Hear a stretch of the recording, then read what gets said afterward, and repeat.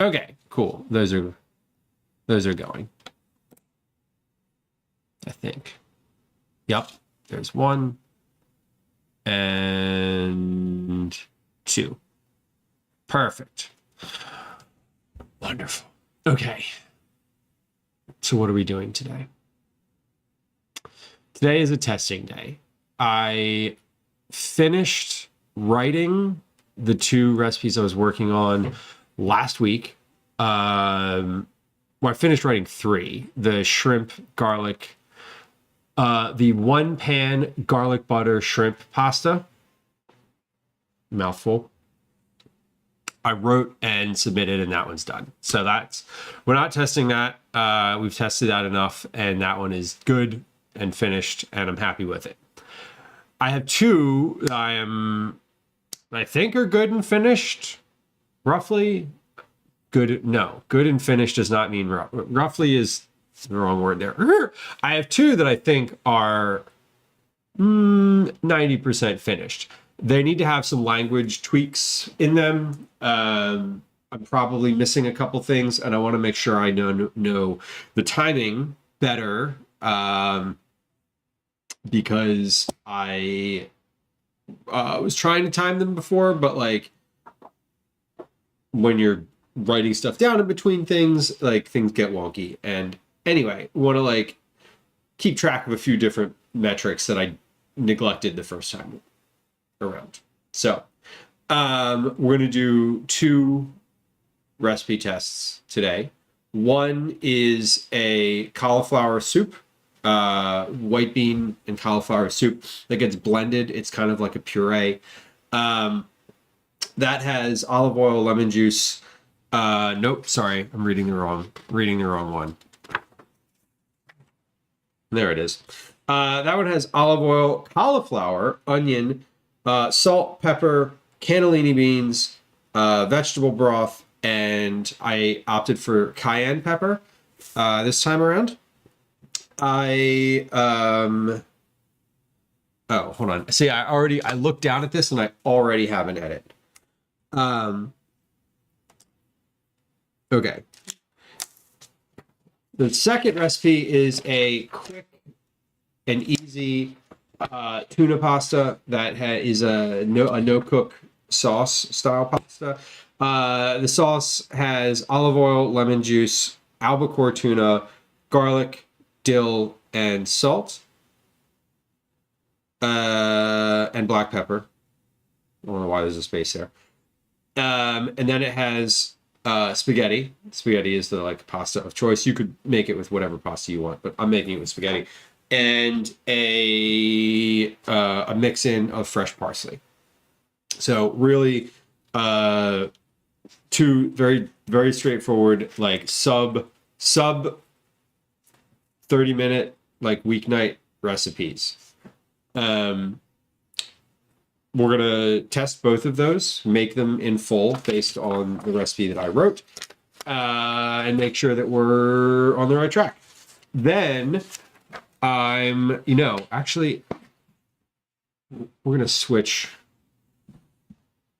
I'm gonna switch the order of things here, because I want to make these cookies. Right, I have these cookies that Gwen has been asking for probably months at this point. They are salted butter and chocolate chunk shortbread cookie.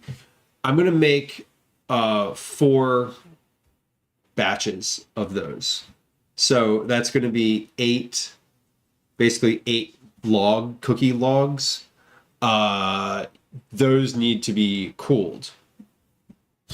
So I think I'm going to make the cookies first, because I can make the cookies, put the logs in the fridge, cool them down, and then test these other recipes, and then make the cookies themselves at the end. I was planning on doing the recipes first, then making the cookies, and then baking some of the cookies on Thursday. But if I invert that, I could bake some of them today. Anyway, that's what we're doing today. We're making some cookies because Gwen asked for them. She has been asking gently, but directly and consistently for these cookies for quite some time. So we're doing some cookies. I'm making a bunch of extras so that I basically have cookies on hand for when people come over. Yes, I know that I have a bag of cookies in the freezer. I don't really know what all cookies are in that bag. Those are more for me and my late night snacking than they are for guests. So that's where we're at today. That's what we're doing. We're going to make these cookies first because I can rest them and actually bake some of them also today. In chat, Twinderella says, I was going to pick y'all's brain about pickling today. I have a few bags of tomatillos, those being the little green tomatoes in their nice paper that are super sticky. And I really want to pickle them, but I want to retain the crunch as much as possible because tomatillos are super firm. Is anyone here good with that stuff? I'm assuming a quick refrigerator pickle rather than a water bath situation. I've pickled maybe 2 things ever. I can't personally help with you with that because I don't know very much about pickling. I know I think like you, I would assume that the longer they soak, the softer they get. The more I would imagine also maybe the more salty they are, the softer they'll get because it might soften them up. But I don't have any advice. Does anyone have any advice around pickling? Pickling tomatoes, essentially, so that they retain firmness. I know tomatillos are not the same as tomatoes. They're different.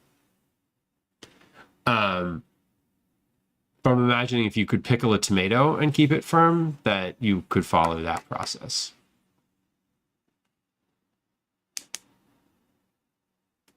So if this is calcium chloride, keeps water bath pickles crunchy. Interesting. I wish I had advice for you. I've never really gotten into pickling. I love pickles.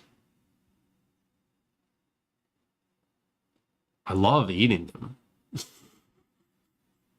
It's one of those things that I love eating, but I just haven't actually gotten around to making. I've pickled red onion before for salsa, but never anything more substantial than that. I have a question for y'all. I couldn't decide. Those are simple refrigerator pickles, pickled eggs. You know what? I want to love pickled eggs so much, and I feel like I haven't been able to get on the pickled egg train. I eat them almost every time I encounter them. I eat them, and then I'm like, I still don't like these. Which hat goes better today with this shirt? The Twitch hat, the metric hat, or the brown Hey Chat hat? I think this one does, but I can't decide. I brought them all down. I think this one does because it's got a dark color, but I don't know. I mean, I know that this one will work, and the brown is a contrast. Syphilis says, as long as you don't over-process your jars, things stay crunchy. What do you mean over-process your jars? What does that...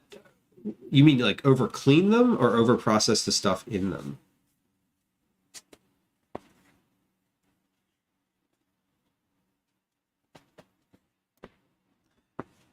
Who else is Twitch hat? Brown metric. So we have a vote for each. Don't leave them in the bath longer than necessary. Okay. So you soak And I'm like piecing together sort of bits of the process. So you're soaking stuff first before putting it in the pickling jar. You're like processing it in a liquid and then putting it in a different liquid. And what you're saying is don't leave it in the first liquid too long. That's what I'm hearing. Robbie, welcome in. Welcome in. Happy Tuesday. I hope you're having a good Tuesday. Oh, the Santa hat is cute. I like the Santa hat. Let's see who hats. Okay, we're gonna do cookies first today because after thinking about it, after talking through it, it makes sense to do the cookies first because then I can bake some of them today. Robbie, you're so close to 180 check-ins. You're really close. You're getting there.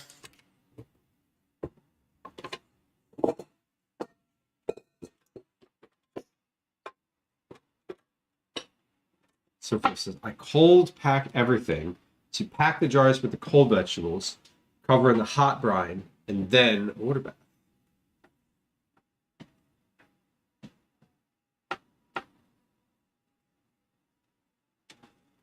Jar of green cherry-sized pickled tomatoes. So like whole tomatoes. Are you imagining picking? Excuse me. Are you imagining pickling the tomatillos whole, or are you slicing them?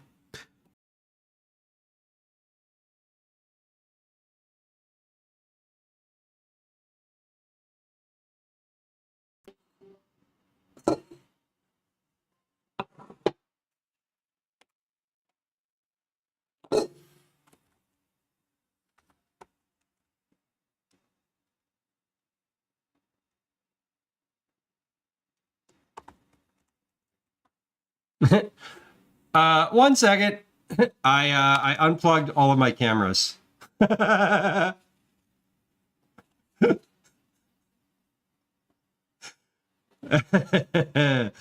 that was fun.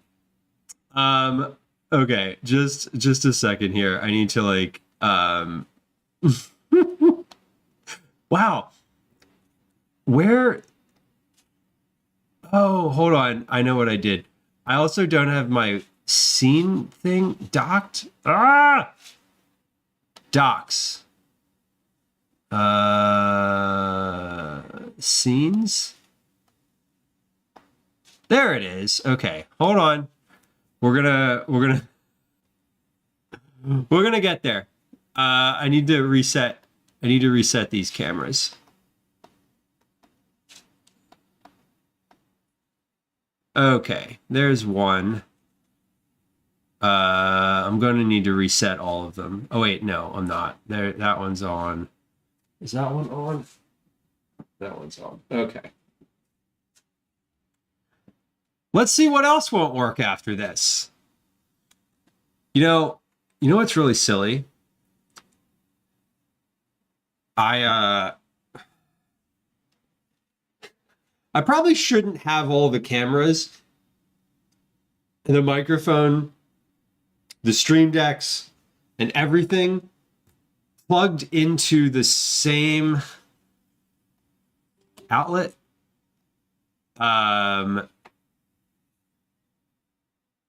I plug the mixer into. Hold on, I have to reset one more thing. Where is it? There it is.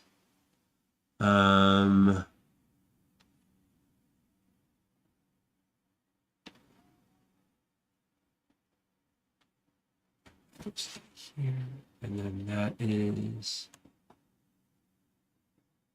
there. Okay. Okay, we're good. Well, not good, but funny what happens when you unplug everything. Let's see. Did that change the white balance on all these other cameras? No, it didn't. Okay.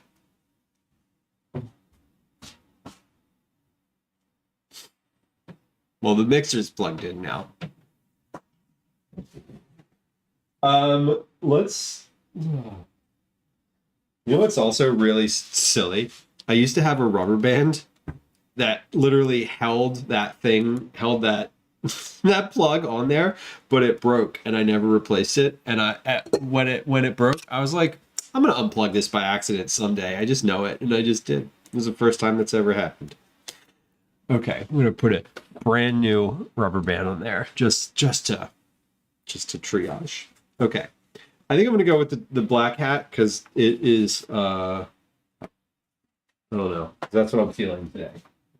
Because when I looked down just there, I was like, that one's the one that seems to be calling me. Okay, I can double this recipe. I know this because I have done it before.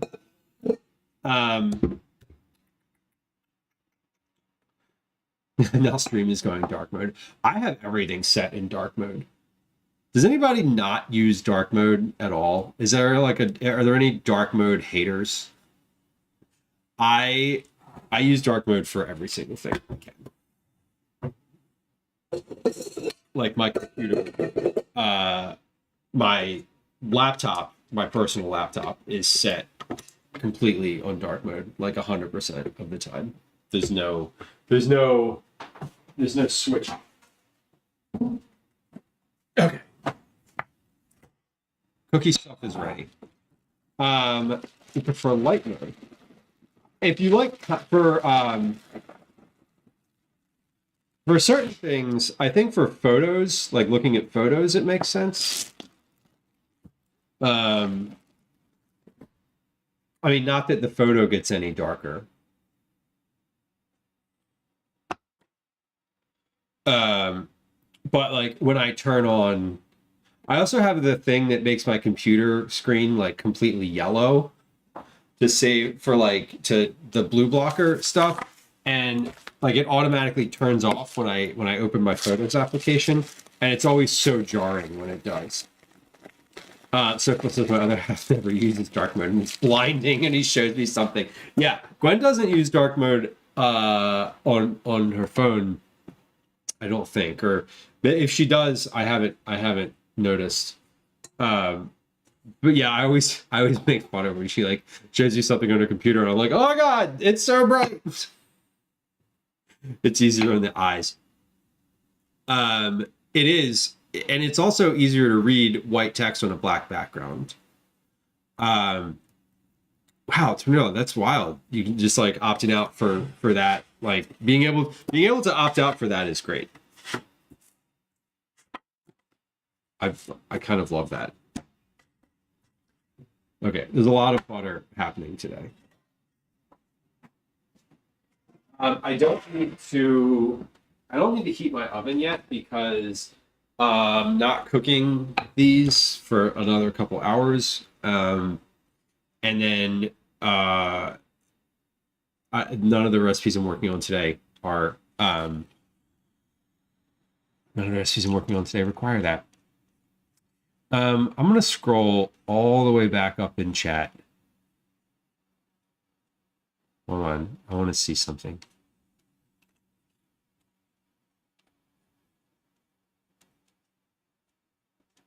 No. Okay.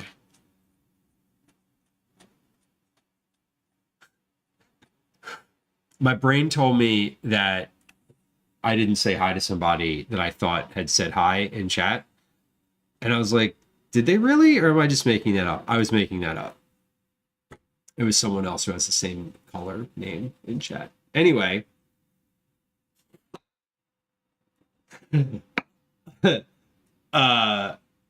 Speaking of the way that brains work, what website was it? There was some website.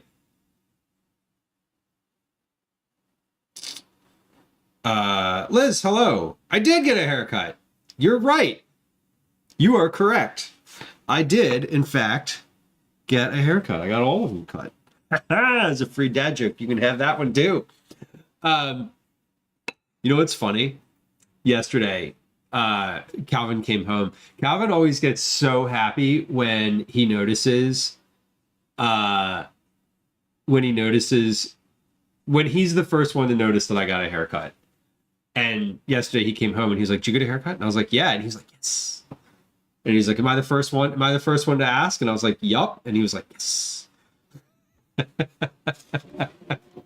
Now, I got a haircut before my test stream yesterday, but I had a hat on the entire time, and it was like down to here, so nobody would have known. You couldn't see any of the hair. It's a good one, Twinrella. That is like the dad joke. Darlene, welcome in. Happy Tuesday. What was I was trying to say something. I don't remember. Oh, Velos, I'm so sorry. Your local Polish restaurant that's been there for about 50 years is closing down. Why are they closing? Are the owners like finally retiring? I'm guessing that the owners are finally retiring. I hope that's the reason. I really do. I hope it's not for lack of business. Oh. Sheesh, the trash truck is coming by. Is that trash? No, that's recycling. Not like it matters. They would burn it in the same pit anyway. The owners are old and the economy is probably not helping. I make better pierogies anyway. Sometimes, but part of the joy is when the other person makes them for you. Like, I understand that. Okay. We're going to make this recipe. Let's read this recipe all the way through first. This is a recipe that I've been making for a long time. It is a long time. Since 2017. So, goddamn, 8 years at this point. They're a big pain in the butt to make. I have on my list to use that potato ricer that Kathy take me through the gate sent me, and I'm keenly aware that the pierogies do take a while to make. I feel like the dough is different than regular pasta dough. Somehow, I don't think I've ever made them before. I feel like that's the type of thing that I want to get like a pierogi shaper to do. Although my assumption is I could just use like a round biscuit cutter and like crimp them with my hands. But the thing with pierogies, kind of like tortellini, like you make them by hand, but like just like, I mean, with tortellini, I want to eat like 100 of them. The same thing with pierogies, maybe not 100, but a large amount. Anyway, these cookies come from the first Alison Roman cookbook, Dining In. Gwen calls in our house. If you're familiar with this author, maybe you are, maybe you're not. There was definitely some controversy around her that she created herself, by being obstinate and appropriatory. I don't even know if appropriatory is the word. Anyway, among other things, Gwen and I call these the privilege cookies. So we're gonna make the privilege cookies today. True Caretaker. God, I fucking love Mitch Hedberg. There was no other comedian that made quite such an act out of pure one-liners. Thank you for sharing that lovely Mitch Hedberg quote.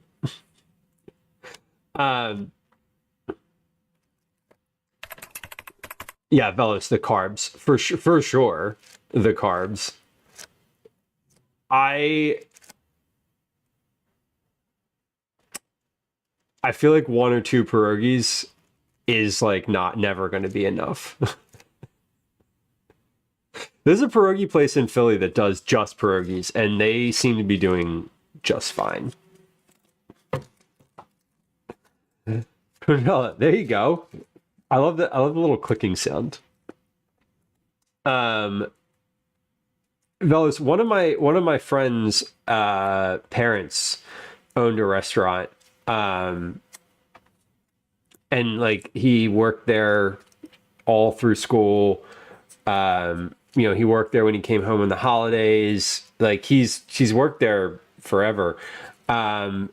And he has siblings, and it was that exact scenario. The owners are older, his parents are older. The kids don't want to take it over, and there was no one there who was working there who really wanted to take that on either. And that they just got old, and they got old and closed the restaurant. I think it's really rare to have a place that lasts like that, that has like sort of the generational thing. Caretaker, that's amazing. A fourth generation family in a burger joint. Like, I mean, that's when the that's when as the parents, you're like, we better have like three or four kids because like one of them has the combination of willingness and competence. That's it. Just one of them. We need one. What makes a good pierogi location? Is it to me? It's the ability to sell them hot and like ready to go, and like a little thing with a fork, but also like that buy them in bulk and wholesale. Like I feel like you would have to have a combination of all of those things just to survive. Lemon, welcome in, hot and ready. That was my nickname in high school. Just kidding. It wasn't. Anyway, hi.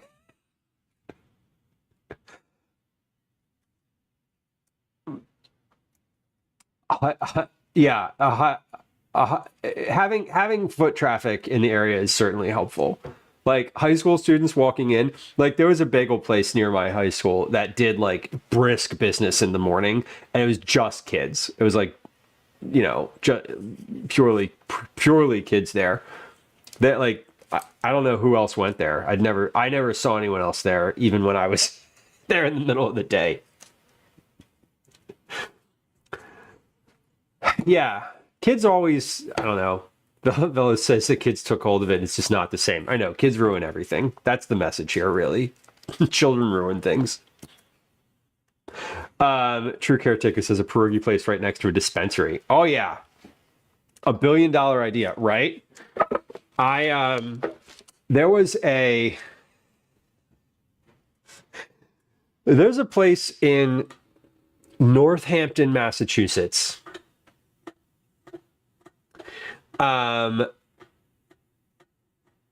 Chucky, welcome in. There's a place in Northampton, Massachusetts. It's like a yarn store. And I think it was might have been the second legal dispensary in Massachusetts opened up across the street from them. And through circumstance, I was in the yarn store. This was years ago. And the owner, I don't know if it was the owner, someone who was working there, I was like, hey, see, there's like a weed shop across the street now. And they were like, yeah, business here is booming.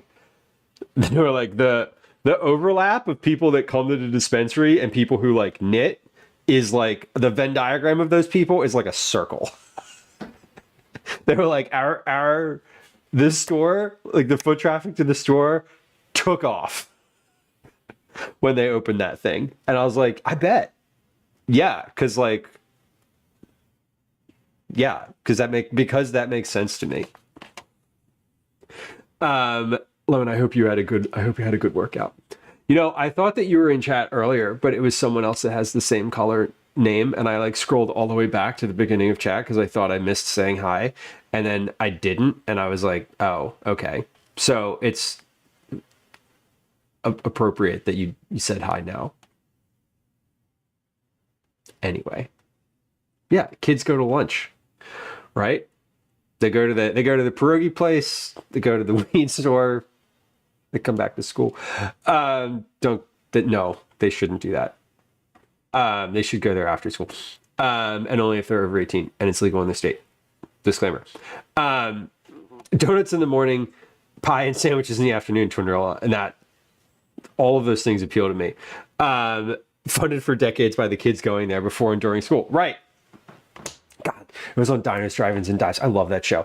I'm sorry that sometimes I feel bad about loving Guy Fieri as much as I do, but other times I don't. Kenny, welcome in. Most times I don't. Usually when I'm watching the shows, I don't feel bad. A high traffic historic area. Perfect. That sounds hopefully that sounds good. Chucky, I'm doing great. Am I doing great? I guess I'm doing great. I'm doing great. I unplugged all my cameras for stream earlier. That was fun.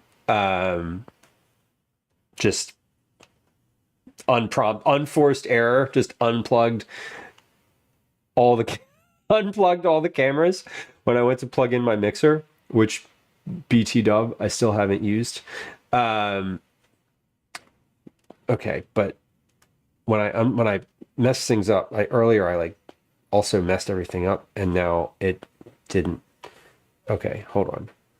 Ah, damn it! Hold on. When I unplug things, it really.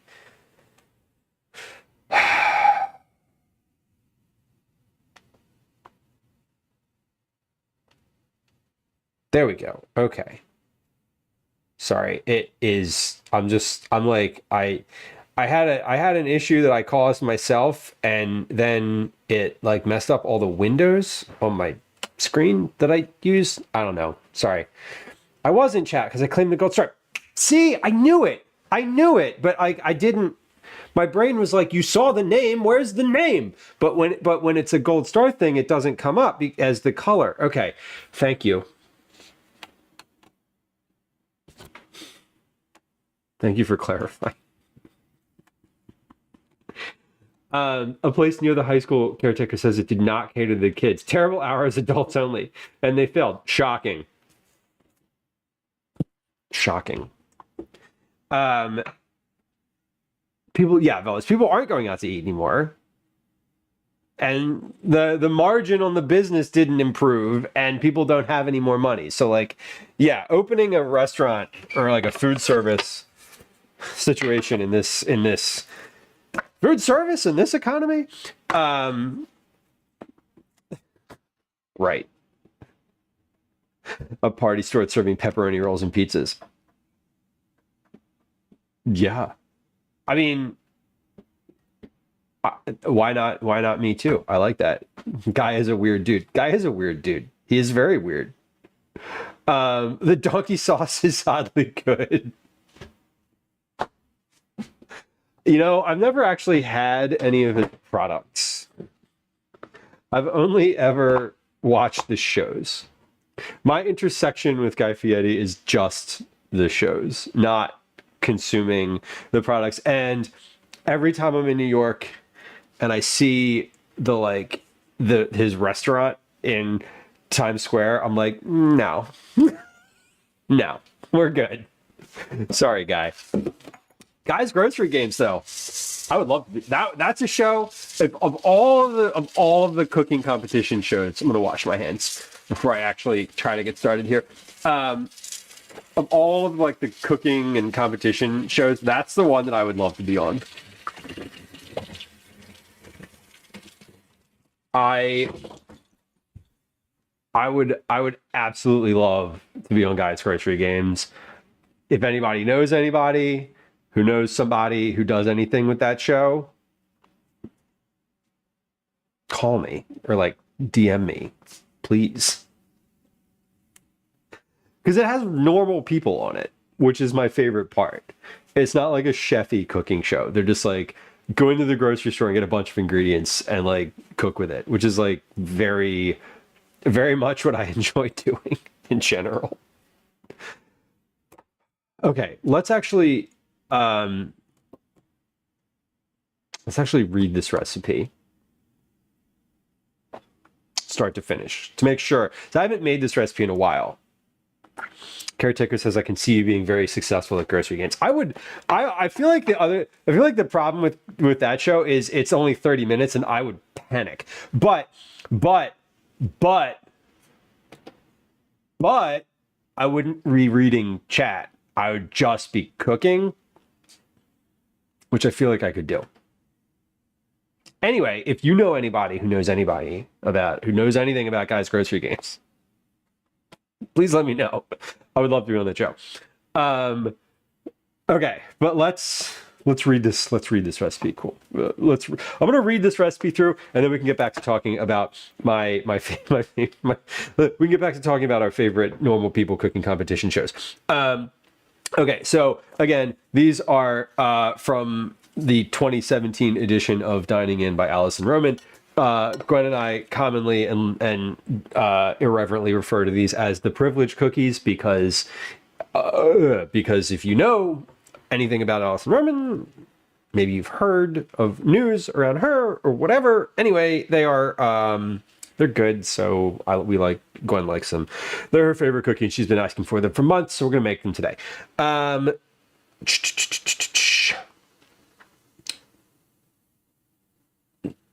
Line and rim baking sheet with parchment paper. We're not going to do that yet. Using an electric mixer and a medium bowl or a stand mixer fitted with the paddle attachment, beat the butter, both sugars, and vanilla on medium-high until it's super light and fluffy, 3 to 5 minutes. Using a spatula, scrape down the sides of the bowl, and with the mixer on low, slowly add the flour, followed by the chocolate chunks, and beat just to blend. That's it. Divide the dough in half, placing each half on a large piece of plastic wrap. Fold the plastic over so that it covers the dough to protect your hands from getting all sticky. Using your hands just like you're playing with clay, form the dough into a log shape. Rolling it on the counter will help you smooth it out, but don't worry about getting it totally perfect. You can also do this using parchment paper if you prefer, but I find using plastic wrap easier when it comes to shaping the log. Great. Each half should form 2 logs, 2 to 1/4 inches in diameter. Chill until totally firm, 2 hours. Each half should form 2 logs. So 4 logs per batch.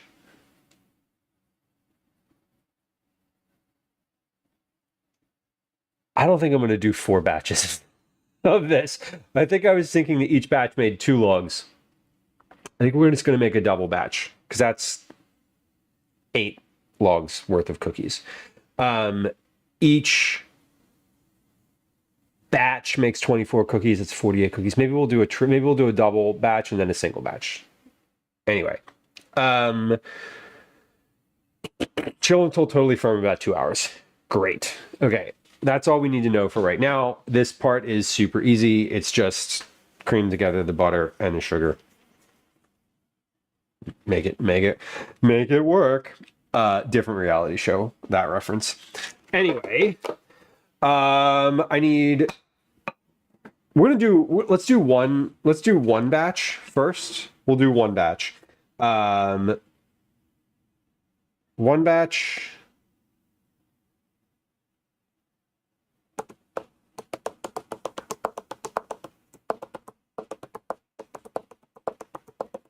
Yeah, we'll do one batch and then we'll do a double. Okay. Because I think I can do a double in this bowl, but honestly, I don't remember. It's been a while. 1 cup plus 2 tablespoons, so 2 1/4 sticks. Salted butter, see note. Note, if you find it tragically annoying to buy salted butter just for this recipe, you can use unsalted butter and add a 3/4 teaspoon kosher salt to the flour. I don't find it tragically annoying to buy unsalted butter. In fact, it's the only thing that I buy. Oh, wait. Salted butter, whatever. I'm using the one that she calls.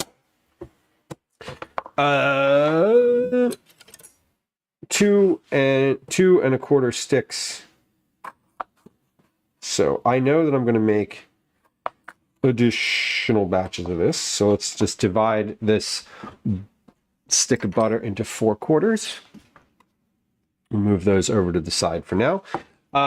It calls for cutting these into pieces before mixing them, which makes sense. It's a lot of butter. It is a lot of butter. I think I'm only going to use about half of it because I thought, I thought that each batch I was going to make 4 batches of these cookies. I thought that each batch made 2 logs. It turns out that each batch makes 4 logs. So, I don't think I need as many as I thought I did. Double the butter, right? They are shortbread cookies, so they are. There's a lot of butter. There's 2 1/4 sticks of butter per batch to begin with, so they're already a bit buttery, which is fine. We like that. I don't know why I put my knife over here on the counter, because I'm like about to use it again. Well, Uma, welcome in. I see you with the Cookie Club entry. It's 180 check-ins. Amazing. This recipe also doesn't call for softening the butter, but I am aware from having made it many times that softening it helps. So we're gonna do that. We did that. I got this butter out around 10 a.m. So it's been out for 3.5 hours or so.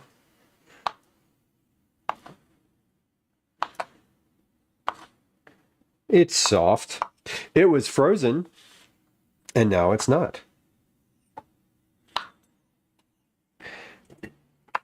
I was in Reading Terminal again this morning. Had a nice little morning. I got there at 8 a.m. the moment they opened the doors. So when they unlocked the door, I was standing there waiting. Which was fun. We always love that. My favorite time at Reading Terminal is a Tuesday morning, when all of the vendors are open and no one's there. What are these cookies for? These cookies are for Gwen. She has been asking for these cookies now. She's been asking me to make these for months. Literally months, and I make them regularly. They're a pretty regular. I mean, like I've been making them. The cookbook came out in 2017, and I got it when it came out, and I've been making them, regularly enough since then. And I haven't made them in a while, and she keeps asking me for them. So we're making them.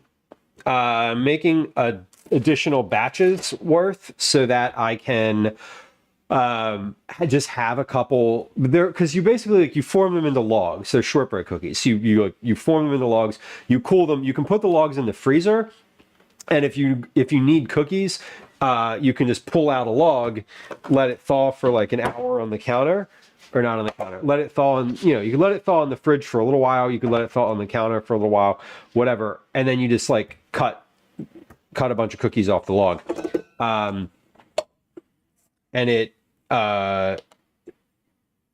would be nice to have some of those for just generally the season too. So when folks come over to the house or whatever, I can have some cookies around.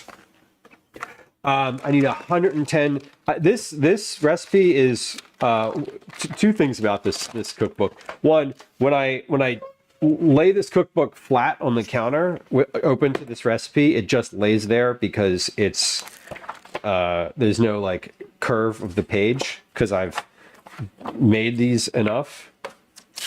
And the other thing is that I've long ago wrote in the grams for this that I need.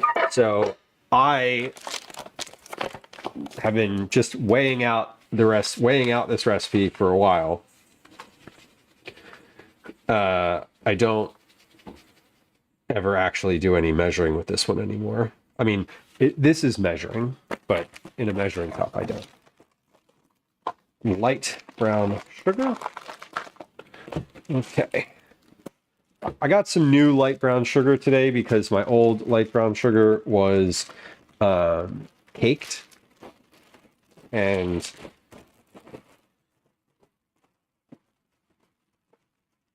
Yeah, it was just it hadn't been used in a while. Mostly I used dark brown sugar, so it was it needed a bit of refreshing.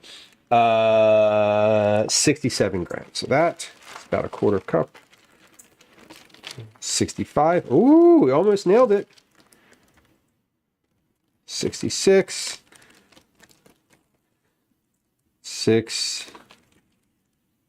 67. Okay. So we are beating together the butter, both sugars, and the vanilla are going in here right now. So we got butter and 2 sugars.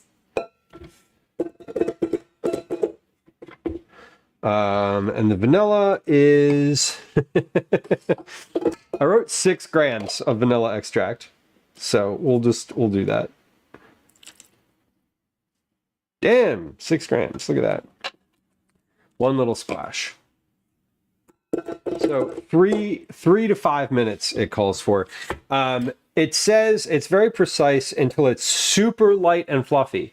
And I have made these before and they did not turn out as well. And I am aware after making them enough that the super light and fluffy note is really important. So we're going to actually set a timer for 5 minutes.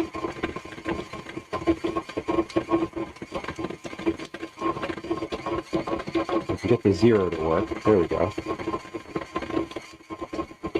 There it goes. Okay, timer's going.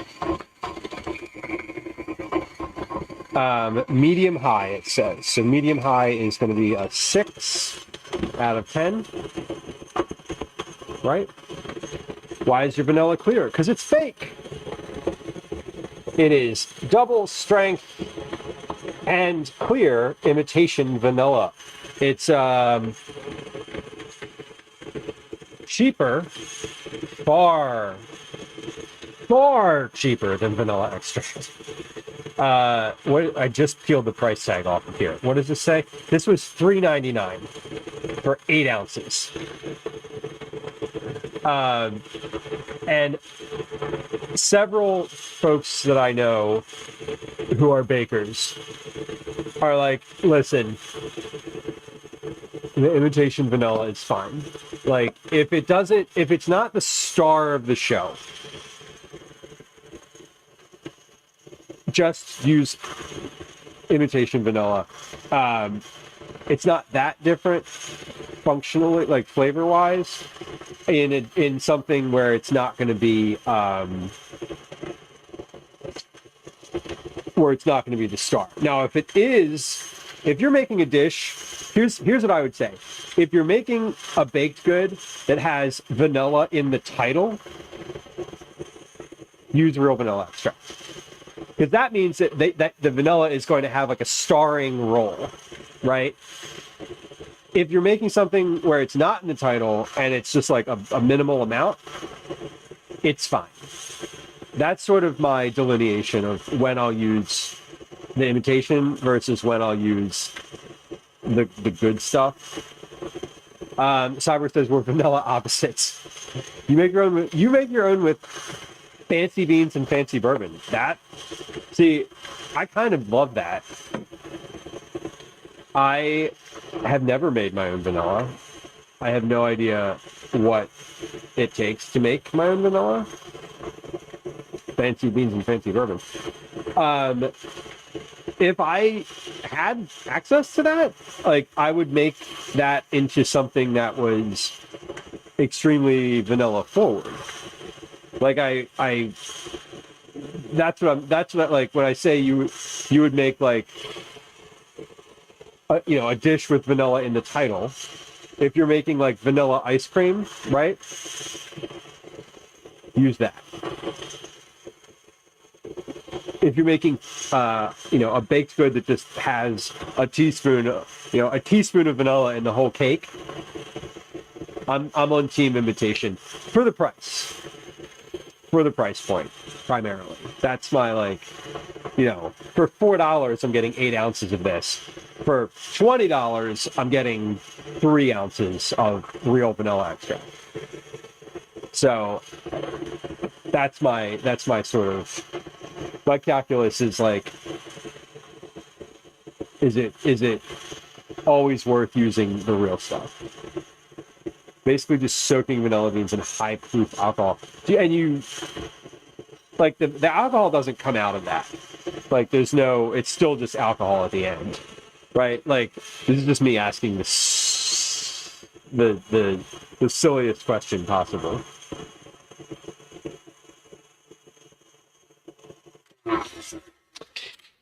You can taste the imitation even in small quantities. I believe you. I believe you. And I'm not, it does, if you use real vanilla, it definitely, like, there is a distinct taste difference.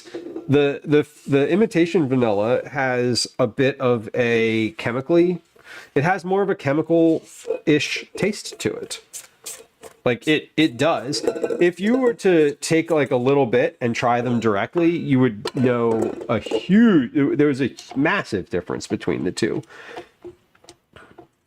I think for me, it really is just, it's less about, it's more about, is the vanilla the star? And if it's not going to be the star of the dish, I personally, and this is like just a personal opinion, like, I don't care as much. Mike says, I'm going to sous vide a bag of vanilla beans in aged bourbon to make some Xmas kiss. I mean, put me on your list. Put me on your list. I would use that. I would use that in something special. That's the type of thing that you would, I feel like, deserves a dish centered around it.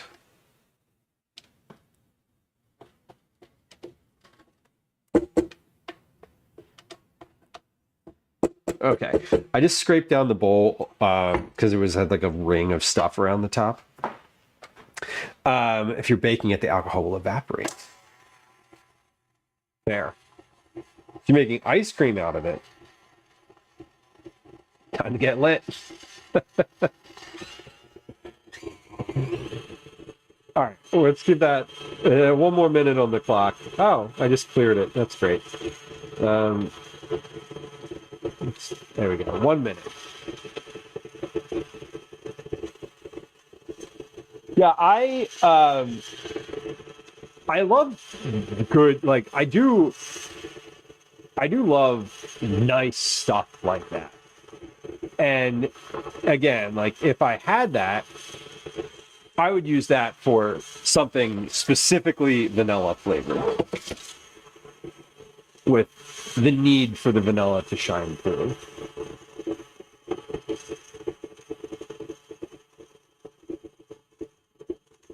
Whoa, Cyber. Okay. Now you're okay. Now you're speaking my language. You're part of a bean buy group. They buy vanilla beans in bulk from the farms, distribute them. And it is more coordination and work, but, like, I imagine you end up with a lot more. I imagine the volume of vanilla you end up with makes it worth the effort. The vanilla bean buying collective is my one and only use for Facebook. I cannot get behind that statement any harder. That is kind of amazing. My only use for Facebook is my the school coordination, like school, getting information about school, Calvin's school specifically. So I definitely understand the, like, I have to be on this. I have to participate in this pile of shit website for at least one thing. Great, here's all of my personal information. Anyway, that's how I really feel about Facebook. Indigo, welcome in. Indigo says, I only stay on Facebook for family. See, that's not even a good enough reason for me. I left Facebook so long ago And I remember people were upset. This was like when there was still like, I don't know, a shred of decency there. And I remember Gwen being annoyed at me because people were like, what happened? What happened? Is everything okay? And she's like, yeah, he just doesn't want to be on Facebook anymore.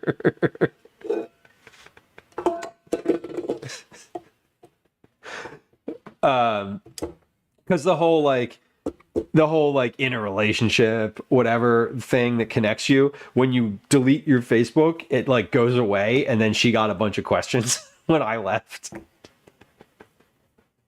I don't see a future without it, unfortunately. No, and that's valid. People stay on it for myriad reasons, and some of them good, some of them neutral, some of them bad. Whatever. There's a heavy overlap between my conservative family members and their family members who use Facebook. Right. And that, to me, I stopped using it when I realized how much time I was just like scrolling on it. Basically, anytime I realize that I'm getting sucked in to something like that and it's consuming more of my time, I just like, I'm out. Like, I don't want any part of it anymore. And that's definitely what happened with Facebook. I was like, that, and the fact that I used to work in a job that required me to use it all the time and like make strategies for it and like be actively social. And I left that job and was like, I'm done. Like, I'm done. I pulled hard back from everything. Like, I had like a Twitter account that I was very well connected to like lots of people, and I just like done. I fucking unfollowed a bunch of people. I used all the tools that let you force people to unfollow you. I set the account to private. Like, it still exists, but I haven't logged on for years. I didn't delete anything because I know that if you like delete your account, they still have your data and then you just don't have access to it. So I still have access to it and whatever. Fella says I stopped using it years ago. Yeah. Keep an ear to the ground to what's going on with the weird side of the world, Mike. Yeah, I do that I do that in other ways. I feel you on the like the why you say on it. I do that, but I do it in ways that are not Facebook. Using a spatula, scrape down the sides of the bowl with the mixture on low, slowly add the flour, followed by the chocolate chunks, and beat just to blend. Okay. 420 grams of all-purpose flour. Okay. I want to just put that into a container so I can pour that in slowly. Lemon, I love that statement. The privilege of being in my life is not a passive activity. Yeah. Yes. And I remember like leaving, and I didn't feel any I didn't feel any loss. That's how I knew it was taking up too much of my time.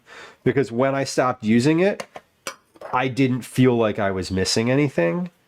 Because the things that I was seeing on there, I didn't actually need to know. I don't care what like Jessica from my high school class does on her weekends. Like, I don't care about Tom's family vacation.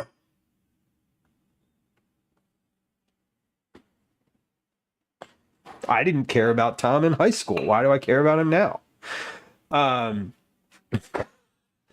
And that's the thing, because I think like I'm 41. We grew up in that era where it was like, let's just connect with everybody. All the people I've ever met. It was a big thing when you were like, hey, like, well, I just met you. Are you on Facebook? And then you get a fucking friend request from somebody, and now you're just like seeing their entire personal life all the time. I'm like, come on, I don't need that anymore. I don't want that. I don't even text my family back. You think I want to know what you're doing on the weekend? Get out of here. 170 grams of Semi or bittersweet dark chocolate, chopped but not too fine. You want chunks, not thin shards of chocolate. Well, I don't want either one of those things. I'm just using dark chocolate chips, because every time I make these, I get annoyed that there are, I get annoyed at chopping all this chocolate, and it just like isn't, I don't know. I don't think it's necessary. Indigo, I hope you feel better. Broccoli, hello, welcome.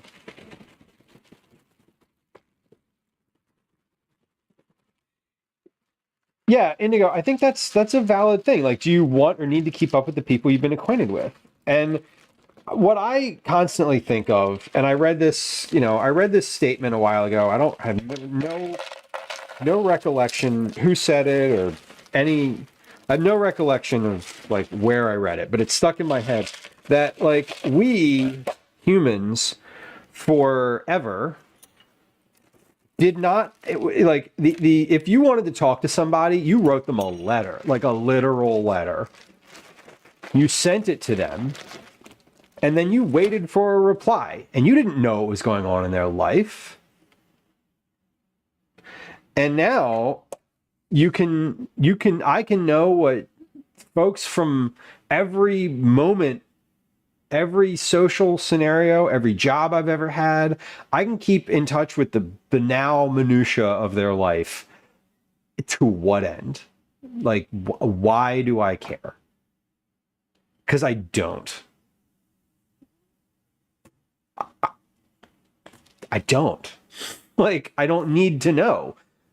And forever, we haven't known. And that's, I think, what sits with me is that we haven't, in all of human history, the people that we knew and that were important to us were the people that were around us, like our community, the people we surrounded ourselves with physically, and then by extension and very intentional connection emotionally via like writing and intentional communication, kind of like what Lemon said.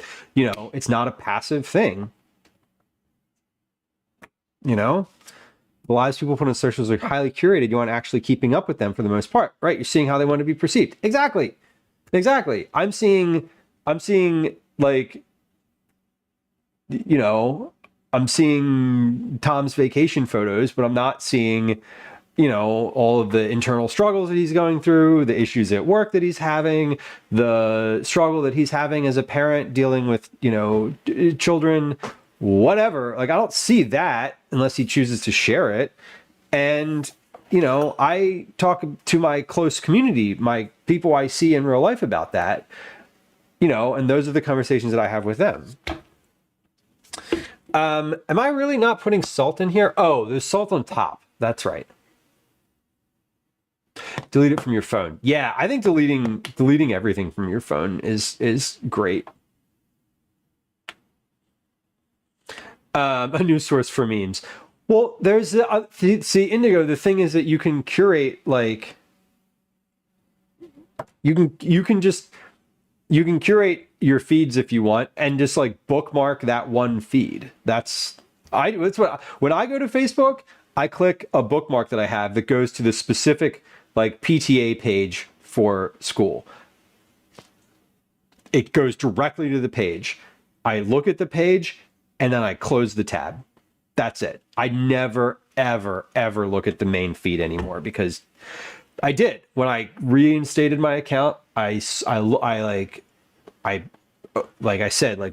my account. It showed me the main feed. 25 minutes later, I was scrolling and I was like, I was back in, and I was like, no, I do have salted butter. You're right. And these have Malden, they have salt on top, so they don't need any more. It isn't necessary. It's just one of those things that I think of now where I'm like, I didn't add salt to this. I need salt. This needs salt. Okay. So we add make the mixer on low, slowly add the flour, followed by the chocolate chunks, and beat just to blend. Okay. So again, I'm not using chunks here. I'm using chocolate chips. And we'll see how it goes. The chunks have never really been I don't really care. I've never actually made this with chocolate chips, so we're gonna see how it goes. There's also no egg in here, which I find like, oh, okay. I guess we don't need egg. It'll be fine. It'll be fine.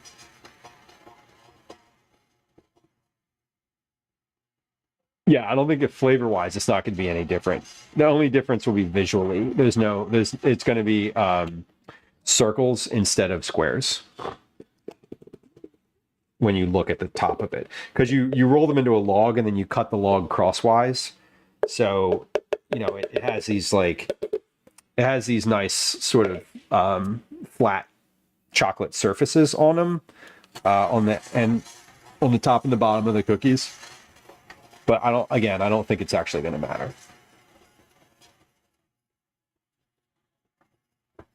Okay, and I can definitely make a double batch in this bowl.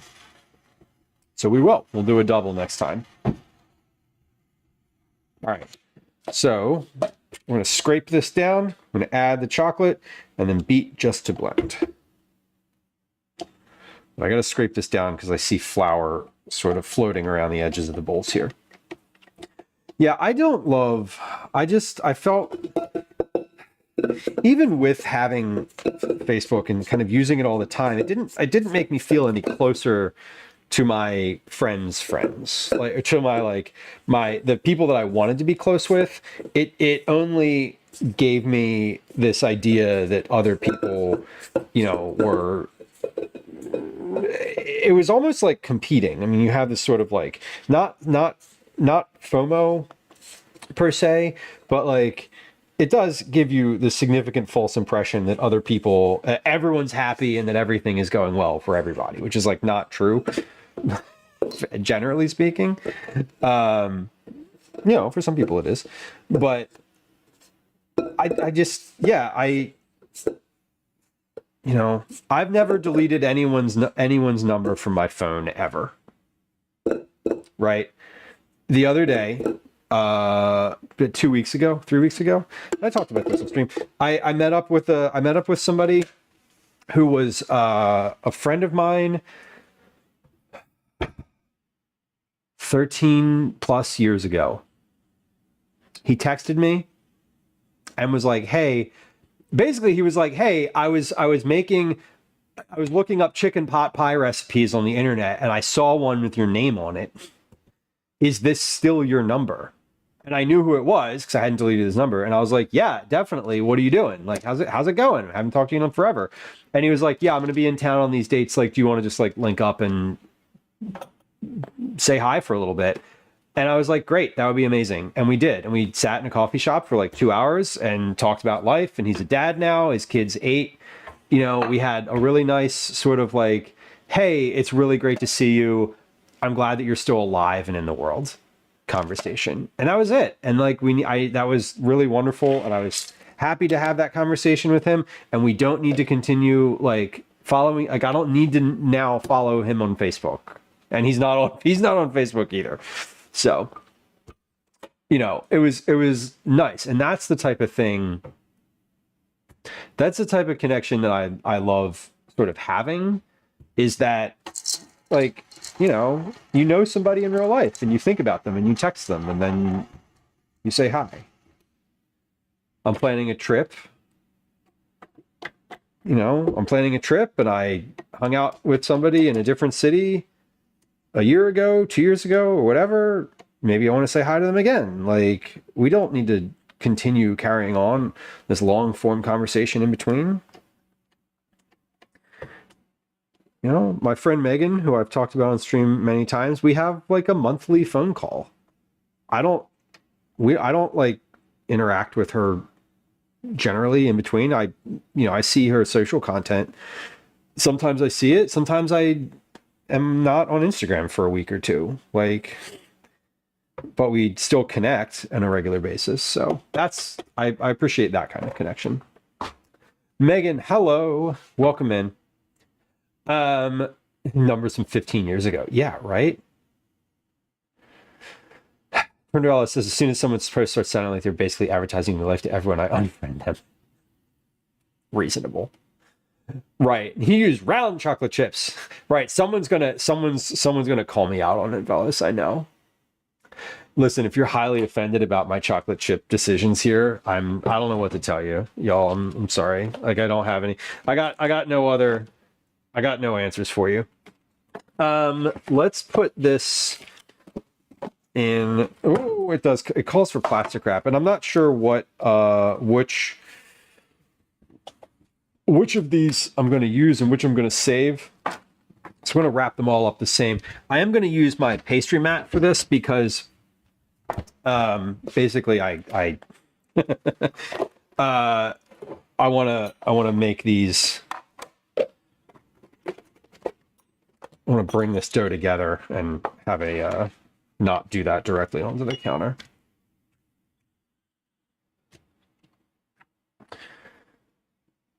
Phyllis says, I had an old friend find me about 3 years before the pandemic, who I haven't seen in 15 years, met up at a state park campground. He's a red hat before they were officially red hats. Oh my God. Totally blocked and dropped him. Well, good to know then, right? I was the best man in his wedding, but he did a complete 180. You never know. You never know. People's life experiences diverge greatly. It's sad. I mean, it's sad that it's sad that sort of is the outcome. I mean, I was saying this to someone the other day yesterday, it was my hairstylist. We were talking about that. Super Scott, hello, welcome. It hurts when people used to share common morals and they're blind to having changed all of a sudden. It is, and I think I'm finding. I said to Calvin the other day, I was like, people that have these, people are a lot more nuanced than we want, and like you're going to have something in common with people. It kind of generally speaking, like, that person, fellows, if they're a parent, then I have something in common with them. And I don't know. It's hard. It's hard because there's also like a significant disconnect, and you want to be like, why? Why? How have you gone this way? And I went that way. And like, what was the difference? And people aren't going to tell you, oh, this is the moment that I went in that direction. No, people aren't going to tell you that because they don't know. It's all of a sudden, or it's never usually a hard right.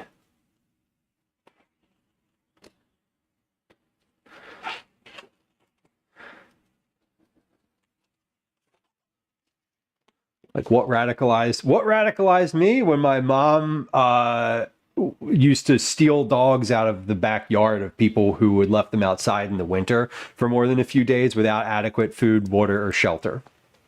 And I was a child, and she put this dog in the back seat with me after having gone into this person's backyard, taken the dog, and was like, "We're going to the shelter because this animal's being abused." And I was like, "What? We were on the way to a fucking Cub Scout meeting. What's going on here?"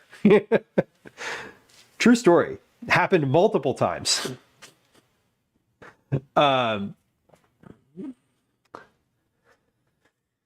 Yeah, fellas, and pulling people out of those spins is hard too. Quilpy, hello, welcome in. Welcome in. I didn't realize, Quilpy, that you were a gingerbread beauty fan as well. There's a ginger card on my fridge. I think you mentioned it on stream the other day. I don't remember. I was lurking, but I don't remember how. I don't remember why I know that or how, but I saw your name in chat and I was just like, oh yeah, ding ding, a light bulb went off. Lemon says, I like calling that Caucasian behavior, the mom dog napping. Oh yeah.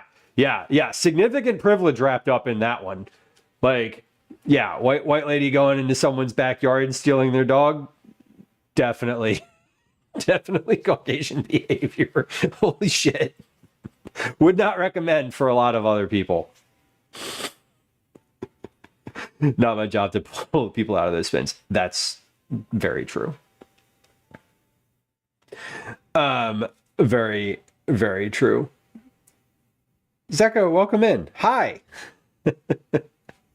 What a way to use it, right? When you have it, use it for good, not for Karening.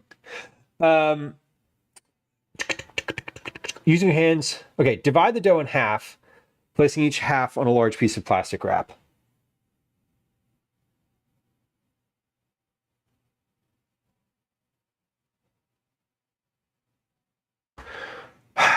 These directions are so confusing. I really do think this just makes 2 logs. It definitely makes 2 logs.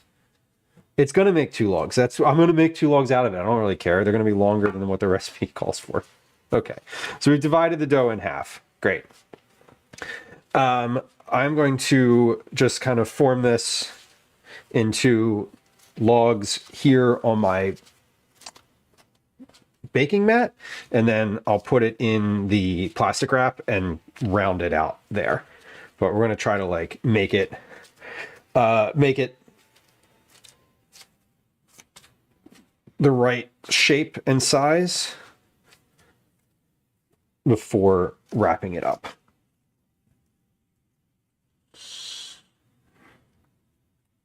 I'm pretty sure my mom would still do that. In fact, I know she would. She's definitely the type. My mom's a big volunteer. Volunteers a lot of her time. She teaches English. She helps run a clothing pantry.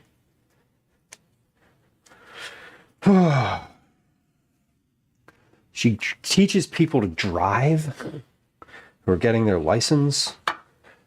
And all of these are folks who are, she works primarily with people who are seeking asylum in the country. She retired and sort of didn't slow down. And welcome in. Currently, we're making some shortbread, chocolate chunk shortbread cookies. Work for free? Yeah. Well, when you're retired with a pension, it's, you know, it's a privilege.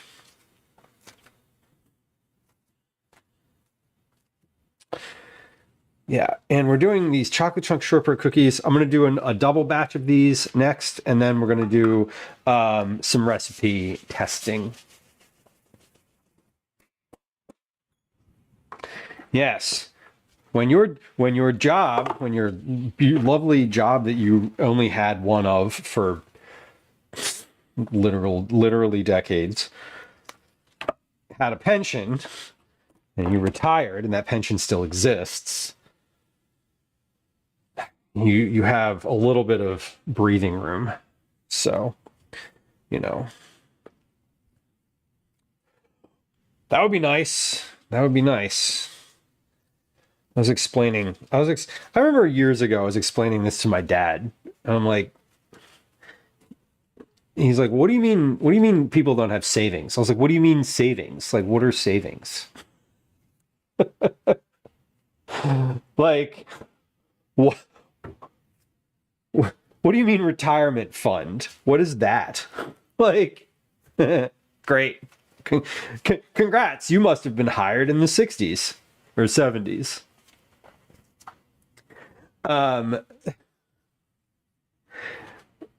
Yeah. Yeah, if you're like 50 and below, you don't have one of those. Unless you do. In which case, great. Like, congrats. Like, no shade, no shame. Enjoy. I remember having that conversation, him being like, what do you mean? What do you mean people don't have savings? I'm like, what fucking money am I saving? What am I saving? Cyber says I have so many retirement accounts with so many jobs and they all have like $300. I know. Same.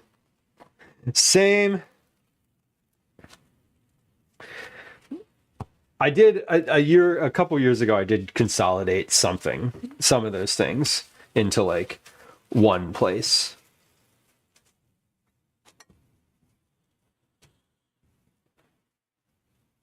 Right. Indigo says I have a retirement account, but it doesn't help much above the poverty line. Yeah, exactly. Like, and this is, I guess, what I'm talking about is like the idea, the wild idea that you could work at a company job for 35, 40 years and then retire and be able to live off your retirement. Like a radical notion these days. It's not like a thing that happens now. Sarah says I'll be able to retire for a month, right? I'll take a sabbatical and then I'll just perish. Yeah, some government workers get them. Yeah. And I mean, they're still around, but it's not the norm anymore.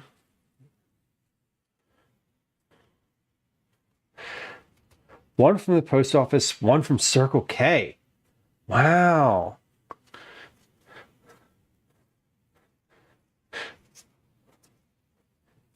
No, $200 for sure.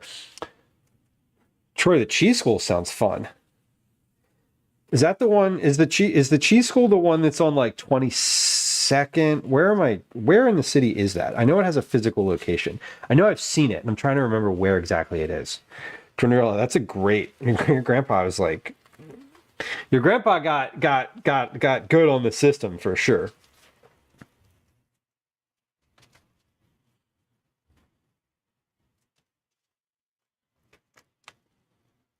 Yeah, fellas. See, that was great. Like that's the thing that I is so it's like that's so lovely.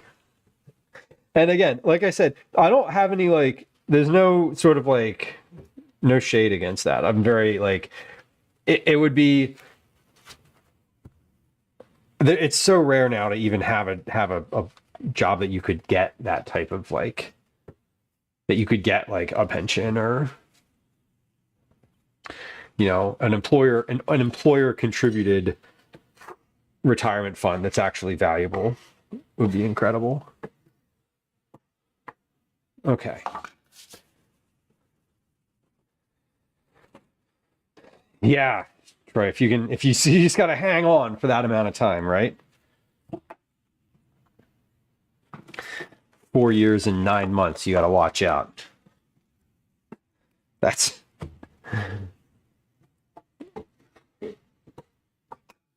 not to be doom and gloom. Okay, these are wrapped and ready. I didn't weigh these, so I didn't weigh these, but they're going to be about roughly the same. A cheese and potato chip and cheese and gummy bear. Cheese and potato chip sounds great. Somehow that reads very Philly to me. I'm wrapping these again so I can wrap them a little tighter. They're very loose, and also the ends are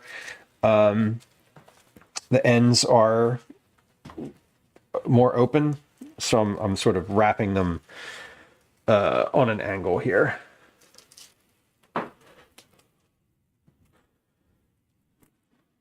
Wrapping them on an angle so I can fold the plastic in over the ends here and get them all like nice and tight.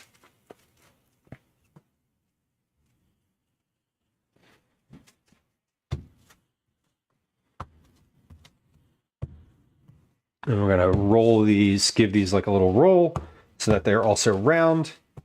I'm going to give them a little pound so I can flatten the ends a little bit. And now we have a cookie log that's going to give me about a dozen cookies here or so. I'm going to, the whiteboard's coming down. I'm going to put that into the refrigerator. And we'll do the next one. And then we'll make a double batch for the next one. And then we'll be finished with the cookies. We'll bake these a little later in stream Again, these aren't for anything specific. They're not like holiday cookies. Yeah, Cinderella, sacrifices were made, right? I mean, like he clearly had a family first attitude.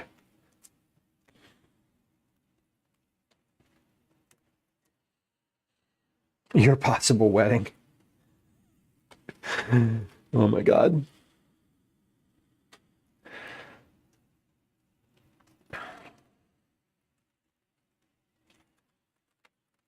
Please be smart. Please be the smart one. It sounds great, fellas. Honestly, and I think that managing money too is like, you know, we don't you don't learn they don't teach you that in school. Not nobody when you're in high school or like college, it would be very rare for someone to be like to sit you down and be like, you know, hey, when you get your first job and they offer you to put money into a retirement fund from your paycheck, question one that you need to ask them is, what's the maximum amount that I can put in? And question two is, can you start that from my first paycheck? Because that was the best piece of advice that I ever got that I didn't follow. I didn't follow right away. And I really wish I had. Someone told me that, and they were like, just start contributing at the max right away, and then every time you get a raise, like bump your contribution, and then you'll never feel it coming out. It's like if you start contributing later, then you're ending up, then you end up, it ends up feeling like you're losing money because you don't have as much in your paycheck. Anyway, I'm not a financial advisor. I am not well versed in the ways of those types of things, retirements, IRAs, whatever. So like, don't, if you're like listening and you're like, hey, that sounds like great advice, you should actually talk to someone who knows anything about money and not a streamer cooking on the internet. Just, full disclaimer.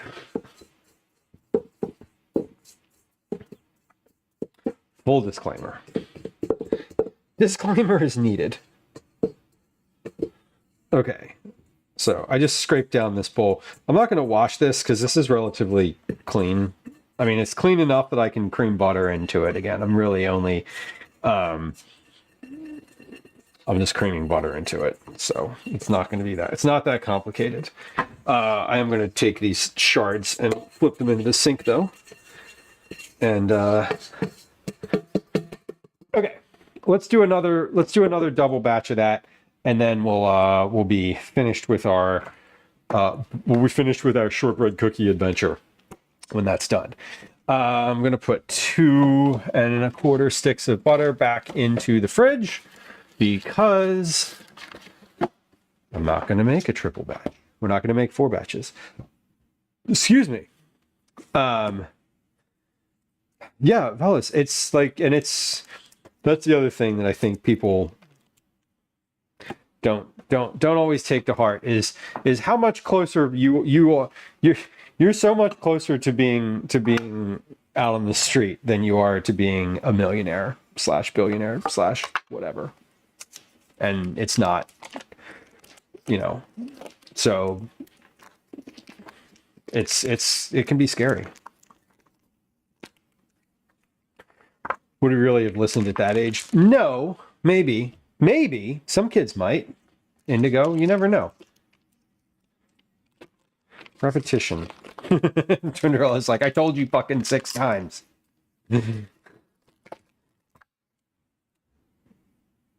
Yeah, the key really is repetition. And hearing it from someone that's not their parents. I feel like that always helps too.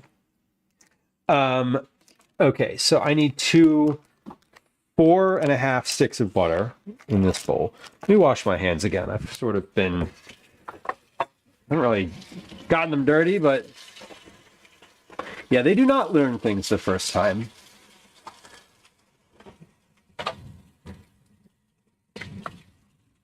They also hear a lot. It's funny. Every once in a while, one of Calvin's friends will say something to him that is like patently false. And he'll come home and repeat it to me, and I'm like, where did you hear that? Oh, what was the last thing? I'm trying to remember the last thing he said. He came home and said, oh,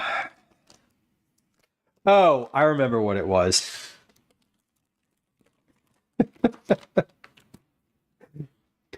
I remember what it was. Lemon says, my personal opinion is the government should make saving more seamless for the lifespan. Hard agree. One possible retirement account lets you take out money for life's major events like education and home purchases. So you have basically the same account for life. There's always a life stage related reason to put away money. I 100% agree. Listen, if the government took more money out of my paycheck, well, they don't take any money out of my paycheck. I don't get a paycheck. I do, but it's freelance, so they don't take any taxes out of it. Nothing comes out of it. I have to pay that all at the end of the year. Anyway, whatever. Totally. I've always said forever, that I would be more than happy paying more money out of my check for more services. Shit like that would be fine. Like, you're taking Social Security out of my paycheck. Like, if you wanted to take something else and put it in like an account in that same way, that was like, hey, that, when you're between jobs or like, you can only access this for whatever. I mean, like, we do have that for unemployment, but that's limited and you have to justify it. And it's not, it's like your taxes, whatever.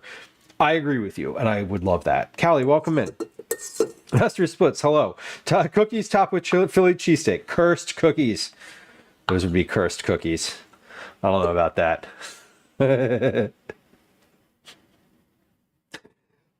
God, I know, right? Innovative planning. Imagine that. I just want the oceans not to be poisoned. That's how I've been, Callie.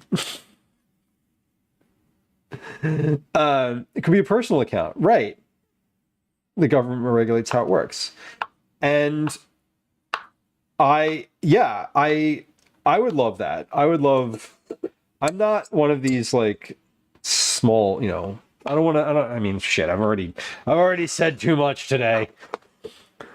But again, more, you're already taking money out of my check for other shit. Like, if I want to save some money and the government wants to like monitor that so that I have access to it at an appropriate time, quickly and easily, perfect. Not looking forward to team building. Oh my God, my literal nightmare, Callie. I feel you 100%. I hate team building activities. I hate them. My God. I remember one time my team at work did like a fucking, what was it? A sketch comedy lesson, and you had to like, oh God, improv. It was like with an improv group, and I was like, just fucking shoot me. I love improv. I love improv comedy, but don't you dare call me up on the stage. In Canada, if you open a retirement account, you're allowed to take money out of it for home purchases without penalty, but education accounts are separate. If the systems were more integrated, I bet there would be more participation. Right. Yeah, like, I saw some stat that was like, the average age of home purchases is like first time home purchases is like in your 50s now. And it's like, yeah, great. We've come so far in society. I'm leading it too with the lead chef because the bar and kitchen staff need it. Oh man.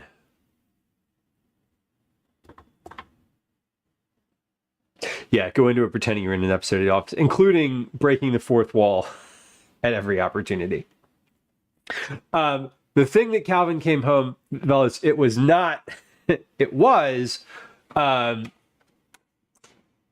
to your point, yes, the thing about the full-size candy bars, but there was a food drive at his school, and he came home and he was like, my friends told me that I can't give these canned pineapple because they'll go bad. And I was like, by when? By when? And he's like, well, my friends say you're not allowed to give canned fruit. And I was like, your friends are dumb.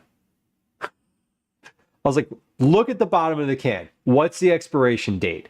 And he was like, 2027. And I was like, is that soon? And he was like, no. And I was like, take it back to school. And he's like, but I already carried it home. And I was like, that's your burden to bear.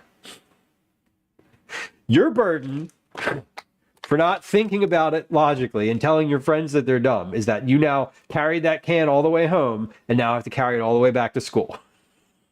So let this be a lesson to you. Don't listen to your friends. So we're going to double. This is a double batch. So we're doing 110 grams times 2, 220 grams.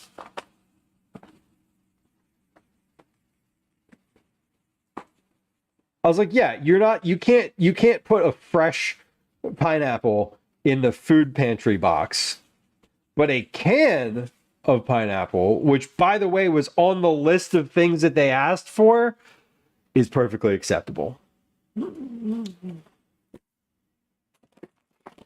Catalina, welcome in. Found the perfect method for hard boiling eggs. Is it cracking them and putting them in an Instant Pot? What's the method? Every 10 minutes we do a trivia question and one person has to be nominated to tell us the answer. You can't look it up, and if you get it right, you get 5 minutes to leave early. Okay. Damn, I'd be studying for that. Sounds like a good deal, honestly. Yeah, ask why, Twinrella. Ask why, and if they can't tell you, it's probably a rumor. Bingo. Exactly. I've told Calvin before, if I ever say to you, if you ever ask me a question, or if you ever say to me why, and I ever say to you because I said so, you are 100% allowed to call me out on that. Because if I don't have a reason for saying no or yes or whatever the answer is that you don't want to hear, if I don't have a reason for it and I'm just saying it off the top of my head, then and it doesn't feel like rational and reasonable to you, like feel free to tell me, feel free to ask me. It's backfired a handful of times. I can tell you that. 134 grams of dark light brown sugar. So that's 67 times 2.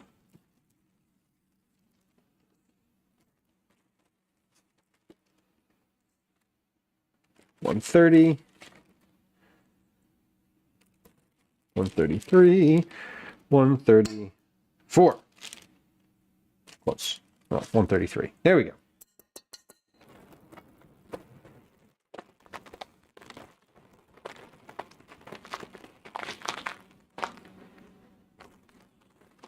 Callie, that's a nice. Do you think people will be surprised? Would that be something they would like?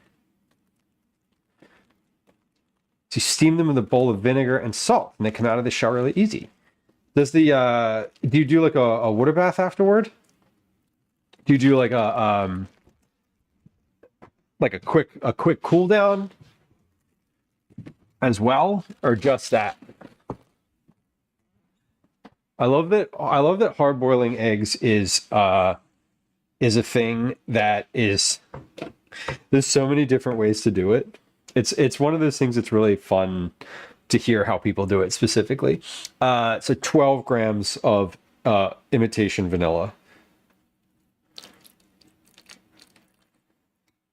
10, 11, 12.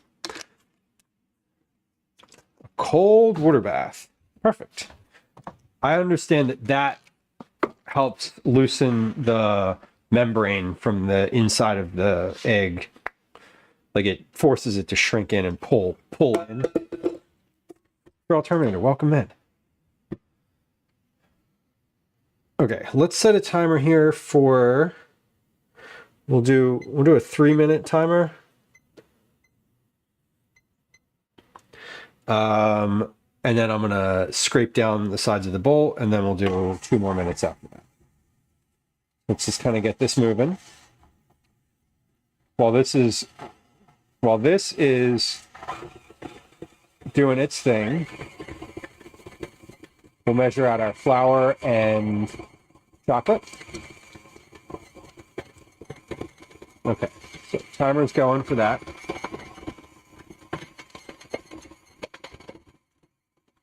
So flour is 840 grams. Let's move this over here because there's no need to be carrying that all the way across the way here. And I think I'm going to end up needing a larger vessel for my flour, because this is a 4. Yeah, I'm gonna need.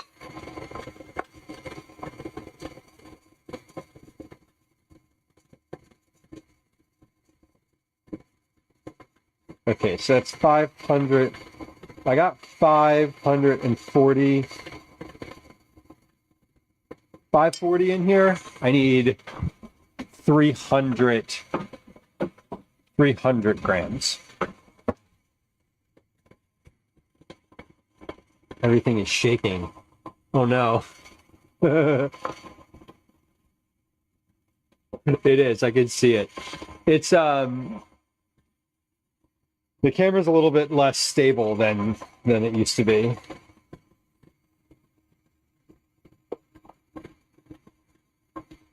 So I need 300 grams in this.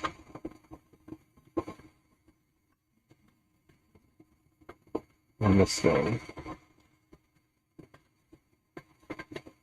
301. 300. Perfect. Okay, finish with the chocolate chunks from Hershey. You know what? I actually don't know where the chocolate's from. I got it at the Head Nut in Reading Terminal Market, and it came in a big bin. And it came in a big unmarked bin. I have no idea where it was. I put a video in recipes. Thank you for letting me know.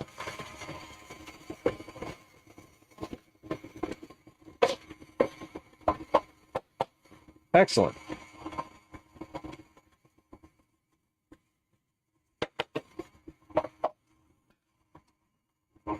Okay.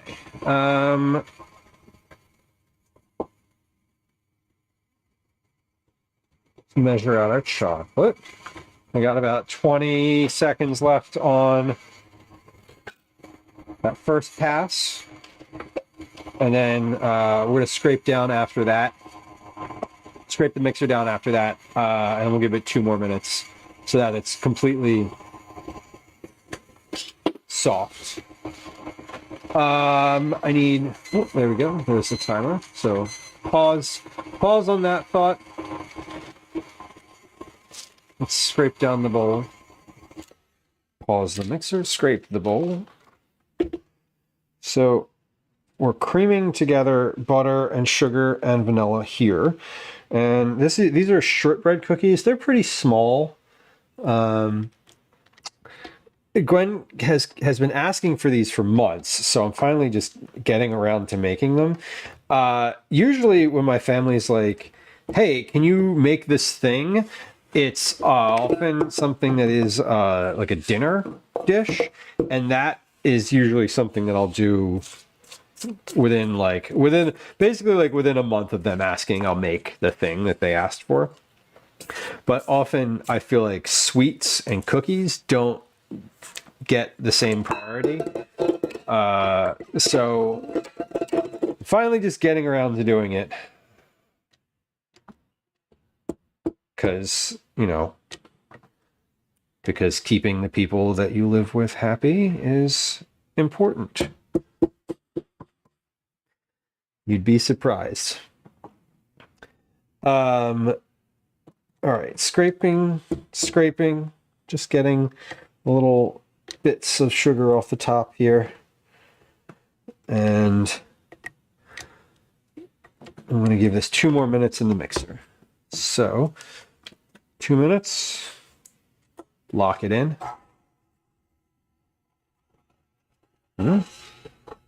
And medium high, 2 minutes. Go. All right, counting down. Sarah, I know, right? It's shocking how much making the thing that people asked for makes them happy. You Master Splits asked if I've been to Hershey. I have been to Hershey. I've been to Hershey, Pennsylvania. Hershey, Pennsylvania is about 2 hours or so west of here. So it's definitely a day trip. It's within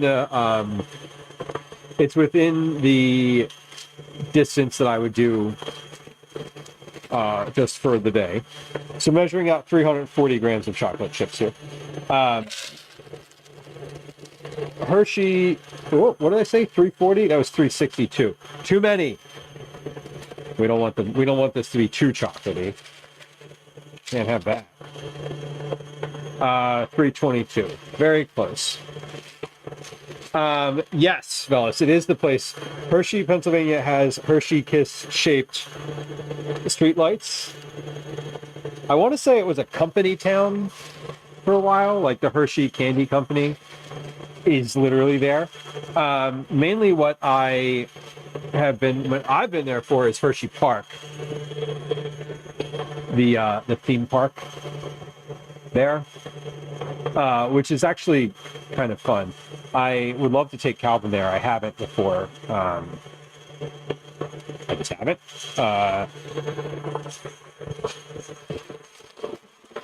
But he's also being honest. He's been too small to do the coasters, the roller coasters that he wants to do. He is a bit of a thrill seeker, and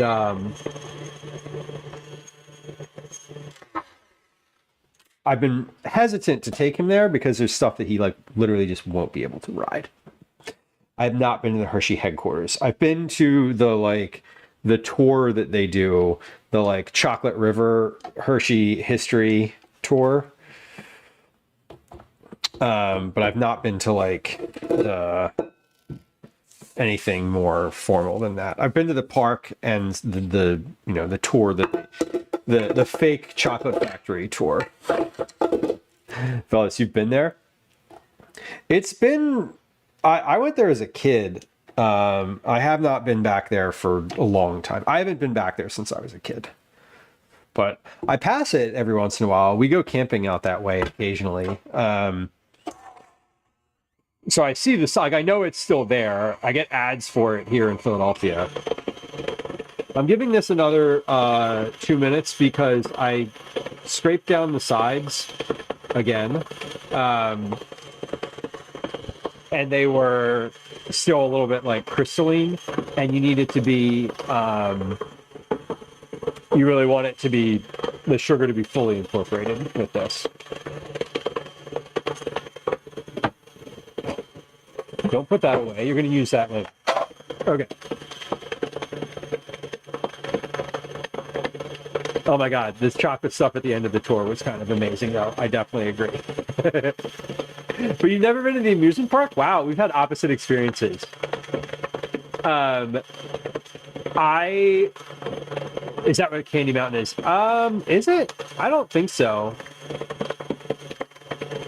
I don't recall a Candy Mountain, but again, it's been a long time. No, it's really funny. I've only ever been to the park, but I do love a roller coaster. I'm at the physical point in my life where getting on a roller coaster is also makes me sore. We went on one when we went over the summer. We got on this wooden roller coaster, and I got on with Calvin, and I got off of that, and I was like, my neck hurts.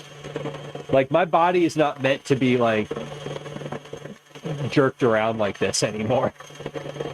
Like my neck, I was like, ow, like, oh, I think I sprained something back there. And I did some stretching and it was fine, but like, you know, the experience is only going to get worse the older I get. So that's fun. So that's fun. We love that. Okay, this is about done here. Yep. Oh, there it is. Timer just went off. So this is definitely done. The waxy American chocolate. It is that is definitely the knock on American chocolate. Is it's it's not as good. It is when you have it sort of fresh. It's fine. I've also, to be fair, I've never had like really super fresh like good chocolate. So I'm sure the experience of that is also magnitudes better. But point taken. DJ Harley, welcome in. Hello, hello. Thank you for your resub. Thank you for your tier 3 resub. That means that you get cookies every month. And I know that you know that. And I hope you enjoy them. And I appreciate you. Thank you. It is good to see you. 41 months. God damn. That is a long time to be listening to me talk.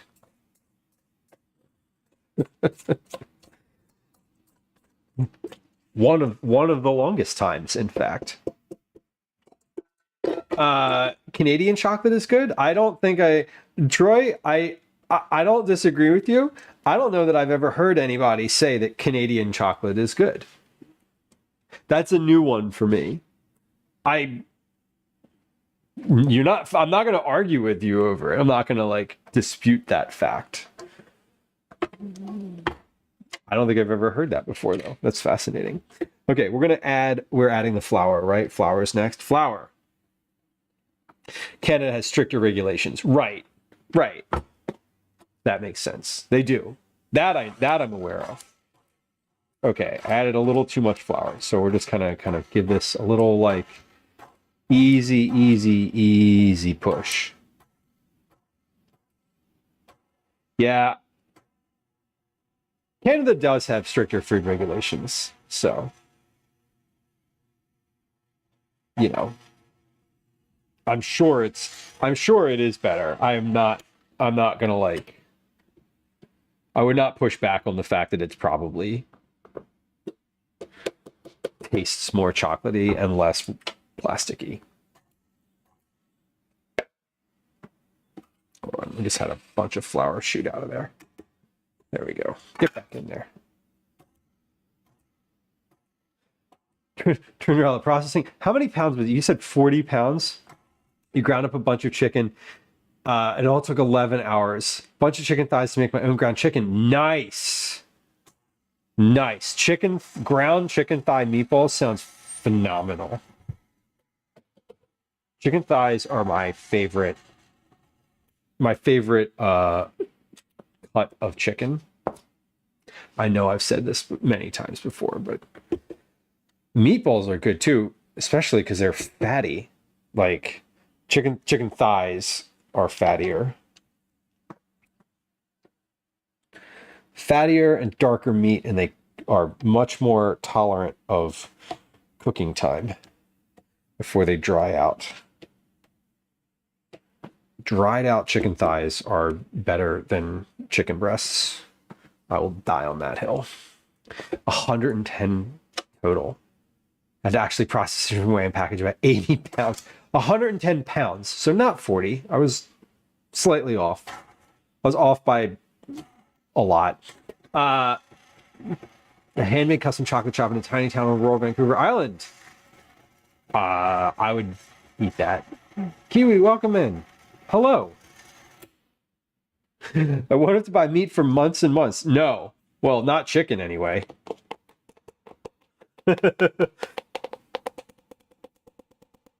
Certainly not any chicken.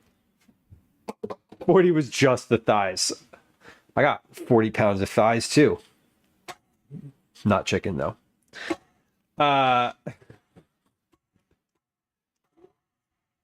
All right, almost done with the flour mixing.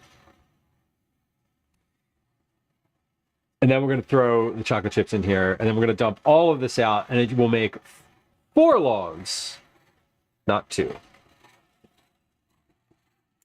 Okay, let's get these. I'm gonna, before I throw the chocolate in here, I'm gonna scrape this bowl and make sure that I have all the flour from the bottom incorporated, because the worst part is when you dump the bowl out and there's unmixed flour in the bottom, which is super. But I don't think that's going to be the case here.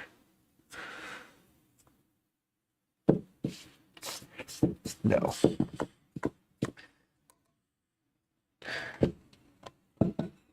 I feel like I creamed the butter. I mean, I know that I creamed the butter a little longer for this batch, but I feel like it's this dough is stickier. Just checking on the bottom here. Okay, we're good. We're good. We're good. Let's dump this chocolate in here. We'll mix it in and then get to shaping.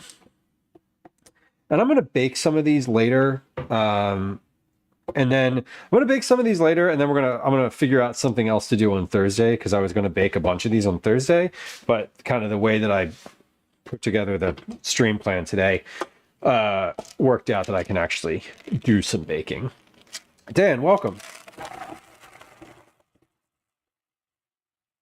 Good to see you. Ooh, this is some thick dough. This John is straining. Okay, I think we're good. Fudge Darling, welcome in. Speaking of chicken, we got a chicken check-in.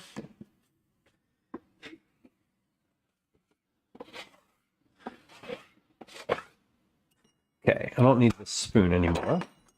So instead of throwing it in the sink, I'll just, I guess I'll just throw it on the floor. All right, let's scrape this mat. I'm going to dump all of this out. I'm going to dump all of this out. I'm going to shape it into, basically, I'm going to cut it into quarters, and then we'll make a log out of each of those quarters. And each log is about 12 cookies. So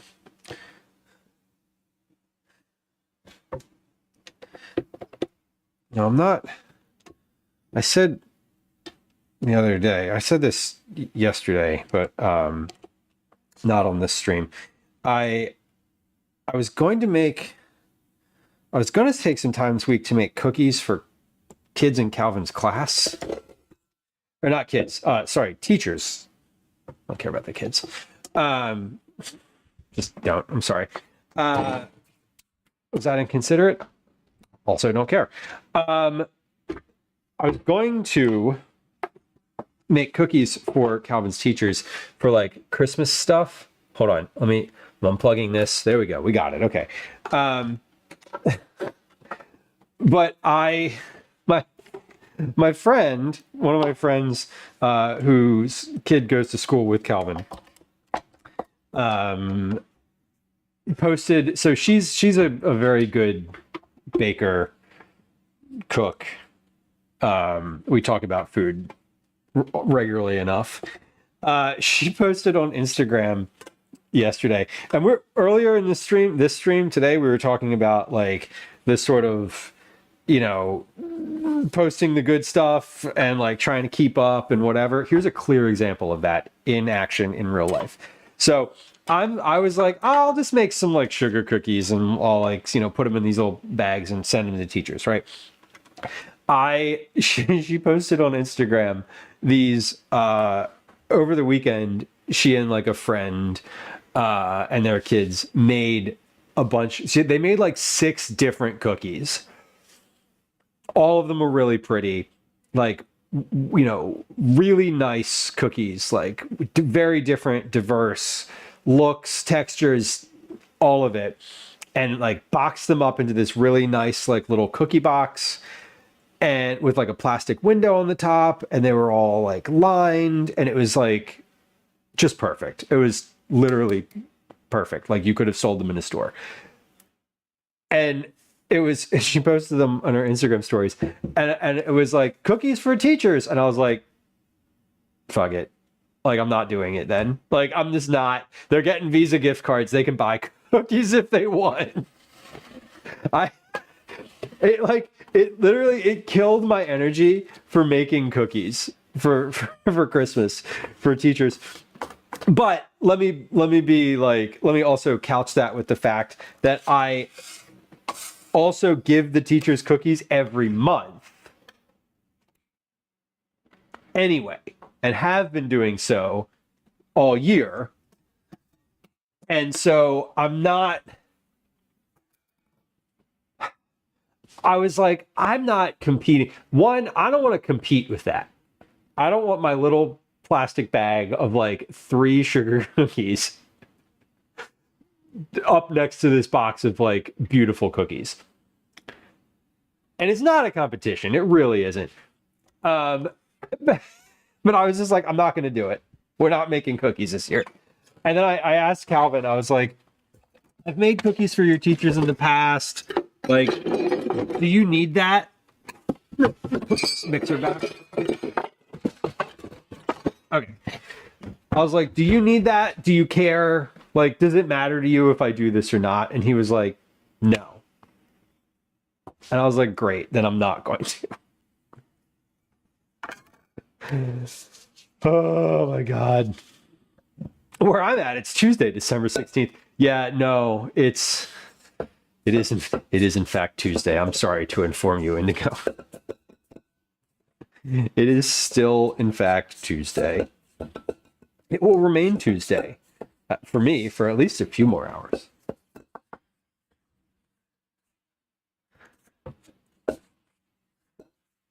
You know what I could do? You know what I could do here? And maybe we're going to, because I can. You know what time it is. It's time to make 4 even logs of cookies.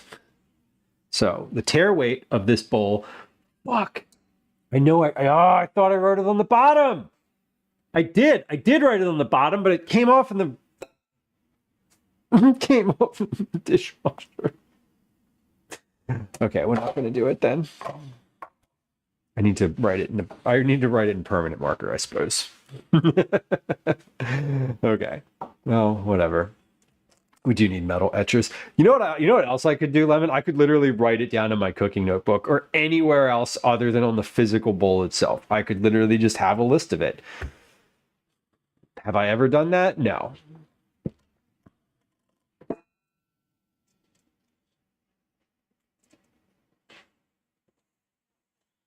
It sucks to hate your job, Indigo. It does. It does, especially if you're like very invested in it in a like time way, and you're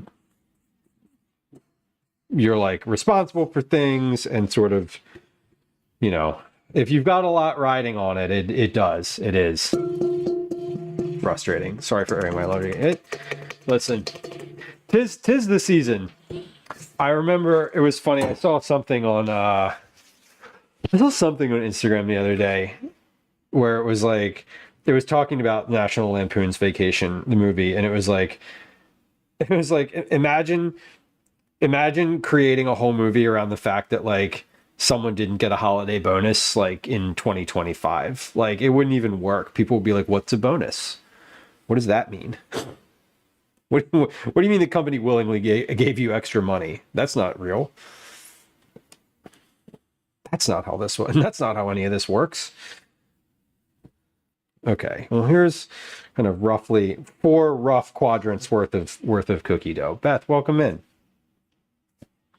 Yeah, Fudge Darling, I could just put them in a notebook, you know, the one that I have that I reference all the time. Could do that. Didn't. Haven't. Probably still won't. It's okay. It's okay. I want to say it was 6:27. But this is fine. again, these are not for any purpose other than like household consumption. So I need the logs to be roughly the same, but not exactly the same. That's what I generally care about. So I'm going to kind of mash down the piles here and see if they feel about the same. Maybe we'll weigh them. Do you want to weigh them? Do you want to see how close I got for each log at the end? We'll do that. We'll do that at the end. We'll weigh the logs and see how close they are. I bet you that they're all going to be within 20 grams of each other, which I think would be about I would call that successful. Okay. But we're shaping now. Ava, welcome.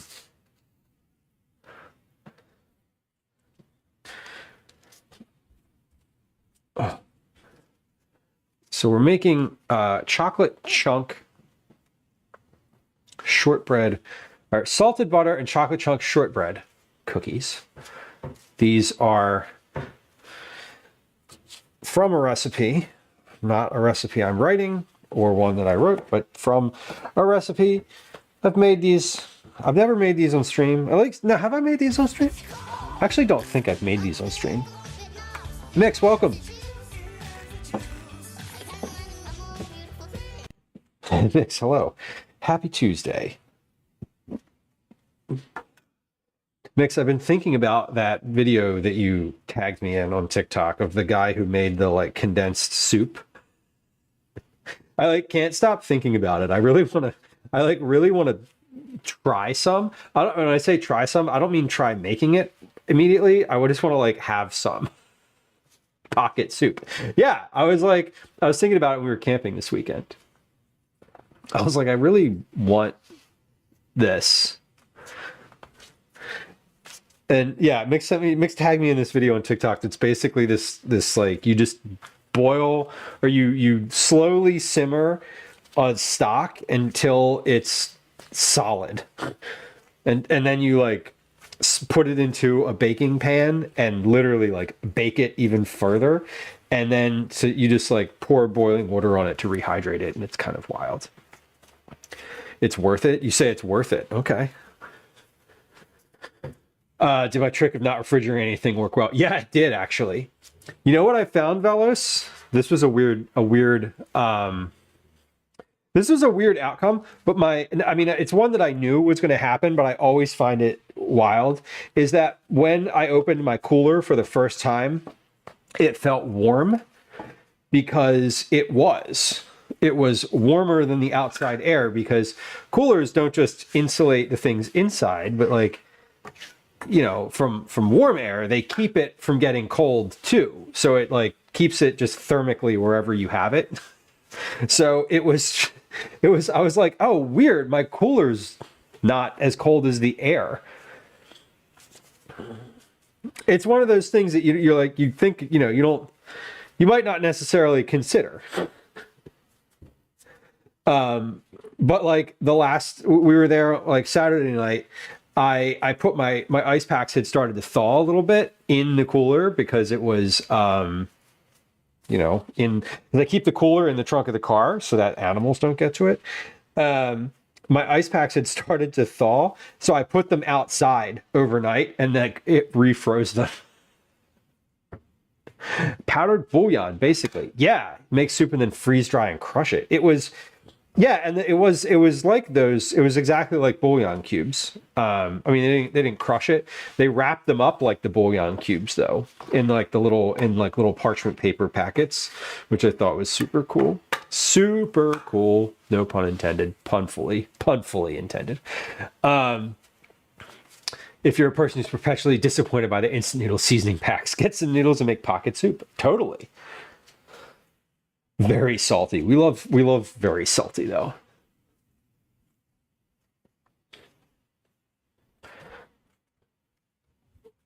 And it's super cool. It was super cool. I was like, I was just very fascinated because I've never really dehydrated anything. There's a couple like kitchen things. There's like a couple sort of kitchen techniques that I haven't really done much, if at all. Dehydrating, fermenting slash pickling. Like I haven't really explored those with any depth. I'm very enthusiastic about fermented things and pickles, and dehydrated stuff is great. I just haven't like done it myself. So anytime I see something new like that, it sort of fascinates me in that really satisfying way. Dehydrating is as easy as it gets. It is. I think I've tried dehydrating stuff in the oven, my oven before, but it only goes down to 170, and I feel like it's not. It's like that's too hot.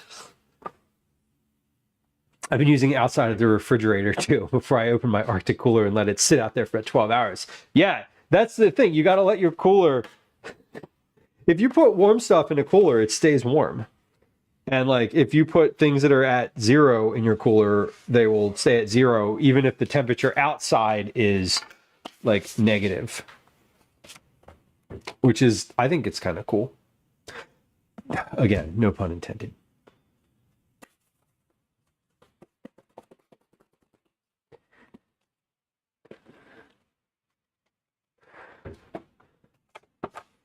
Yeah, the cubes were the soup cubes. I just thought were really fascinating. I obviously like, I immediately get the many applications of like why that's useful and why it would have been useful, why it's useful now.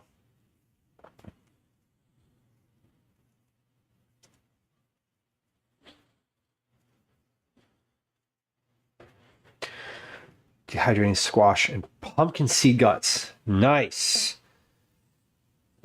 That sounds great. A little additive for the animals. I'm sure they appreciate it. I'm sure they enjoy it.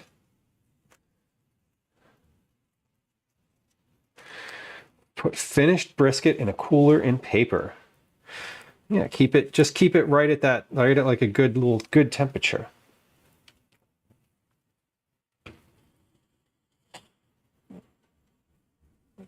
Okay.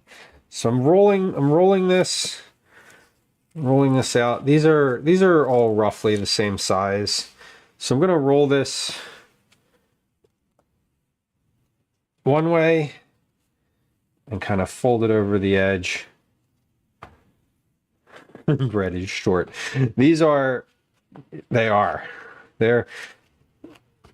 trying to get roughly the same size. Again, I didn't weigh these, which sort of flies in the face of my desire for uniformity in all of these things. But if I was doing these for Cookie Club, I certainly would have weighed these so that they were all kind of exactly the same. What kind of customs shenanigans cookies we go through? I've sent cookies to Canada and we've sent cookies to Germany.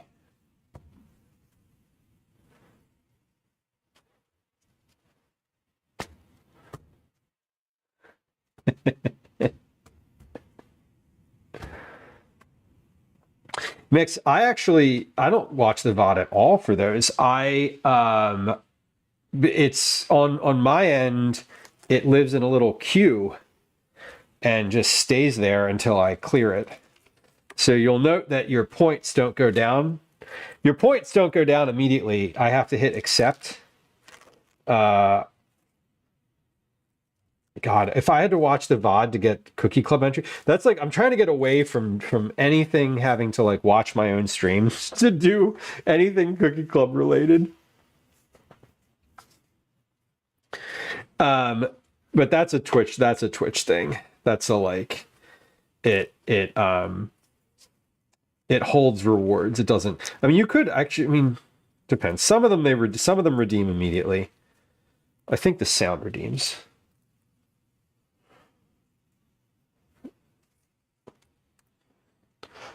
Oh yeah, Southern Alberta. They get to Alberta just fine. They get to everywhere in Canada just fine. At least it's been my experience that they get to Canada without issue. I know that once they're out of the US, I can't track them anymore. But I've the only issues that people have had with them have been issues with packaging. To 3 weeks. Oh my god. Yeah. Yeah, and I do think about that when I'm packaging them. I'm like, I wonder how long these are going to get. Speaking of Canada, we were on the highway the other day and I almost had an accident. Not because of anything Canadian, well, sort of. But we saw a license plate from Nova Scotia on the highway. And I was like, holy shit! Holy shit, there's a Nova Scotia license plate. I was like, look, Calvin, look at the license plate. And he was like, what?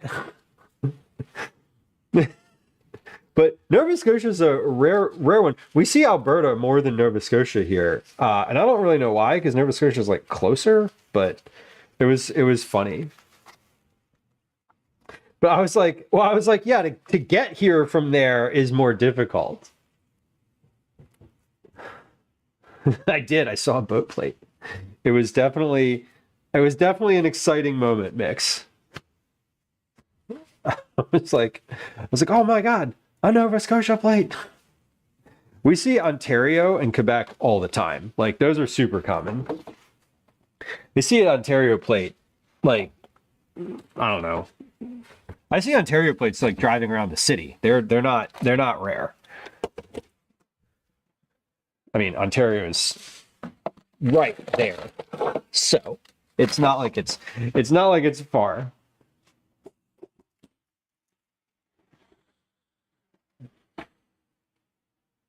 Oh wait, I want to shape this before I pull the plastic over it or finish shaping it. I should condense these just a little bit. Yeah, we see it's really rare to see. I think Alberta and Nova Scotia are usually like, those are like, oh my god, like I gotta make a special look. Those are the ones that when we see them, I like slow down and like look at them again. Michigan does have some cool plates. Michigan's pretty common. I mean, like I'm in Philadelphia, East Coast, US, so you know, we get all the New England plates here. We get a bunch. There's some that are oddly common, but there's a reason. Like Arizona, right? I see Arizona plates all the time, constantly, like daily. But it's because Arizona has different I think they have different insurance laws, and so a lot of like rental car companies have their registrations based in Arizona. I know U-Haul has a bunch based in Arizona, like a lot of their fleet. So that's an oddly common one. I'm trying to think of some others that are super common. Indiana, Illinois, those are extremely common, again, for the same reason. Manitoba. I don't know if I've ever seen a Manitoba license plate.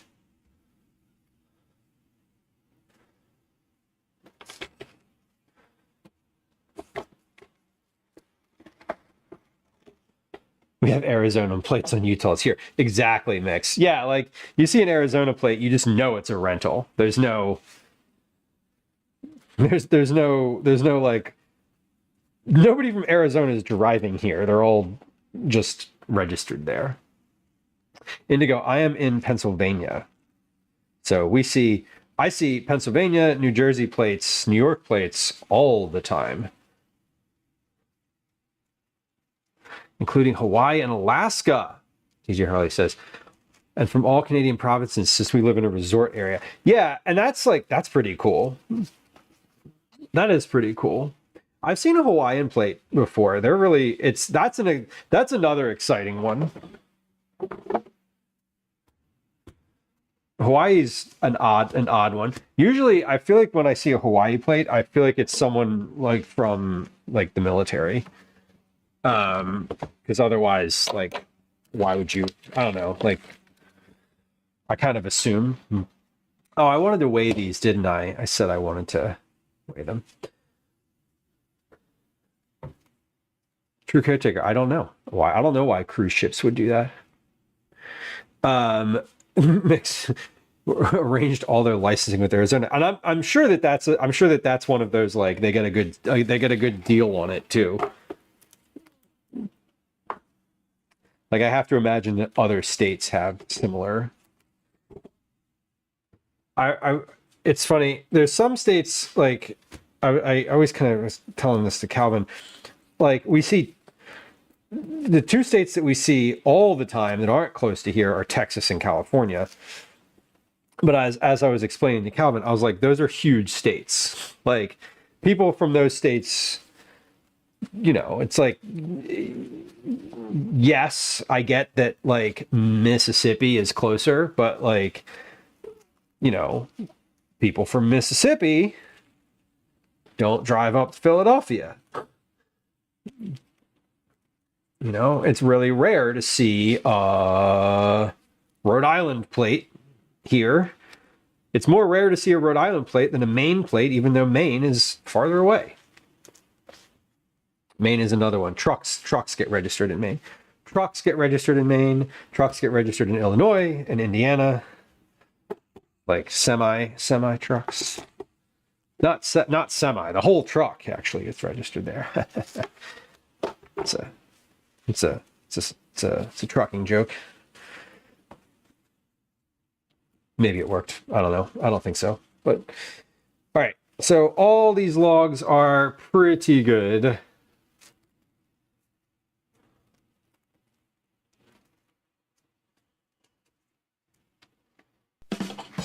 Yes. Thank you, Dan.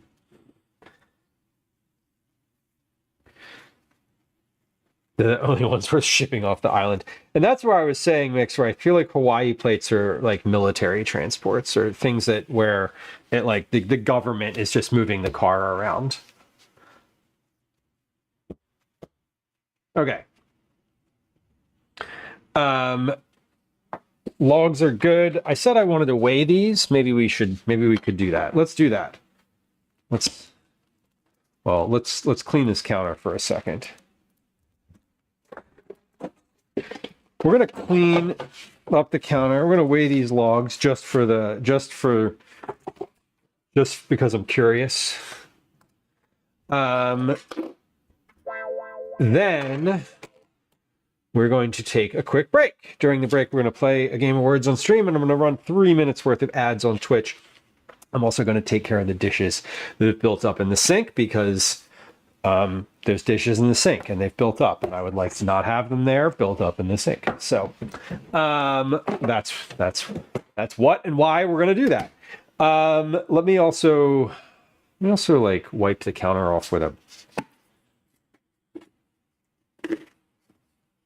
disinfecting wipe. It's got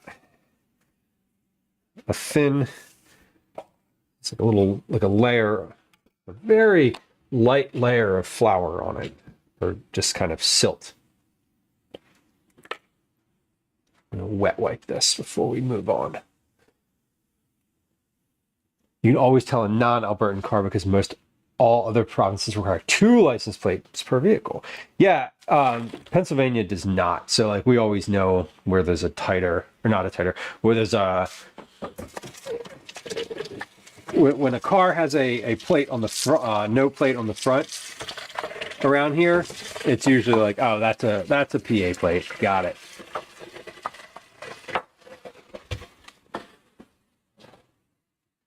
The license plate game is fun. I love looking for license plates. It's one of those really just like interesting, fun things to do in a car. And I like playing.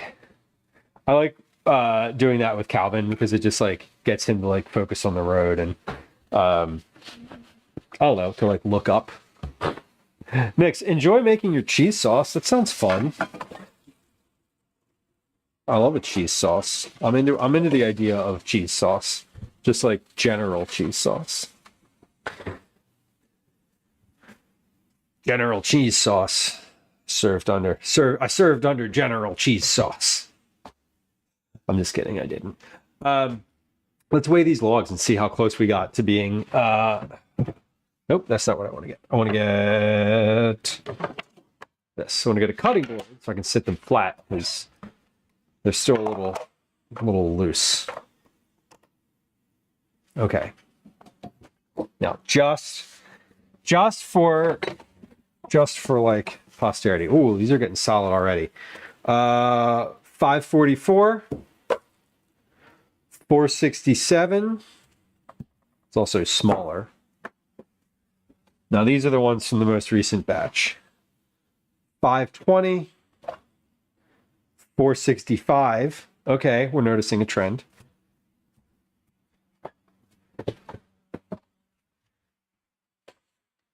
578.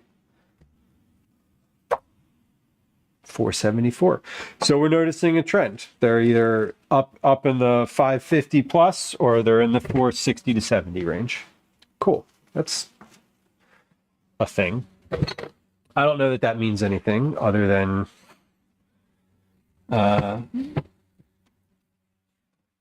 some sort of consistency there.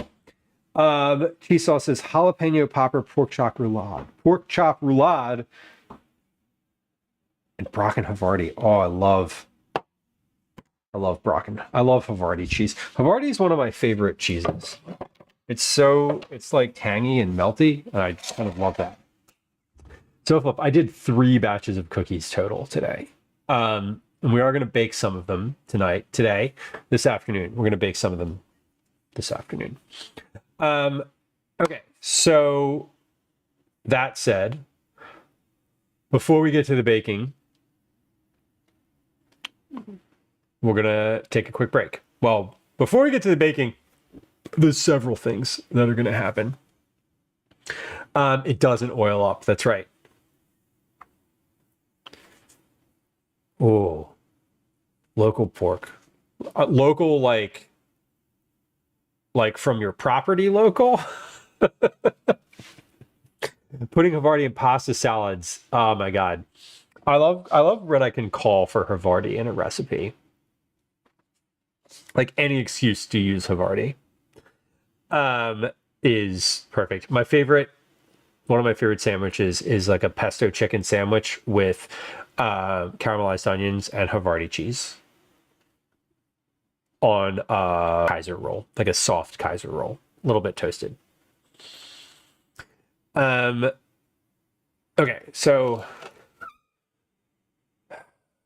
yes. Okay, here's what we're doing. First, before we actually do anything else, we're going to take a quick break. Then we're going to come back and we're going to make a soup from a recipe. We're going to make tuna pasta from a recipe. The soup or the tuna pasta is going to be dinner tonight, whichever. The other one is going to be dinner tomorrow night. So it really doesn't matter to me which is which.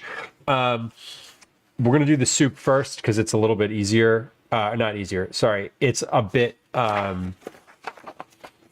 they're both in one bowl. They both one uses a Dutch oven, the other one uses a skillet. So I'm not even, like, I don't have to do dishes in between any of them. I might. I probably won't. Anyway, regardless, we're going to do the soup first because I want to. So that's my reason.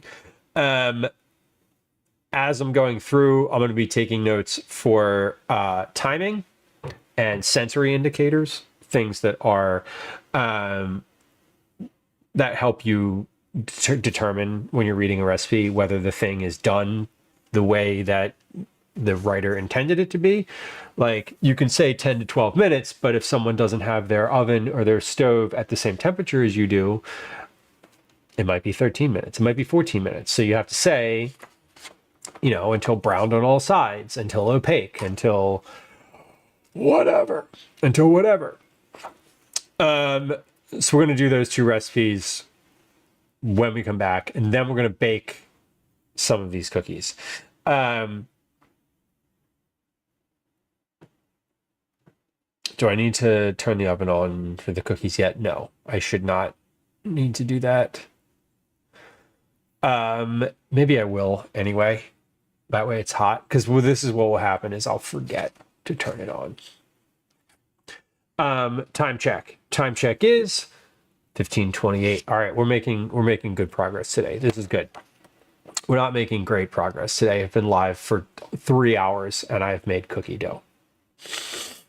So not great, but adequate, acceptable, expected progress. Anyway, what we're doing now is we're going to take a quick break. I'm going to triage the dishes in the sink. We're going to run a quick game of words on stream, or 2, or potentially 3, probably 2, because we're going to run 3 minutes worth of ads on Twitch. If you are not on the level of wanting ads in your face and you're watching on Twitch, you can feel free to pop over to YouTube. There's a link to that in chat right now. When you click that link, it's going to say, do you want to subscribe to this channel? And the correct answer is yes. Yes, you do. Please.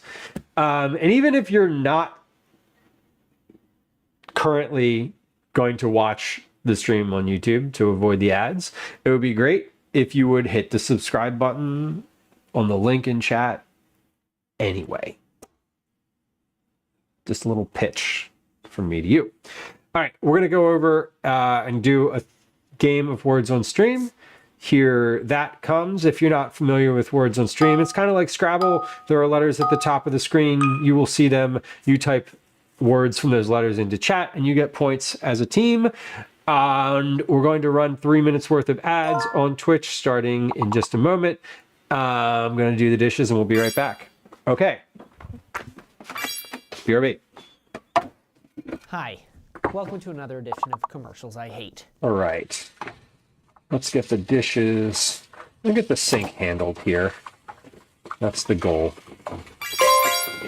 As we move from baking to like cooking, and just in general, I want to be able to like, as we're not running ads regularly anymore, I'm realizing I do need to take breaks during stream,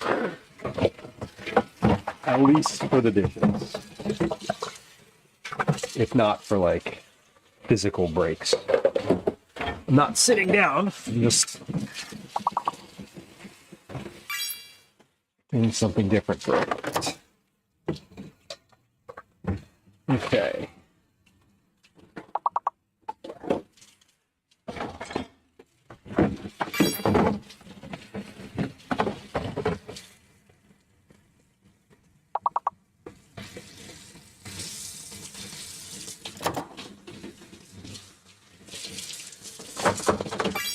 I think I can actually do these dishes. There's only a spatula and a bench scraper and etc.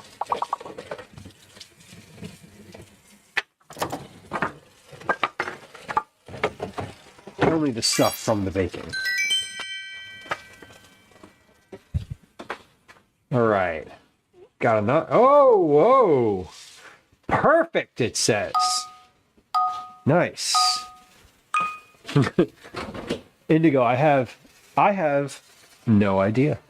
I have no idea. Well, we'll do one more.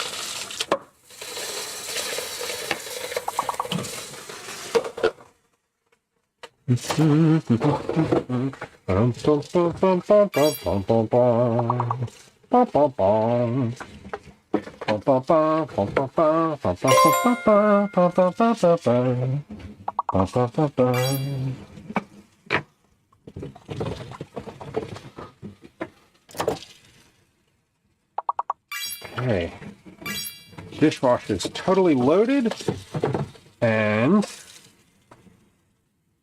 I'm about to actually finish the dishes. It's over! Hey, if you're on Twitch, thank you for your patience during the ad break. Welcome back. I appreciate you. Nobody likes the ads. I don't like the ads. But you know what? If I'm not going to be on the screen for a few minutes, while I'm doing the dishes, it's a good time to run them, because then nobody gets pre-rolls. And when people click into the stream in the next hour, they can just watch the stream without getting an ad. And isn't that lovely for them? Yes, it is. Okay, last guess is going to be 3, 2, 1.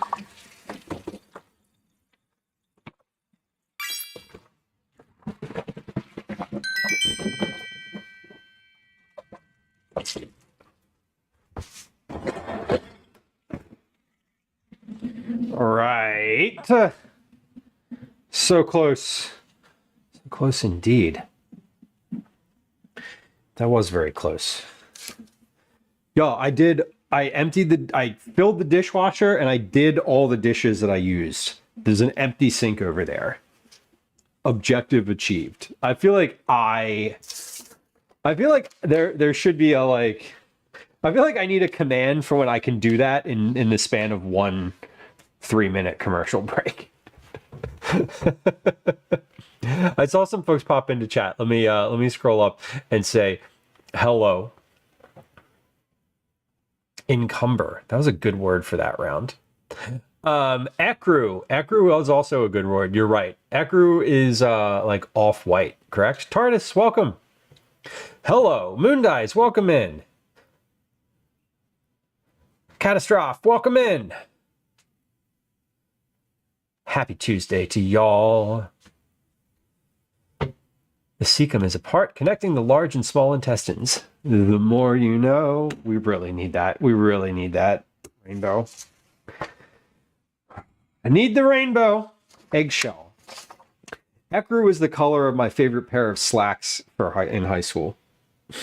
Why do I know that? Because I do. It's one of those things. I said, remember when earlier I was like, I should turn the oven on because otherwise I'll forget to turn it on. I didn't turn it on. And I forgot in that moment, which tells me exactly why I need to turn it on now, which I just did.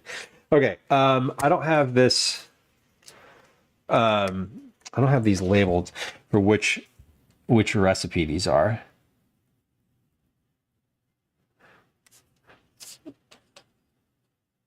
Cauliflower soup V2. Tuna John V2. Okay. Everyone knows that, right? Right. Everyone knows that. Common knowledge. Super common knowledge. Let's do the soup first, because that one requires more like vegetable stuff, I think.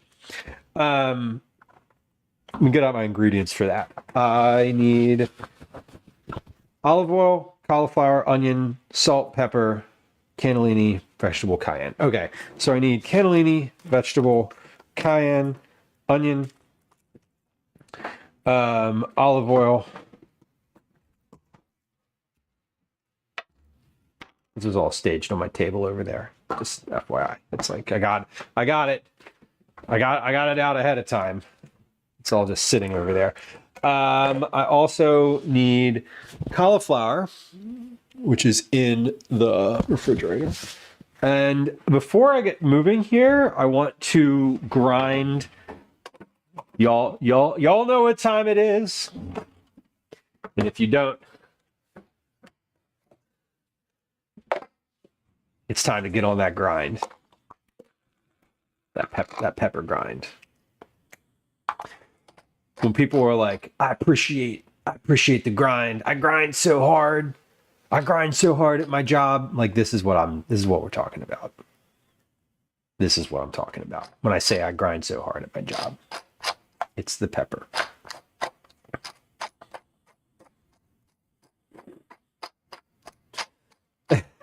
Indigo.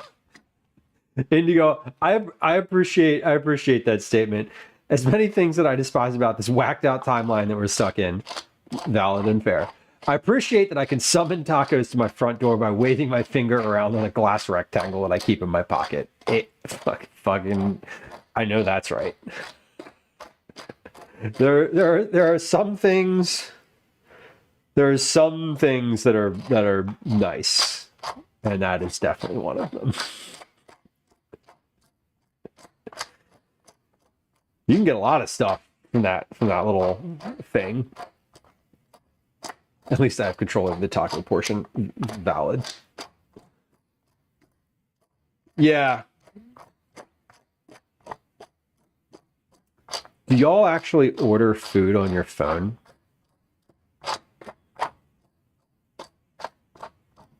From your phone? Be honest.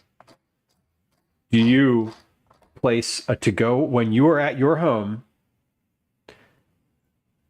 Do you use your telephone, this, to order food, or do you use your laptop?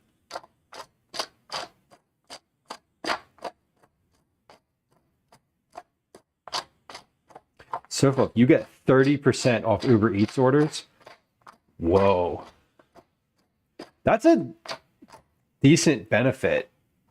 That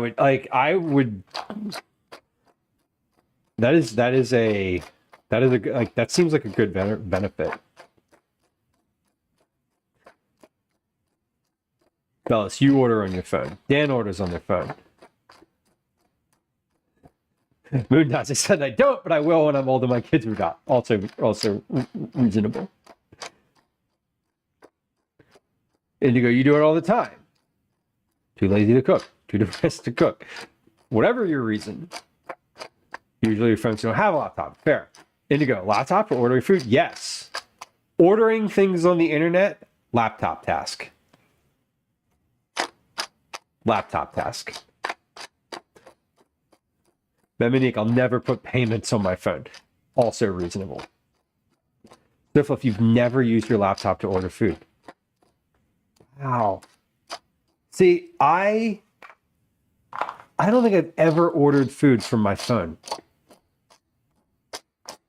It's only a laptop task if the purchase is over $100. Okay.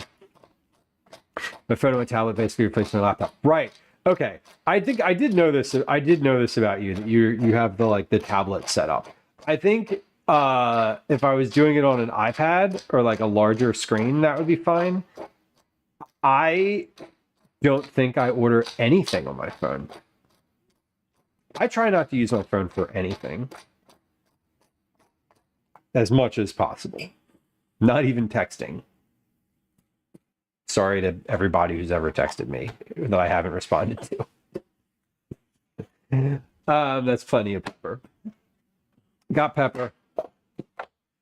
Okay, let's prep. Let's get at the cauliflower first. So this calls for you make motorized grinders. Yes, I know. Oh, I know. I would use one if I had one, and I don't. And it's one of those things where probably not going to buy one. I just, because the grinder that I have works, and I don't know. It's just money I'm not going to spend. If the thing I have works, I'm going to use it till it breaks. 1 medium head of cauliflower, 1 onion, kosher salt, black pepper, cayenne. Okay, so spices. 1 14-ounce can of cannellini beans. Do not drain. Noted. 1 32-ounce box of vegetable broth. 2 tablespoons of olive oil. Great. Okay, everything is here, ready to prep. So let's do our prep. Get my compost bucket because it is time to make some compost. I also this head of cauliflower, I got at the same time as the one I used for when I was working on this recipe last week. So it has like a brown spot or two on it I need to cut off, but that's kind of fine. Cauliflower is one of those things where if it has a spot or two, you can just kind of lop it off and keep on moving with your day. You don't need to worry about it. If what I have works, I'm using it till it breaks. Yeah, like we were talking about this when I was grinding pepper the other day. Like I would love a spice grind if I had a like a small coffee grinder, right? Like a little like the one that has like the cup on the top and you like pour the spices in and you just put the cup on and press the button. Like one of those, like a literal 1 cup grinder, I would use that pretty regularly. And I would probably do more grinding of my own like spices. Cause when you buy them whole, like it's, you know, it's easier to do that and they stay fresh longer. And also often they're cheaper. But I don't, so I don't. Yeah, moon dyes. Cannellini beans are my favorite, or like my favorite additive of for like bulking up a recipe, just like nutritionally adding nutritional density to a recipe. Especially for something like a soup where I'm going to make it into a puree. And you know the cannellini beans don't have a significantly strong flavor, but they're still pretty good. I love them for that. Same thing, lentils are another thing that you can just like add to a lot of stuff and then puree it, and it's like it wasn't there in the first place. The Coleman car you sold me is totally fine. It works great. Totally. Right. Gwen and I were just talking about that the other day about the car, and it's like, well, when is it time to get a new one? And I'm like, well, before the time to get a new car is before the one that you have completely breaks down, because then you don't get any money for it. So you're really just gambling. Okay. Oh,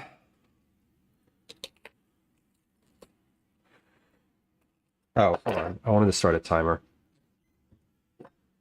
I'll just add a minute to that, whatever it is, whatever it ends up being. I just want to time my prep here because cauliflower is, what does it say? Chopped small, 1 medium head of cauliflower, chopped small. Okay. So I'm using sort of as much of this cauliflower as possible. I'm not just using the florets from it. I'm going to use the stem too, because it's getting pureed. You can use the stem without any type of like visual differences, or without any like, sometimes when because you eat with your eyes, you know, you see the food, and if you see like big chunks of stem in something, it can be off-putting. You know, I'm thinking with like broccoli, right? But if it's all pureed together, it doesn't really matter. Okay, I'm just cutting a few little like brown spots off of here. Nothing. These are, you know, they're not really affecting anything, and it's not going to be. They're just like little softer spots where it started to not be good. Okay, this is otherwise ready to go. I'm going to cut this in half, and then cut the big bottom piece of the core out, and then the rest of it we're just going to cut into small chunks. So that's pretty good right there. No more. I just don't want any leaves. No leaves. Not even the white ground up or curled up leaves on the inside. We don't want those. Okay. So that's good. Lasagna soup, moon guys. That sounds delicious. What do you put in lasagna soup? Lentils? What else goes into lasagna soup? All right, it says about 7 cups of chopped flour. So I'm getting my big glass bowl, my 8-cup glass bowl out, and I'm going to just put these all in there when I'm finished. So again, all of this is just getting pureed. So, oh, just poked myself. Just a little bit. All of this is getting pureed at the end. So I don't really, this does not need to look nice. Nothing here.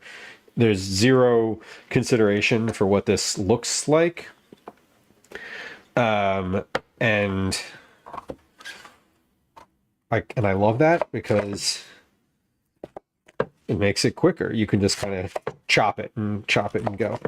This is a really thick, firm cauliflower. This would make good like steaks, like cauliflower steaks, where you just take that slab and just fry it in butter. Still driving the Escape. Time to trade it. I'm like, no. Yeah, it's paid off. Yeah, the moment you pay the car off, like the dealership comes after you hard. They're like, hey, we noticed that you stopped paying us money because you don't have to anymore. Would you like to continue paying us money? And you're like, no. And they're like, how about now? And you're like, no. And they're like, are you sure? And then when it breaks down later, and they're like, we told you. Now you're not. Now we're not going to give you anything.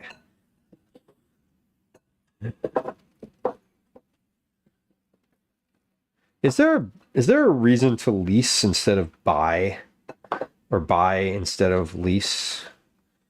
I feel like buying a car outright is always a fraught. It feels very fraught because then you sort of like, once it's out of warranty and then you're like, you got the maintenance on it. I feel like with leasing, it's like, well, when the lease is up, you just trade it back and they get to sell it. I mean, I know that the value is if you pay for it all at once or you pay a bunch of money and you have a low payment, all very adulting stuff. But I feel like if you sort of acknowledge that you're going to have to be paying for this for years regardless, I don't know. People lease because they want to play with all the cars. I feel like part of the leasing is part of the reason to do it is so that you're always within like the warranty service. Like you can just always take it back to the place and be like, fix it or give me something better. It feels wasteful, generally speaking, to do that. Unless you paid cash. Hell yeah. That's what's up. They're like, are you sure you don't want to pay over time and pay us more? And you're like, no. All right. Well, that's about 8 cups. So let's say 7 to 8 cups.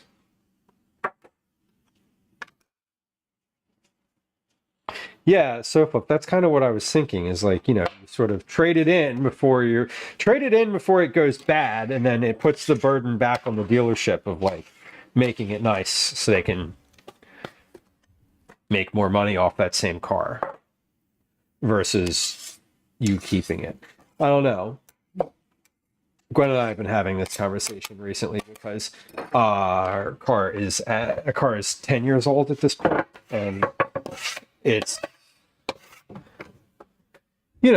it's to the point where it breaks down, not regularly, but like it needs work. It always needs work. There's always something that is not quite right. There's like a light that's been on it. It's like the day that it was out of warranty, it like a light came on and hasn't gone off. It's designed that way. Medium head of cauliflower chopped small, about 7 cups. And then 1 medium onion, small diced. Okay, about 1.5 cups. Okay, so We'll get these chopped up, and that'll be it for prep. The prep here is really, really basic. A cauliflower and an onion, nothing super complicated. Oh, 400K in less than 2 years. That is a hell of a lot of driving. Oh my God. Yeah, I mean, that's like, yeah, you don't want to own that. You don't want the maintenance on that level of wear and tear. I wouldn't imagine. Again, I'm not maintaining anything. Light comes on in the car, straight back to where I got it. 125,000 miles a year. This is a shitload of miles. Whether you say it in kilometers or miles, that's a lot of distance to be going.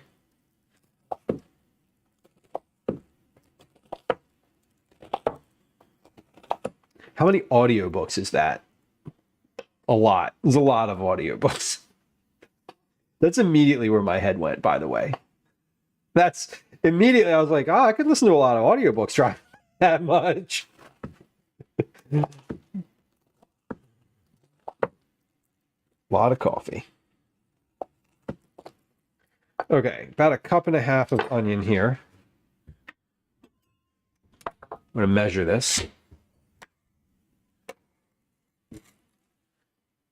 This car since 2020, so 5 years old and 40,000 kilometers or miles? Okay, so 1.5 cups of onion. That's about right. Okay, good. 1.5 cups of onion. Ah, shit, I didn't save any of that for my stock bag. Oh, well. Oh, well. At least it went in the compost and not the trash. All right, we'll wash my hands here.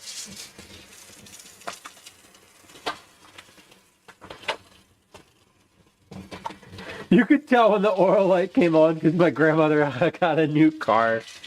Caretaker, that's hilarious. Yeah, I don't open the hood of the car. I'm not interested. I'm not going to change the oil in the car. I'm going to add fluid to it. That's about it.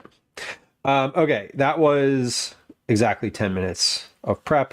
So with time that I spent reading chat and etc. So about 8 minutes. About 8 minutes of prep. In a Dutch oven, set to medium-high, add the olive oil, add the onion, and cook for 3 minutes, stirring frequently until soft. Okay, so we're going to come over to the stove now. Move the camera over here. I get my Dutch oven. Also conveniently staged on the table to the side. I'm going to add how much olive oil? 2 tablespoons, it says. That's not very much. In a Dutch oven, set to medium-high. So we set it at medium-high. Then we add the olive oil. Then we add the onion and cook for 3 minutes, stirring frequently until soft. Then we add the cauliflower and cook for 15 minutes, stirring every 3 to 4 minutes. Cauliflower should be browned and softened. Okay. Stop.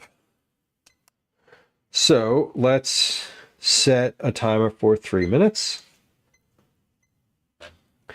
You mean I'm going to pay somebody to change the oil instead? No, I'm going to take it back to the dealership because it's still under a factory warranty. I'm going to have them do it every time I need to because that's what you pay for when you pay for the warranty. Indigo, no, I'm not going to. No, the moment that I hit the mileage for the next service that comes with the warranty, it's going back for that service because also in order to keep the warranty, you have to keep doing that. So no, I'm not going to not change the oil. I want the car to have work done. I don't want to do the work on the car is how I should phrase that. Medium high. Missed opportunity to say, and don't call me Shirley. Correct. What movie is that from? That's from a movie. I know it's from a movie. Okay, let's come over here to the stove. Please work. Oh no! Oh no! It froze. Okay, pause. Airplane, right. Y'all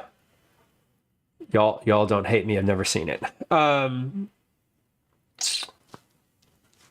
True. I have not seen the movie Airplane. Elgato face cam. Here we go. This is it. And stove. Okay. We did it. Wait, but I wanted to come over to the stove. There it is. Leslie Nielsen. I'm familiar with Leslie Nielsen. He was in those other movies. He was in many other movies I also have not seen. Okay, medium high, olive oil, 2 tablespoons, 1,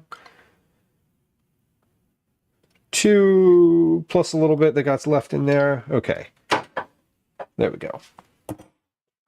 2 tablespoons. Now we're going to put the onions.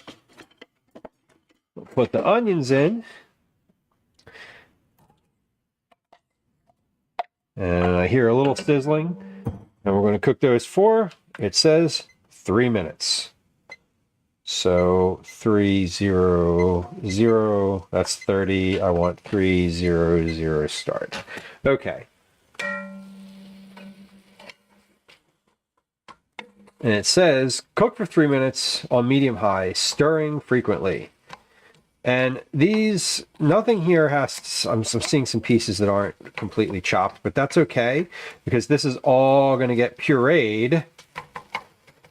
It's all getting pureed with the immersion blender in a little bit. So to finish this, we're pureeing everything. It should be relatively soft at the end. What was the note that I wanted to add? About 7 to 8 cups. Because the last time I measured this, it was 7. This time it's 8. So, True Caretaker. I've seen one of the Naked Gun movies.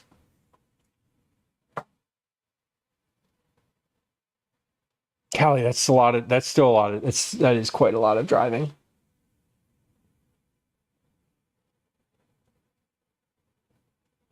Fellas, that's fascinating. I definitely didn't know that it's a almost word for word from another movie called 0 Hour. That's odd. Tommy Byrne, welcome in. Hope everyone has a good holiday. I hope you have a good holiday.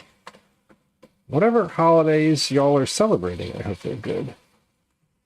We're at about a minute left here. So medium high.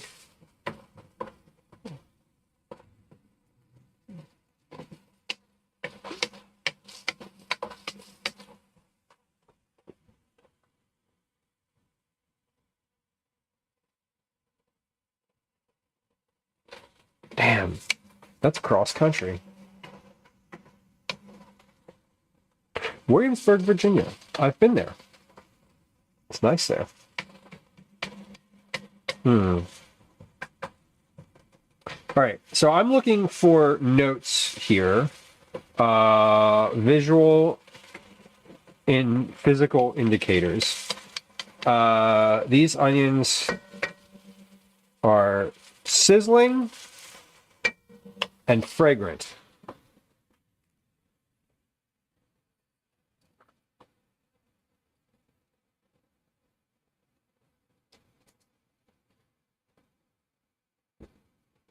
And they are beginning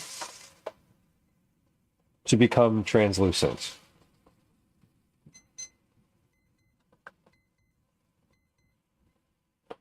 Okay.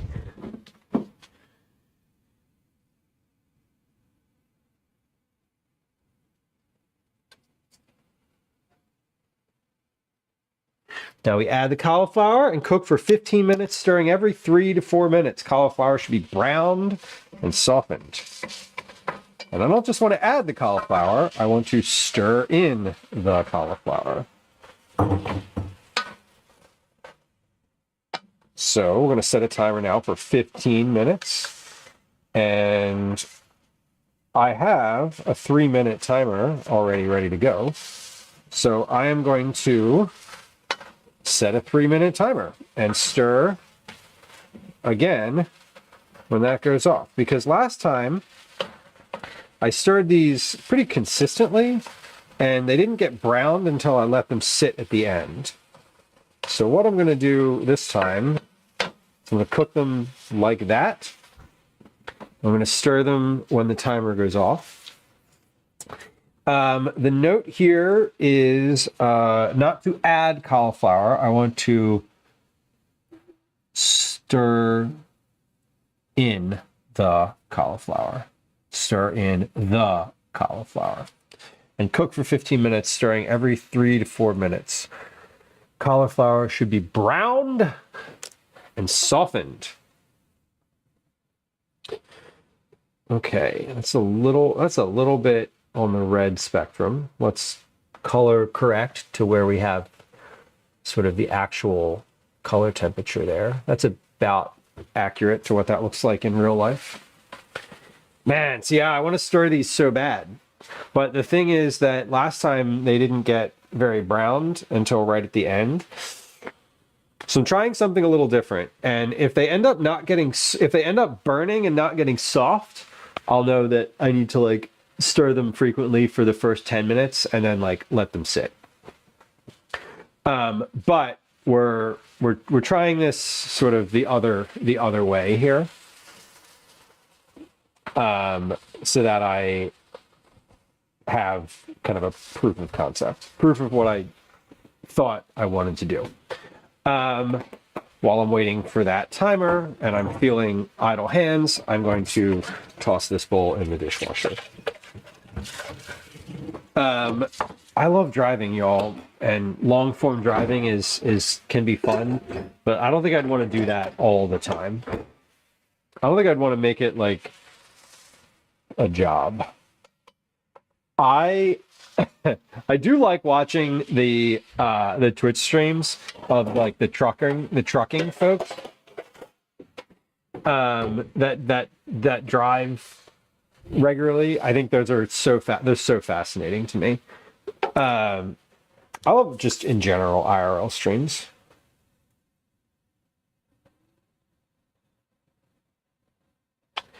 Where am I adding? I don't have any note around where to add the salt and pepper. So I think I should probably add the salt and pepper along with the beans here. Okay,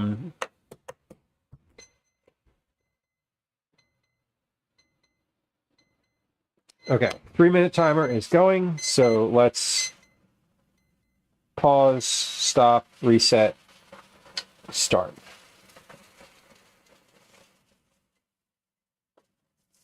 Okay.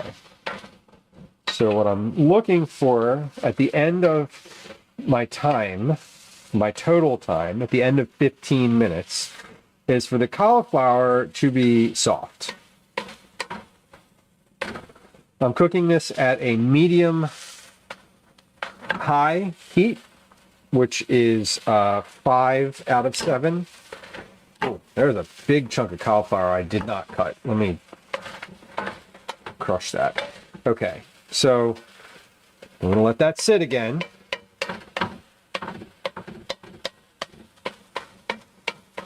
I have not added any liquid to this other than the 2 tablespoons of olive oil that I had at the beginning. So this is all just exuding its own liquid in the heat. I feel like I should add... I feel like I should have added the salt along with the cauliflower, because that would help soften it, and it would help with the moisture. It would help release some of the moisture from it. That said, I'm going to let this go right now as I have been so that I can kind of continue with, I'm going to continue in the path that I have been, because the thing that I don't love doing when I'm doing like a testing my own recipes is making changes in the middle of something, like in between steps. So basically at the end of this step, I'll make that change. Calvin's home. I'm home. You're back. That's me. Hello. My name is Home. I'm Yeah, alone. you're not alone. I'm here. Oh, right. I'm here. I'm making soup. What's your... I'm not taking this off. Okay. Okay. Can I please have cornerstone money? Can you have corner store money? Yes, please. Yeah, go in my purse on the counter and get my little bag out, and I'll give you some corner store money. Thank you. Is it your bag? Yeah, the This? yes.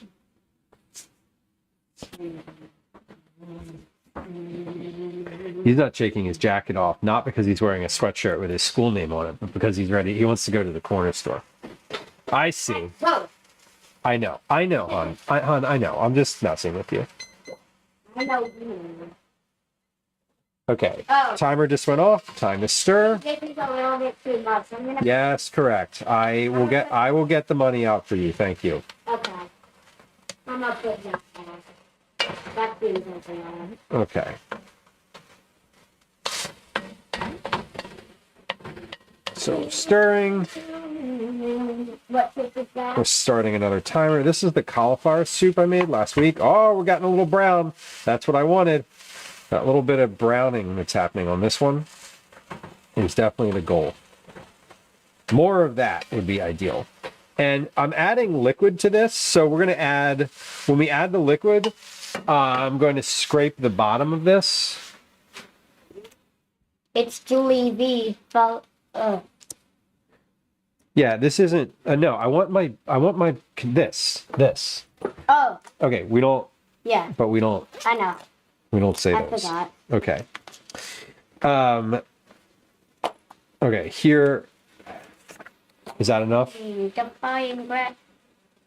What are we up to for the corner store now? What's the damage on a trip to the corner store? Well, I want to get Takis and a drink. Okay. Do you have $1 more? Thank you. Okay. Do you want a jar? Julie, welcome in. If I have. Do I want? No, I didn't eat the one from yesterday. Oh, okay.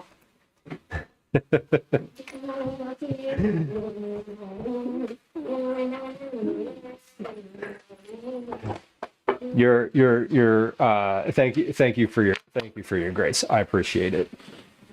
We try to be discreet. And welcome regardless, and enjoy your lurk if that's your preference. We love lurkers here. Okay. I do not. I have the one you got me yesterday, or whenever you got me the last one. Yeah, Mike, I know. I won't. I know. I was like, I don't know what the going rate for like a corner store cash is anymore.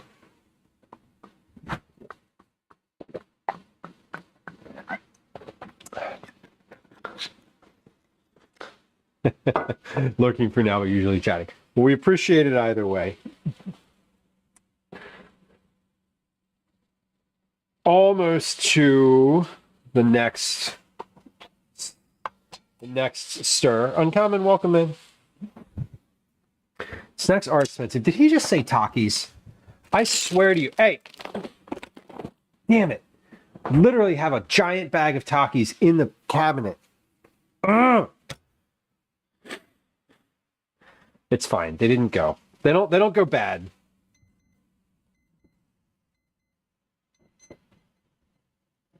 They don't go bad. All right, so we're getting a little bit of browning on here.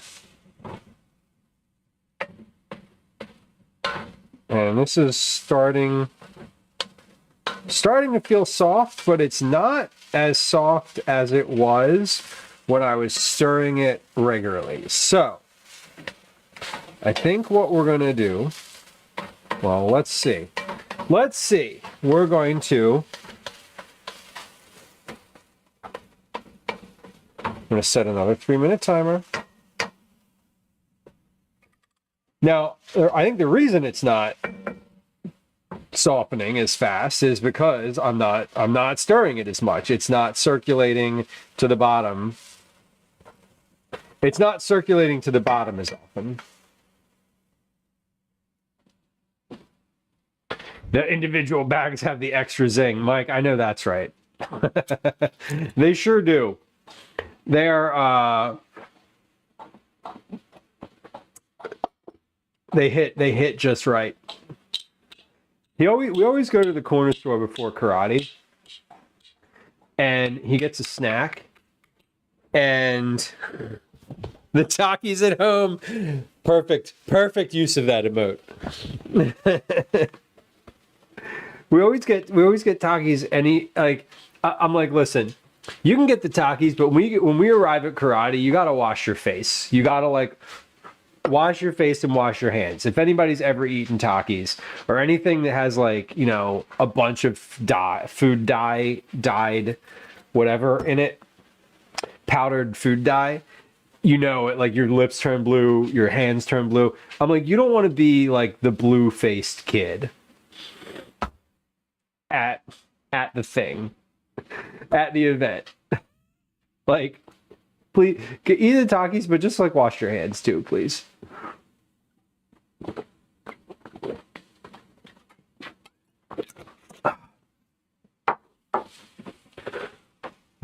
Excuse me.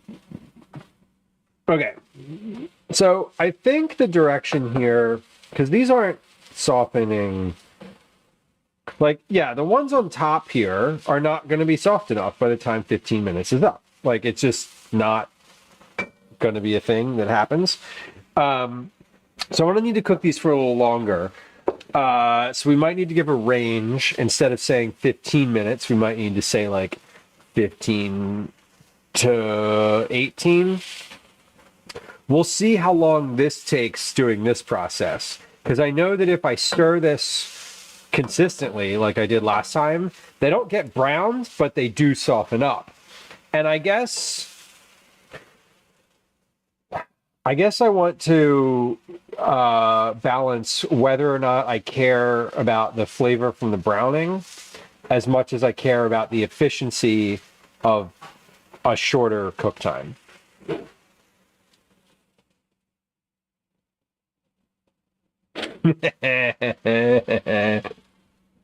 Rainbow do. I heard that. I was trying to figure out the rhyme scheme at the end there. I appreciate that one. Okay, we're gonna give these a stir. We're at our 3-minute mark again. And you can see all the steam coming off of these. You know what I could say? I could just say to cover these. Because they'll still get browned. And if you cover them, they would definitely soften. So they're pretty soft. Some of these large chunks are not, but okay. So this is good. I'm gonna give this 15. I'm gonna give this 3, 4, 15, 17, 18. So when my timer goes off, I'm gonna give this 3 more minutes, and I'm gonna stir it, give it 3 more minutes, and then we're gonna see if it's soft. Because then I can do a range 15 to 18. I could also call for covering it. This is one that I might test again, because it's also a soup, and this part of the process I want to be accurate. I want like, I know what it's supposed to look like, but I want to make sure that it can be easily explained and replicated, and that I can figure out the quickest time to do this. I think the quickest time to get this done is going to be covering it. Obviously, it should be covering it. But, you know, I'm in the last... That was 15 minutes, so that's the time that I initially called for. Things are looking brown now. We've gotten some browning happening. You can see, like, this is a nice little piece here. And we're getting a little bit softer. And things will soften up even further. But I want almost all of the cooking to happen right here, like at this point. I don't want this to be a soup that you have to simmer for like 15 to 20 minutes as well.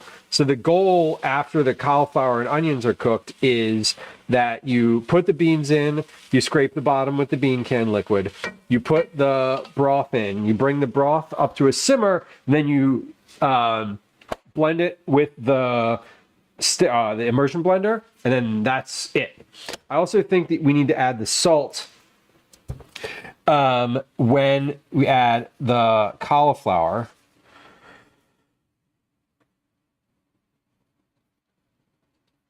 And I want to add the spice here too. Because if I add the cayenne at this point, if I add the cayenne, salt, and pepper earlier in the process, it's going to help. It's going to help with the liquid coming out of here. And I believe that I can probably just call for putting the lid on, and it will still get browned on the bottom, but it will keep all this steam in, and it will cook it a lot faster. Thanks. I got what I wanted. Great. Want some more? I also want you to look in the cabinet up there. Top one? Yeah, that one. And look and see that we have a huge bag of Takis in there already. Okay. Yeah. Not that I asked you to check or that I checked, but I just... This is a new one? Yeah, I just want to, like, in the future, let's like just take a look over in that cabinet too. Let's try to both remember to do that. Okay. And you got some chips or something for Mom too? Yeah, I got. Well, that was nice of you. Okay, we got about 30 seconds left on this process, and then we're going to add the beans. So the next step is, I do want to add the salt and pepper. I want to add the seasonings in the next step. So that I definitely want to do. 2 teaspoons salt, 1 teaspoon ground pepper, and half a teaspoon of cayenne. I decided that I wanted less cayenne than I was originally planning on putting in here, because when we had the soup as a leftover, it was a lot spicier than the first time we had it. And that's because the cayenne had a chance to sit and absorb a little bit more. Okay, so we do have some brown on the bottom here. This is looking good. So this fond here, like that we're looking at on this side, is what I want to scrape up with the bean water and the liquid from my broth.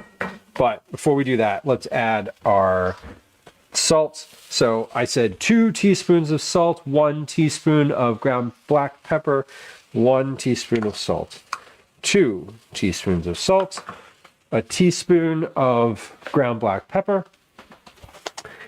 What a novel concept, Indigo. Yeah, I mean, we try. Sometimes it doesn't. Sometimes it feels more contentious, and sometimes we are able to access the... sometimes we're able to access the patients to, like, have that side of communication. Oh, ankle nibbling Toyota, you've exposed a flaw in the system. We didn't update the menu today. The menu today is cauliflower and cannellini soup, a tuna pasta, and chocolate chunk shortbread cookies. I just didn't update the menu. Lo siento. That means I'm sorry in Spanish. 1 14-ounce can of cannellini beans. Do not drain. Next step, add the beans. They're canned liquid and cayenne, salt, and pepper, scraping the bottom of the pan to loosen any stuck on browned cauliflower bits. So let's add the liquid here. We're going to scrape up some of these bits that we've got going on. I want to add the rest of the beans. So you wrote odds and ends. See? I'm just going to leave the odds and ends aspect in there in the future. We'll just forever accurate. Sometimes I remember to, most of the time I remember to update the menu. Why did I not remember today? Usually there's a reason. It's because I'm like, I didn't. Usually the reason is like, I wasn't in the same routine. Okay, bottom is scraped. Those are good. So that looks great. Is it still called fun? It's not a stainless steel. I think so. I'm calling it that. But in the recipe, I didn't say fun. I actually just said browned bits. So I was a little less specific. Add the box of broth to the pot, scraping any of the last remaining brown bits from the pan bottom. Bring to a low simmer, then blend in the pot with an immersion blender for 4 to 5 minutes until smooth. Okay, here's what we're going to do. I'm going to pour a little bit of the broth into my can because we have a little bit of that like bean liquid on the bottom. So we'll clear that off. And then we're going to add our box of vegetable broth. This is Swanson brand vegetable broth of the like big box brands. I like the Swanson one. I don't really have a particular reason for liking the Swanson one, but I do. Hey Cal, can you, never mind. You have things that you're doing after school. Okay, I also want to turn this to high. So I want to turn this to high and bring this to a low simmer. It should get there pretty quickly. Let's time how long it takes to get there. Okay.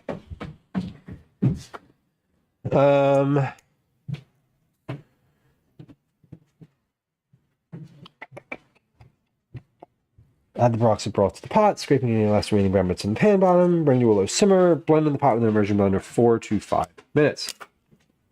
Uncommon says I like Swanson because it's usually the budget-friendly option. Yeah, and when I'm doing recipes for like what generally, so when I'm building a recipe for like larger consumption, often trying to find like I want the most common ingredient, right? Like I want to make this accessible, and so I want to use the like regular a store brand broth. I don't want it to be like low sodium. I just want it to be the regular, like the thing that is like in the middle on the shelf.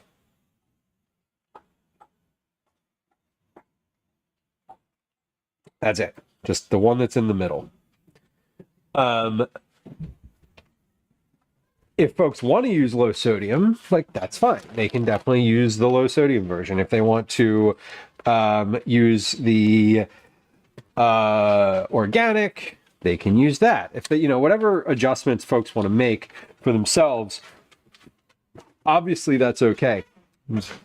But I want to make it so that, you can go in after work and get like the easiest possible ingredients. Okay, so all we're doing is bringing this to a low simmer here. Basically, I just want everything to be warmed through. And this should get there pretty quick because I didn't add all that much. I mean, this is not a ton of stock. It's no, I'm good. Thank you. Only 2 out of 2. I'm good. Thank you. Even though it looks like Yeah, I'm good. It looks like it's neon. Thank you, though. Are you reading? Is that what your plan is right now? Yeah. Okay, reading for an hour until 5:30? Yeah. Okay. take your shoes off. 2, how are you on homework? Are you set? You feel good about being able to finish it by Thursday night? Okay. All right, we're at a low simmer, almost, just about here. We have some bubbles. We have some bubbles coming up. We have some bubbles here, bubbles there. So, okay. I have to let the dog out, so give me just a second. I'm going to turn this pan down for a moment. Enjoy the low simmering soup for just one moment while I let Daisy out here. She is asked nicely to go out, so we will let her out so that she does not do her business in the house. I think it's funny that we call it like the business, like the dog's business. All right. She's not going to stay outside very long, so I'll be back in just a moment because it's freezing out. She definitely doesn't want to be out there. She definitely does not want to be out there. All right. Good job.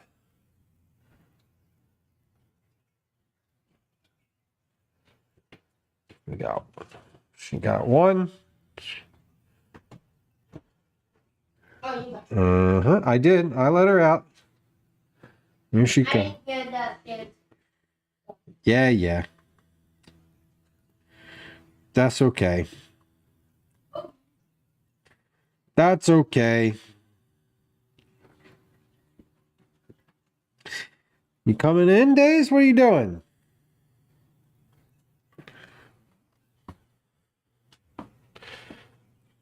She's walking around out there. Okay. Oh, never mind. Oh, okay. Never mind. She's still working on it. Okay. I have a surprise coming up though.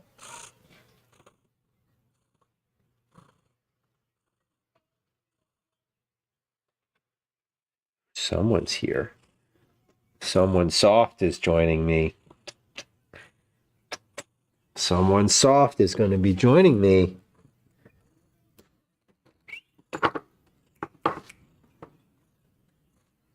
Can you hear it?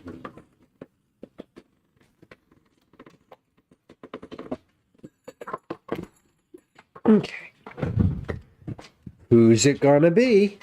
Any guesses as to which cat is coming up to join us?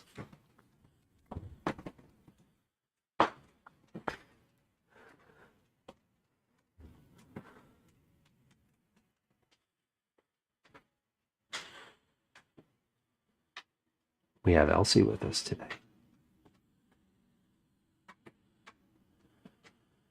Elsie's here. Elsie didn't want to be here. Elsie was in the living room and lounging and enjoying herself. And then she came up and said hi to me. So I picked her up. Now here she is, fighting to get down. Okay, baby girl. You can get down. All right, she's happily down. Yeah, so I forgot to update the menu command. Sad trombone. True Caretaker got Calgary Flames bookmarks? That's super fun. Did you get personal pan pizzas? I love that.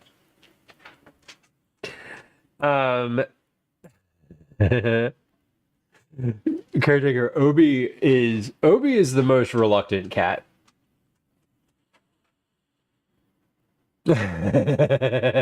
Tatsu, thank you for your resub. I appreciate you. I do. Thank you. Thank you for the the regular tier 1 resub. Those are the bread and butter of Twitch. Kiwi, how's the doggo doing? Doggo's doing all right. She is aging as gracefully as possible. She's got some lumps. She's got some difficulty moving. She's got really stiff joints. So it's harder. It's getting harder and harder for her to navigate around in the house. She is in good spirits though. Yesterday, she and the cats teamed up. They knocked my butter crock off the counter, and she ate an entire stick of butter, and then she vomited all over the place. So she's still very enthusiastic about stuff, getting stuff when people food when she can. So listen, she's still in good spirits. I'll say that. Greasy vomit. I know it was bad. Gwen caught her in the act. She was vomiting on the bed, so at least we caught her in the act. Okay, so we're at the point where we're at a low simmer. We're going to blend this now for somewhere between 4 and 5 minutes. We're going to see how long it takes. I'm using an immersion blender. Here we go.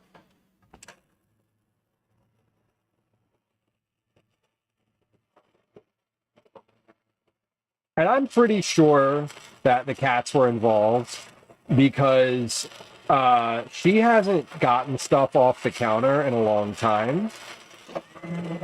And I had just refilled the butter container, and I think that I might have there might have been like a little spot of butter on the outside of it that attracted the cats.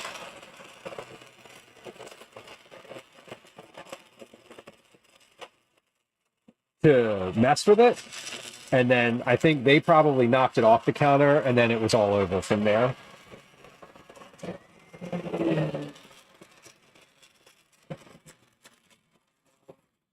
Okay, so this is good. We're at 1 minute. I'm gonna hit this on high for a little bit now.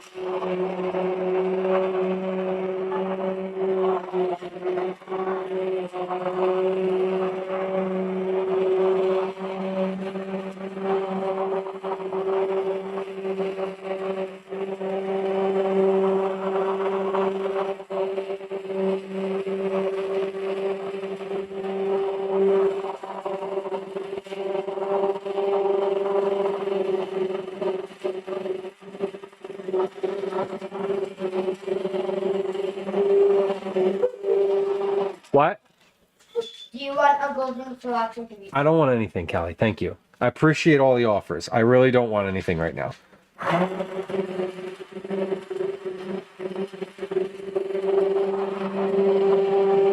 right.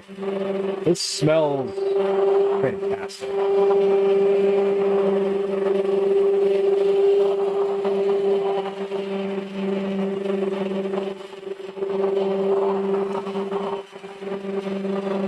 About 2 minutes worth of blending.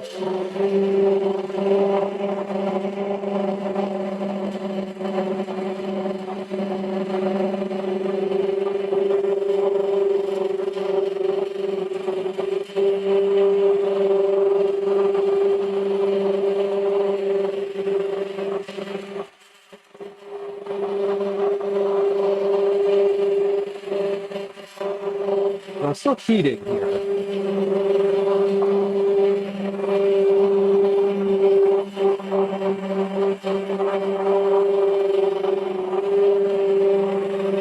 Okay, about 3 minutes now.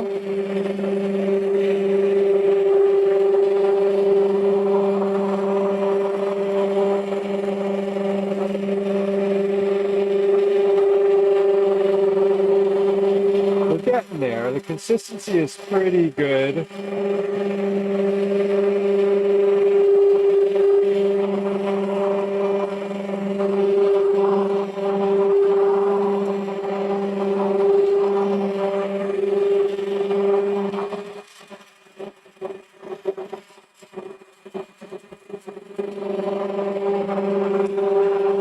I'm gonna do 4 minutes and we'll see where this is at. I really do want you to blend this for that long, especially with an immersion blender. Mine's not very powerful. Obviously, the longer you blend it, the creamier it gets.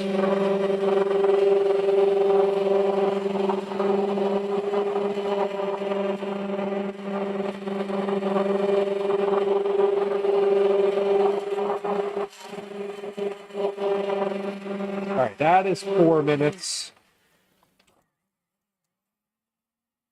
That is 4 minutes. So this is still simmering. I'm going to turning the heat off now. Let me rinse my immersion blender here. I'm actually going to sit that in the thing to soak with some soap on it. Sit that in my measuring cup to soak for a second. But this is looking really nice. I'm happy so far. I'm happy with the consistency and the appearance. Let's come on over to the counter and we'll do our taste notes and adjustments. And then we'll do the next one, because this was pretty straightforward. Total time, including prep, talking, letting the dog out, all of that, 53 minutes. So that's pretty good. I feel like 53 minutes is not at all what this would take if I wasn't like chatting and making notes and like doing the rest of it. Anyway, so before we do our formal taste test, notes here. With the cooking, I like the stirring every couple minutes and like letting it rest, but I want to put a lid on here. I think that this would easily cook in 15 minutes if it had a lid on it. And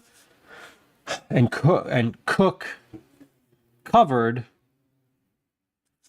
for 15 minutes, stirring every 3 to 4 minutes. Cauliflower should be browned and softened. Add the beans, their canned liquid, cayenne, salt, and pepper. Okay, so I want to add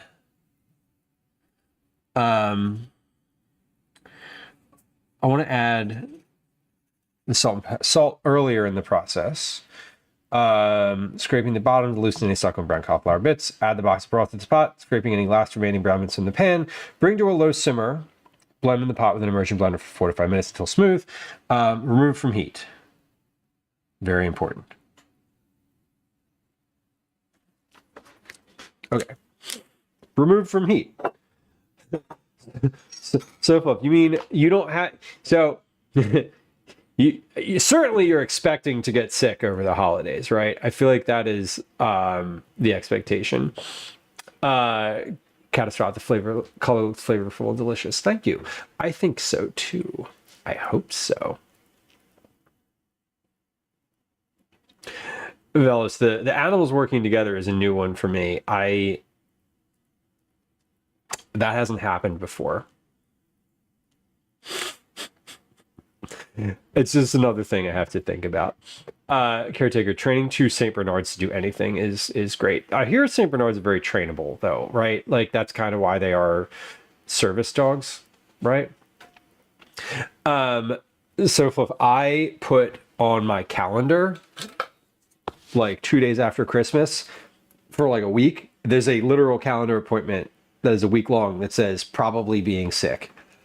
It's been there for a few years now, because every year when school ends, I'm just like fucking, I'm sick. I also have spent the past couple weeks like getting ready for the holiday and stressing and sort of like, you know, being up late at night and wrapping presents and getting last minute stuff and making cookies and like all the shit that comes along with the holidays, all of like the stressful elements of the holidays.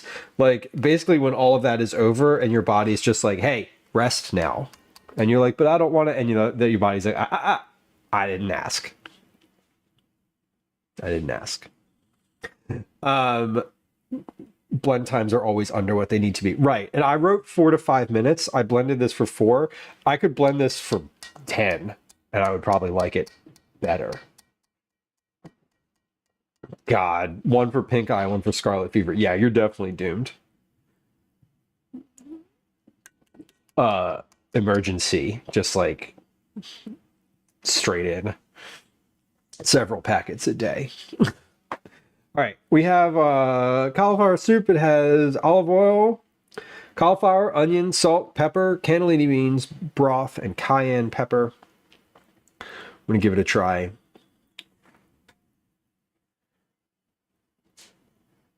I'm gonna blow on it first so I don't destroy my mouth and my taste buds.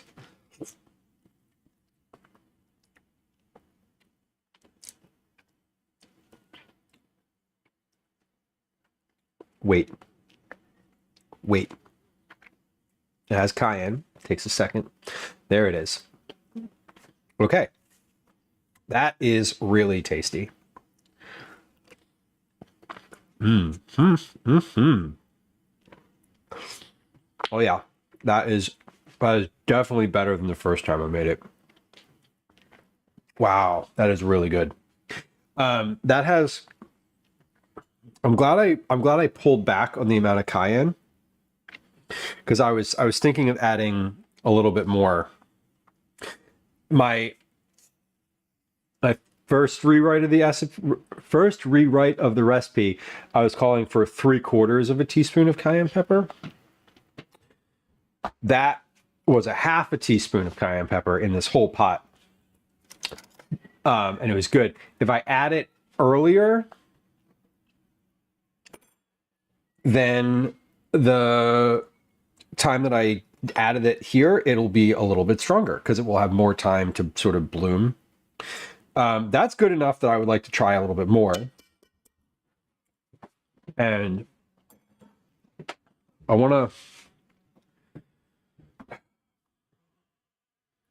just want to make sure, like, I was tasting for the cayenne primarily. I was tasting like how hot, how spicy is this?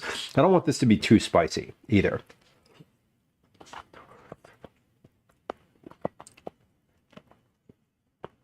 I don't think it is, but I'm also not a good arbiter of whether or not something's spicy. Like, I am, but to me, I wouldn't say this is spicy at all. But I know people in my life who would be like, oh, it hurts. And if that's you, that's okay. Perfectly valid way to exist. I want my face to be burned off. So I held back a lot. I'm trying to decide to like a normal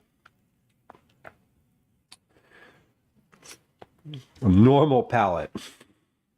I think that's good. I think what I will probably say is I'm probably going to add a note here that, like,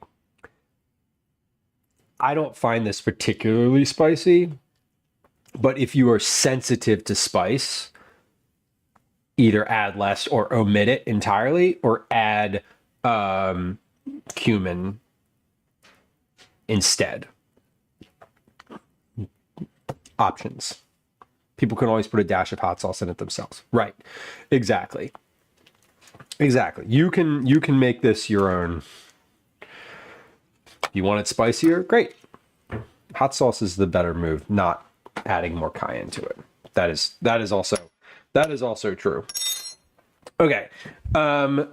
This is good. Let's put this in some packet in a container here, assuming I have a clean container. Fun fact, I don't. Let's see, 2, 4, 6, 8. So this should make roughly that many containers. 1, 2, 3. 1, 2, 3, 4, 5. Okay. I also want to measure out.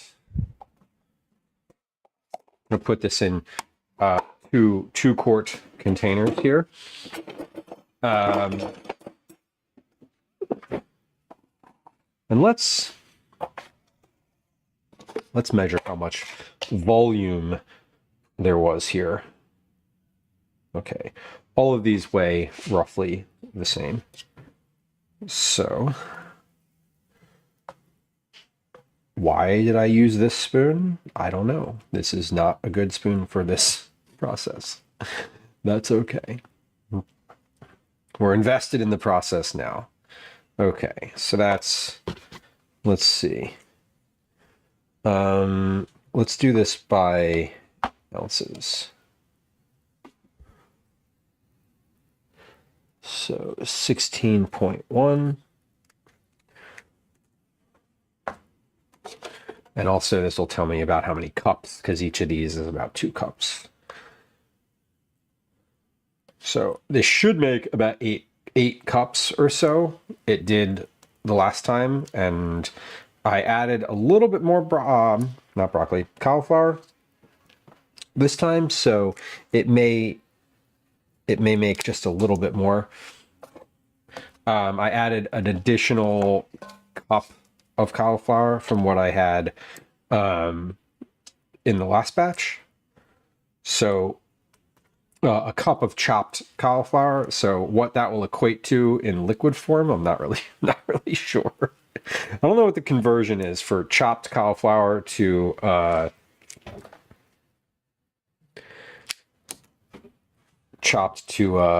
liquefied, but certainly it's not nothing. When we're finished with this, we're going to do the tuna pasta. Actually, should I bake some cookies first? I feel like I should bake some cookies first, because then they'll have time to cool. That would probably be ideal.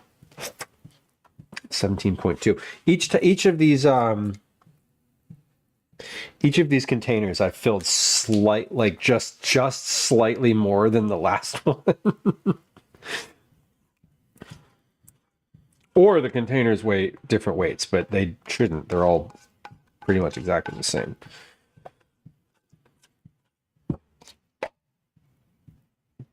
I mean, they're within 1/10 of an ounce of each other, I would imagine.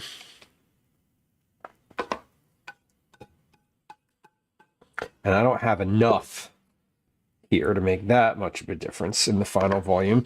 If I'm saying that a medium head of chopped cauliflower makes 7 to 8 cups, then we need to be a little bit liberal on what the serving size is going to look like of this. So I would say this makes about 4 2-cup servings, because each of these is roughly 2 cups filled all the way to the top, which these are not quite filled all the way to the top. Oh, I didn't weigh this one. 9.7. Okay.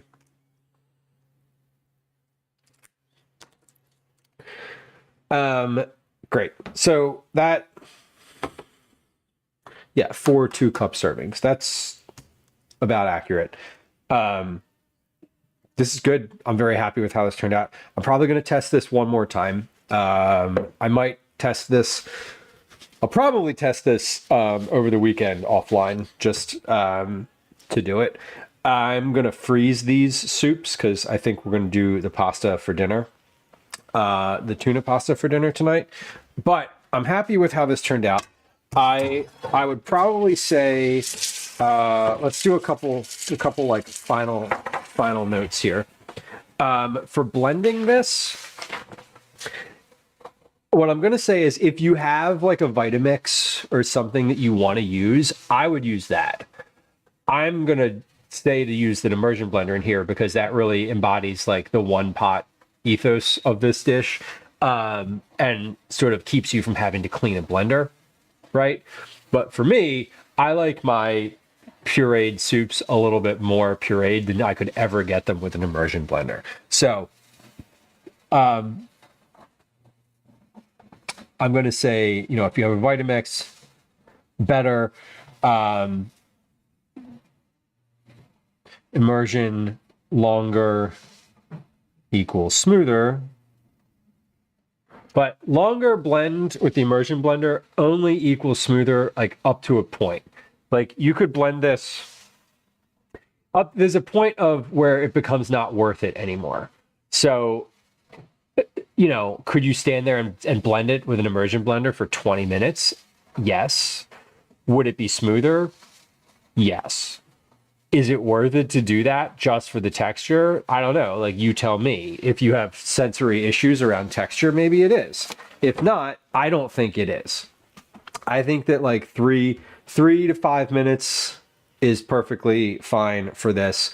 The other note that I would say here is if you want your soup to be like, this is a thick soup, like a thick sort of textured soup. If you want it to be thinner, add more broth. Don't even add more broth because I'm calling for a box of broth. I would just say to add like a cup of water to this if you want it to be thinner. That's it. If you're an obsessively smooth soup person, just get a Vitamix. Right. If you're an obsessively smooth soup person, you probably know that about yourself already.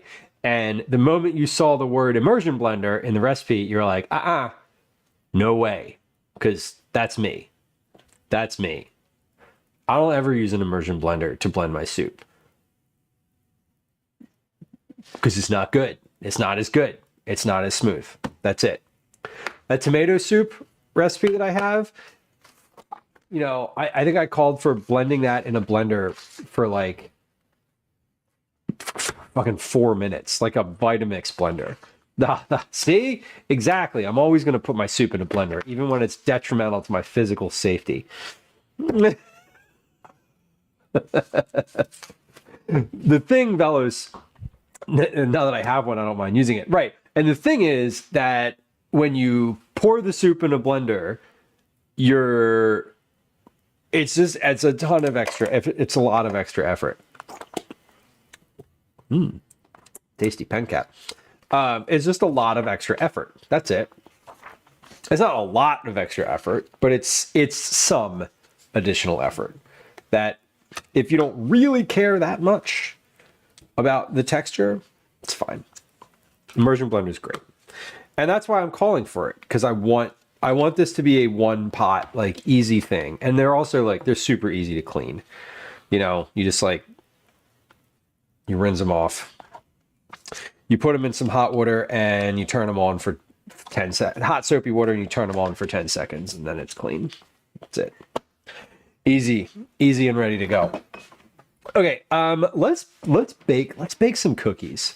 I think I want to bake some cookies before we make this tuna, because the cookies have been in there for a while now, right? What time did I put those cookies in there? It is 4:25. It took me an hour to make that soup. I put the first, we're gonna make the first batch of cookies. That's what we're gonna do.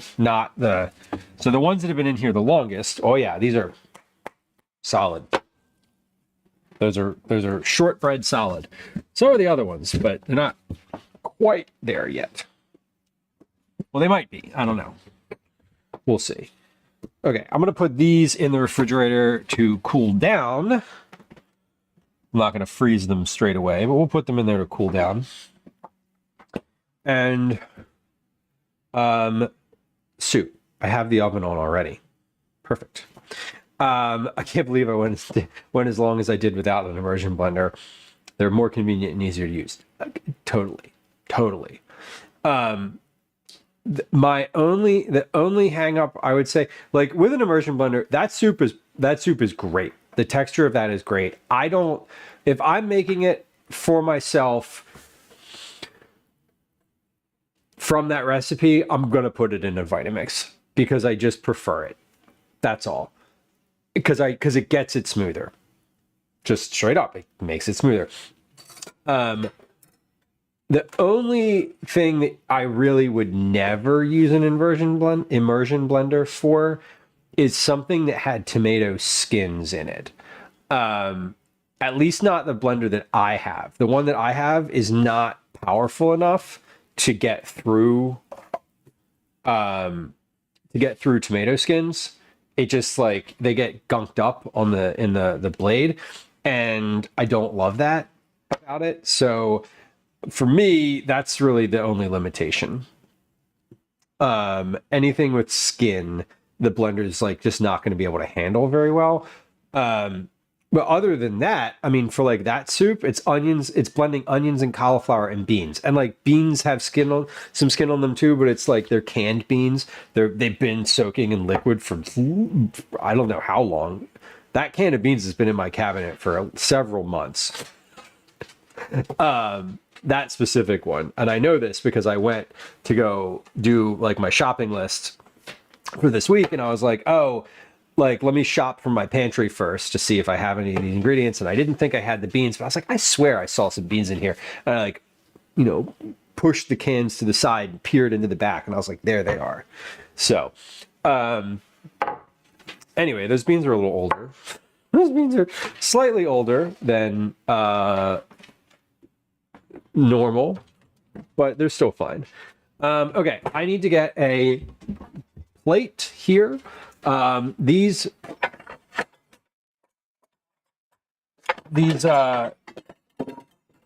cookies get cut. No, well, first they get basted with an egg, like a blended up egg. Then they get rolled in sugar, and then you cut them and bake them. It says to put them on a sheet pan with parchment paper. I've never actually made them on the silicone mats before. But I'm going to use the silicone mats because they're easier, and I'm just not feeling it. I'm not because I want to. Anyway, these also don't spread very much, so I'm making 24 cookies. 1, 2, 3, 4. No, I'm not going to fit 24 cookies on this tray. Who am I kidding? Lou, don't do that. That's silly. You're not going to do that. Let's check that my oven's at the right temperature. 350, 350, 365. Close enough. It is my oven's a little bit, as I've stated, I don't know, conservatively 100 times on this stream. The oven isn't calibrated, and I feel like it's not always at the right temperature. So we're going to let it be at 365. So we're getting our station ready here.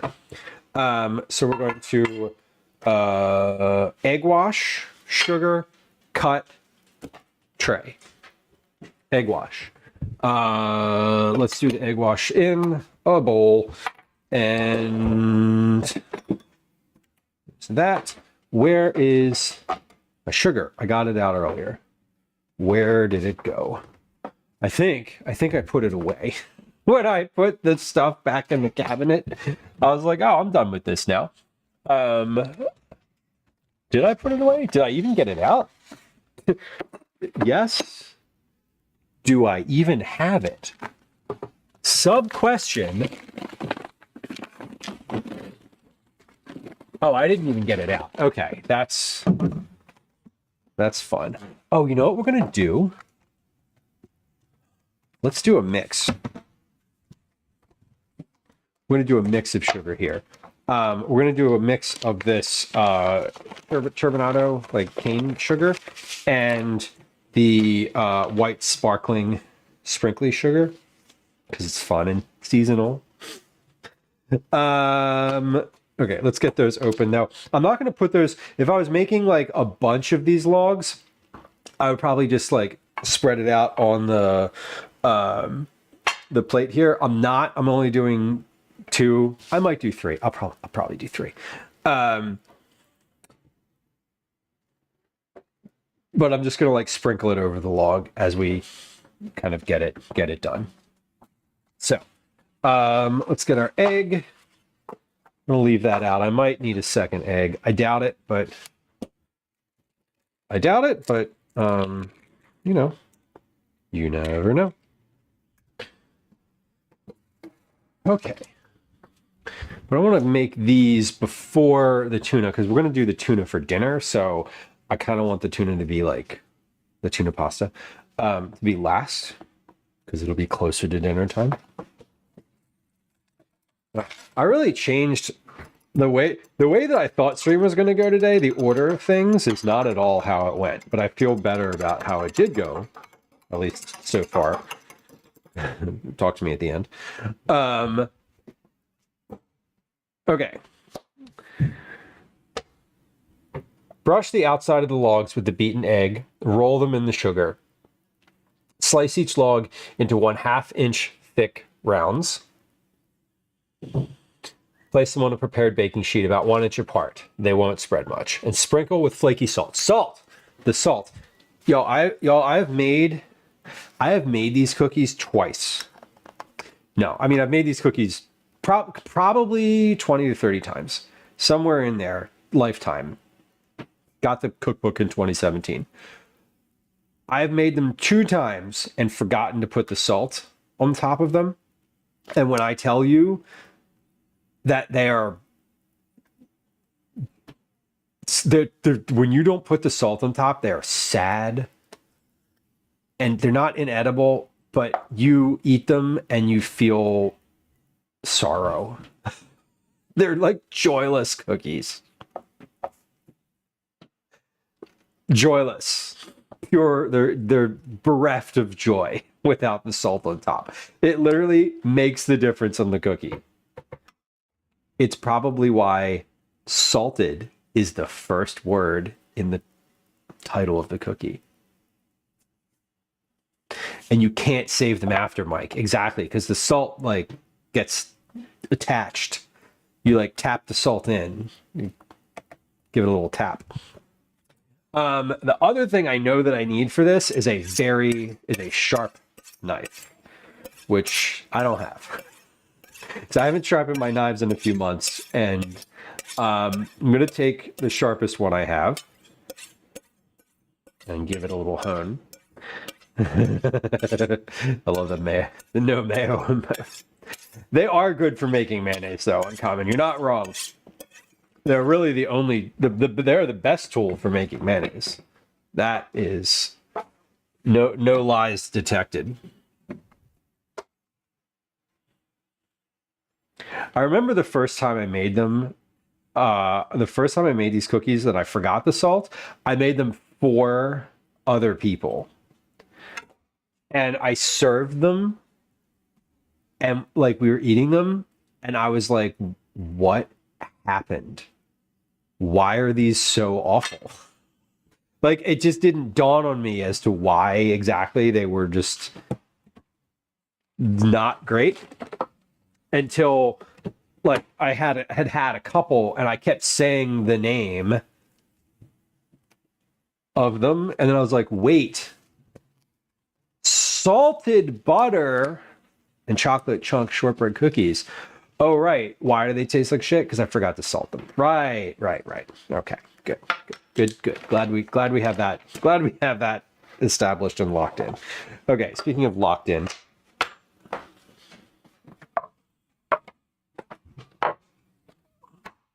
Get this mat under my cutting board.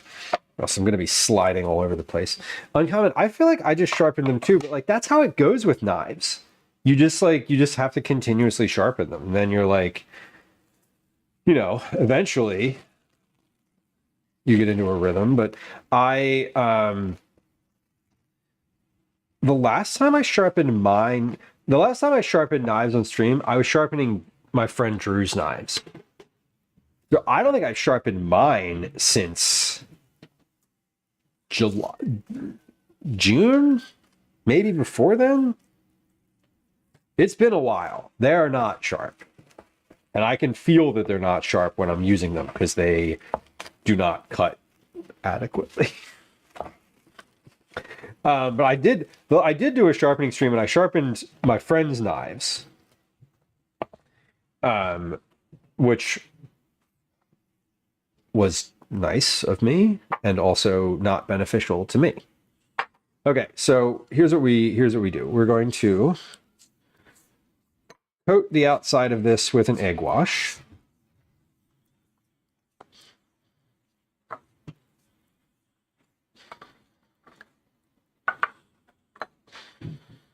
And I have a glove on. I'm just wearing one glove. I'm going to try to keep a clean holding hand and a working hand here. That's the goal. So we have a holding hand. We're going to take that and we're going to sprinkle some. Whoop! We're going to sprinkle a lot of the sugar over the top. I'm going to roll it.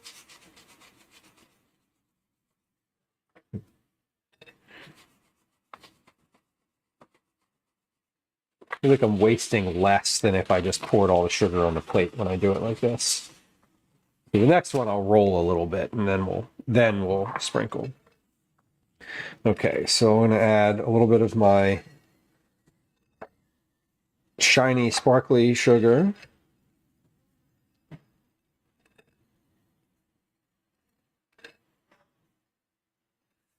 Okay, and now we need, so I'm going to kind of transfer this to the plate. And then I am not going to cut this the way I would normally cut things. Let's see, I want about 12 cookies from here. So I have 6, and then 3, and then 3. I'm just putting some like markings on here. So I have 1. Normally, I would just go ahead and like cut from the center. But for this, I want to, for this, I'm gonna cut. I wanted to measure out from the center, so I know that this is like evenly spaced. But I want to cut from an edge here, and I want to go straight through. But then I don't want to take the cookie off the end because I realize, but in having done this a couple times, I realize when I take the cookie off the end, they crumble easier. The pressure of having like a couple cookies pressing in from the outside helps with keeping them in one piece. Because they're shortbread and they can crumble, they can kind of fall apart. Now that's too much to hold there. So we're going to do, I should have 12 cookies. So 4, 8, 12. 1, 2, 3, 4. 1, 2. And then I'm going to cut these last ones. 3, 4. 1, 2, 3, 4. There we go. Okay, so we have our chocolate chunk. And they look, you know, when you cut them like this, they still look, some of them sort of look like chunk. Although this one has a nice like cross section of a drop in there. Okay, salt. A little bit of salt all around the top of each one. Now, the thing that I do love about these cookies is they're really they're very uniform. And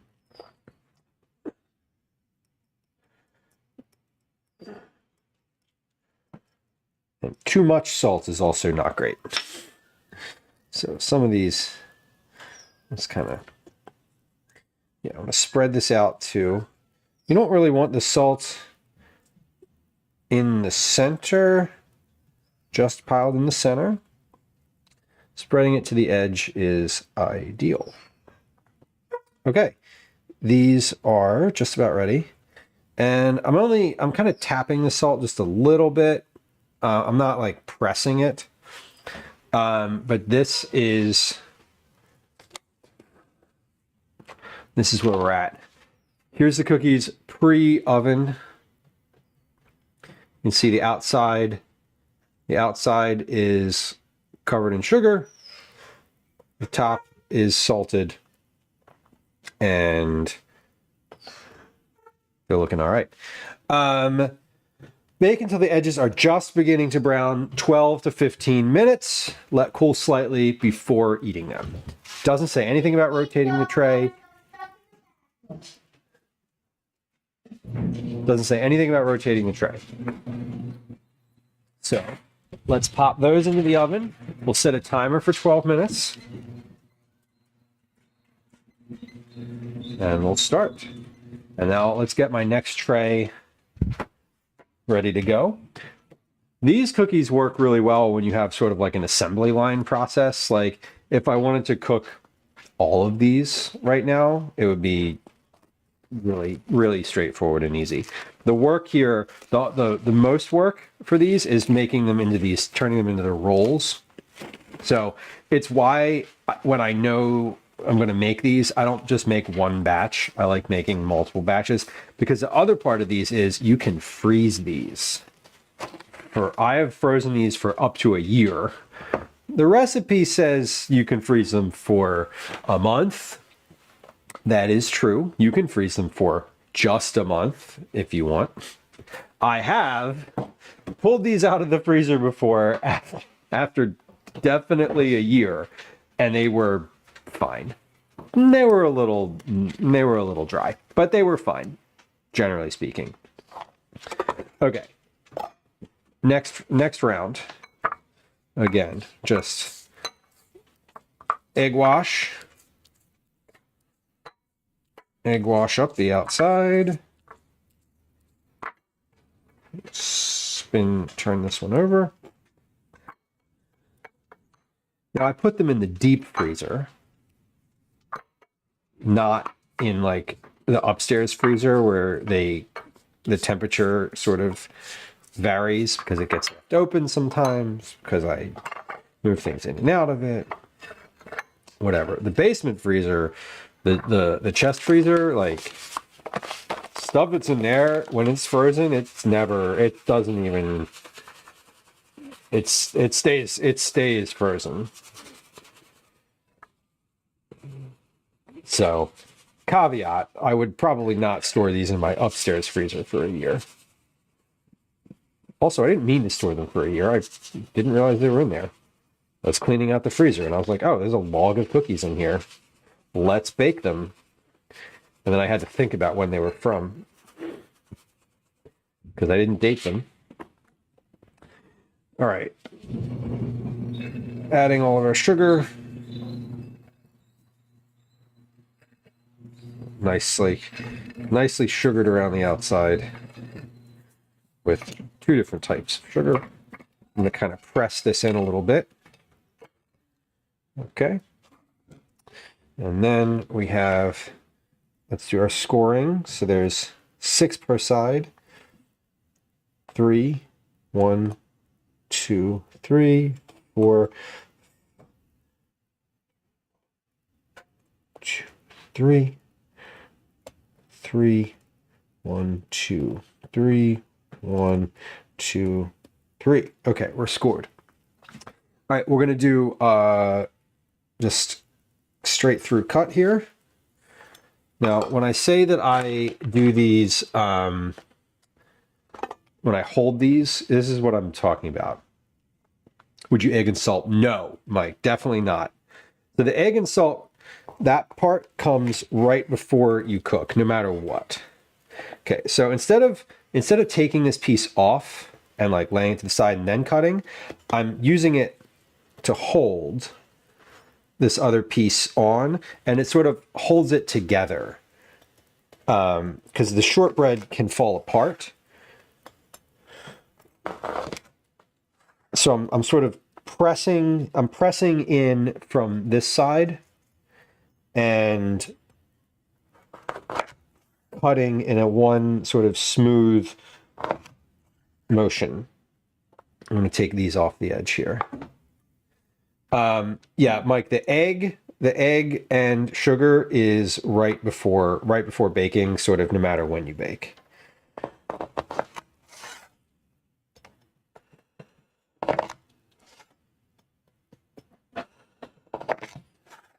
So let me show you. See if I can I'll give you an example here. Let's take these and set them to the side for a second.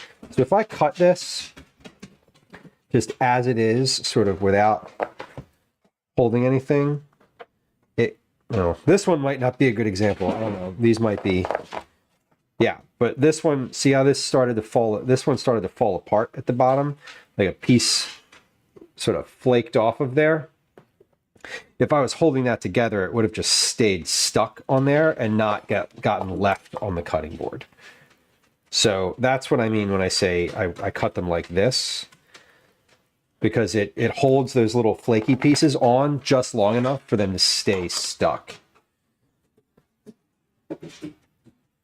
Okay, 1, 2, 3, 4. Great. All right, that doesn't go in the compost. That goes here. Okay. So we have 24 of these. I think that'll be enough. And if we want more, they're easy to bake, and I have them in the fridge. Like they're ready. They're ready to go. They are slabs, Tatsu. They're the good type of slabs. Whoa, knife down. Okay, there we go.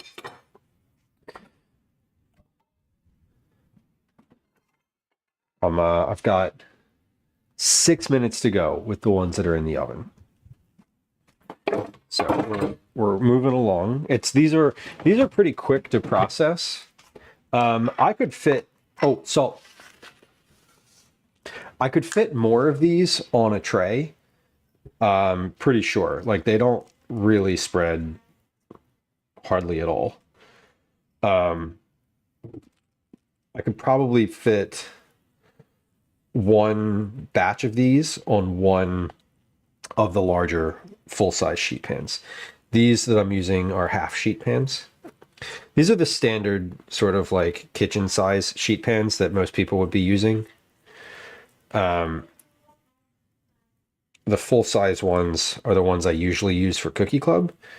But these are my everyday usage sheet pans, which is why they are the color that they are, because they don't get treated. These do not get treated nicely. Okay, this is ready to go. We're ready here. Finished with our sugars. Finished with our eggs and all that. What's that? I said I'm home, obviously. Yeah. Hello. Gwen's home now.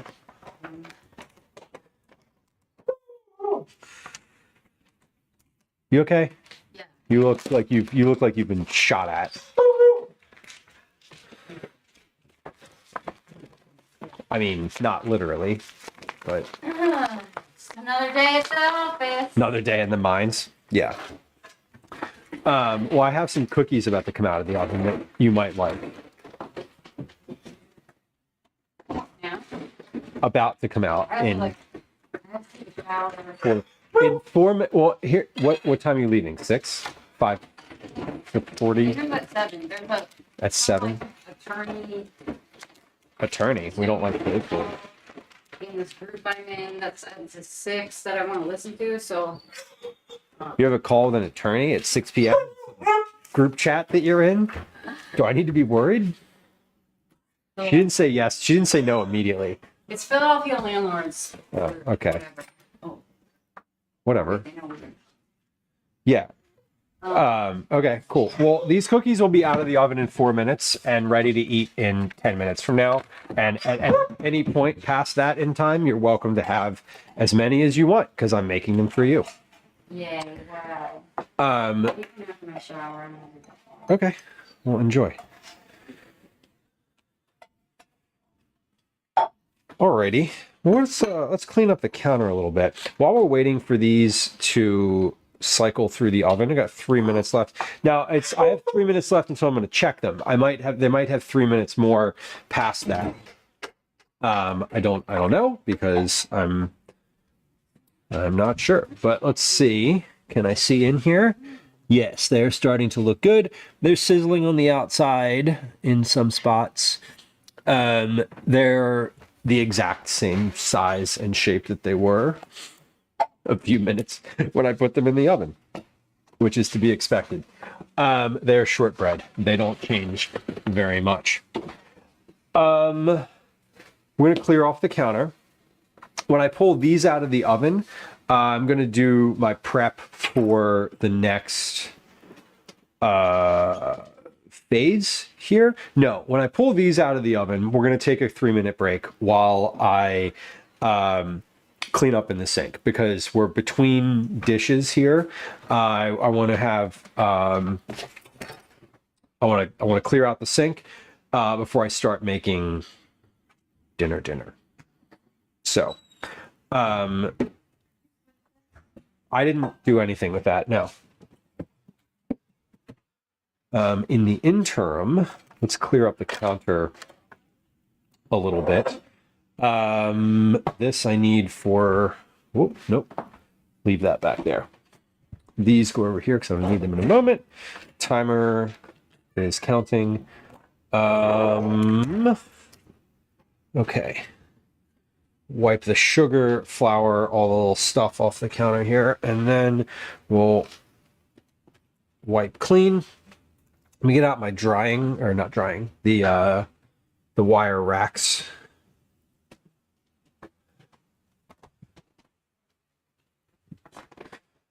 For cooling.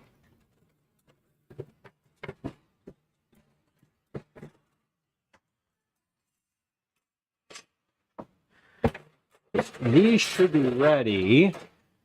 They do need to cool down a little bit. When you take them out of the oven right away, like right straight out of the oven, these cookies are still pretty soft. They actually, when they cool to like a little below room temperature, not a little below, when they cool completely, they firm up quite a bit. So you can't really eat them directly out of the oven. If you eat them directly out of the oven, they're still just like, they just fall apart on you. But pretty shortly after cooling down, they're ready to go. So we're gonna take these. We're gonna take a look at these. I got 6, 5, 4, 3, 2, 1.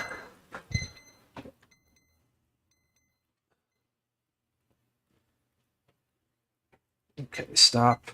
Up to 3 more minutes here. These might need. I'm going to take a look. I want these to be, what are the note on here? Until the edges are just beginning to brown.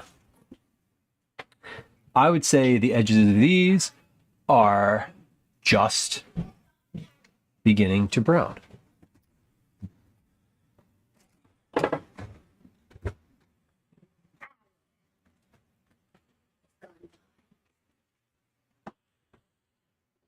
One full hour, or was it 55 minutes? No, I set a timer for an hour at like, Okay. I think at 5:20. I'm going to give these another minute. One more minute. Okay. Okay. Cool. Great. One more minute for those, and we'll be ready. Yes. They go from like finished and perfect to overdone in like a minute.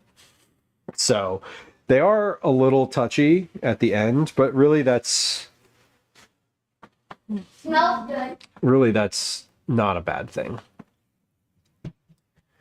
20 seconds. So the next batch I'll just put in for 13 minutes. I've cooked these for longer before. But I put my oven up at 365 instead of 350.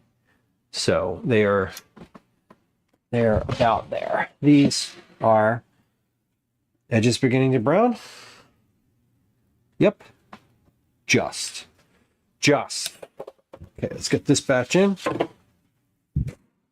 And we're going to set a timer for Set my timer here.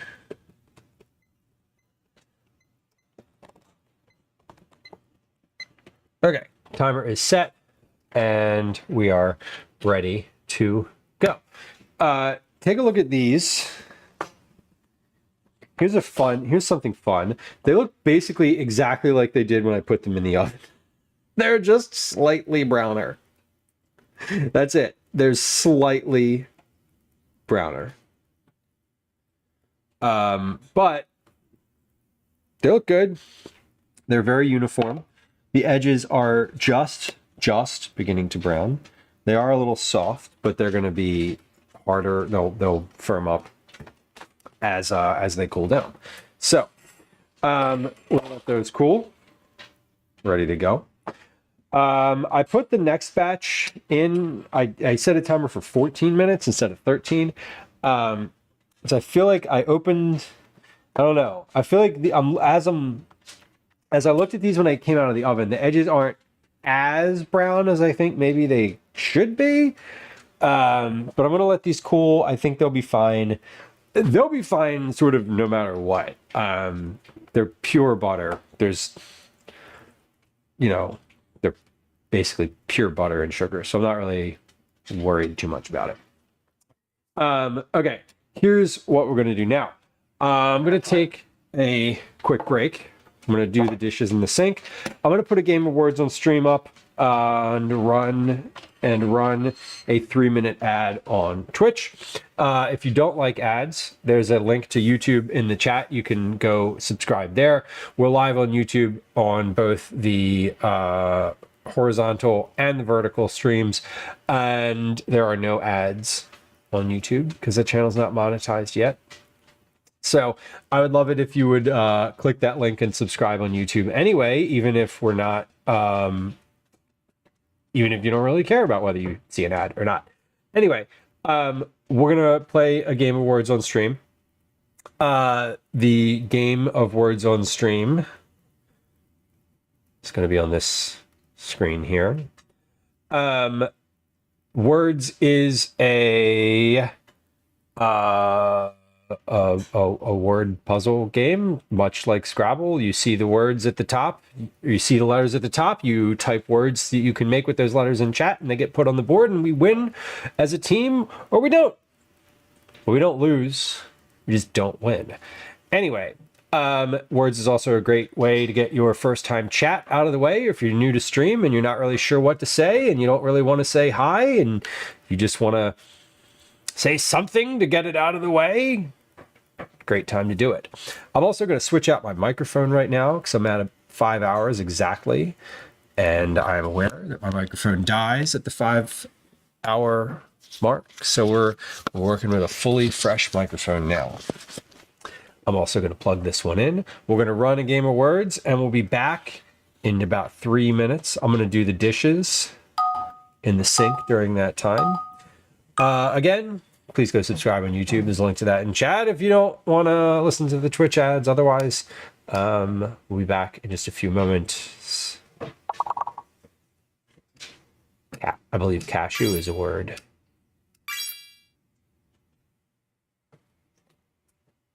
Here comes a 3-minute ad. We'll be right back. Hi, welcome to another edition of Commercials I Hate. I'm going to plug this other microphone in, just in case. I don't know where this one is at charge-wise, but I didn't charge this one before stream today, so it might be a little low. We'll figure it out. Anyway,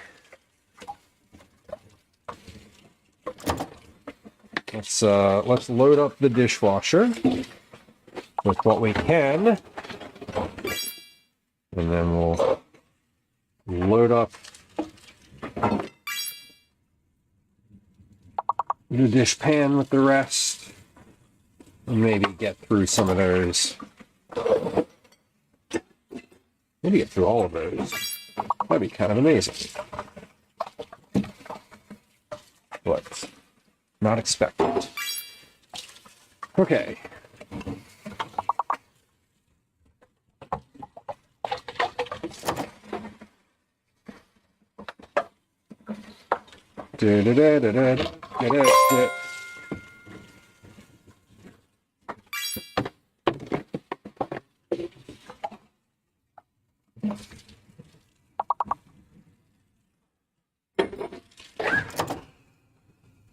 Okay, dishwasher is loaded with everything that's going in. Normally I would also put my measuring spoons and cups and all that in there, but I'm going to use them again in just a few moments here. So we're not going to do that. I'm going to wash those by hand. Alrighty. We got one more.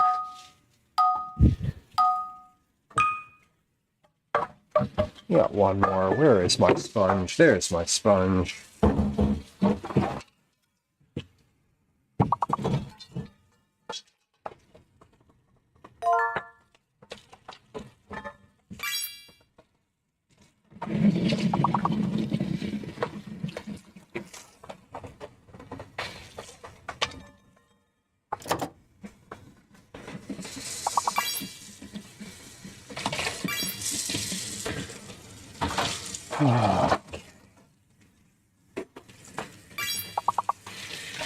Getting there.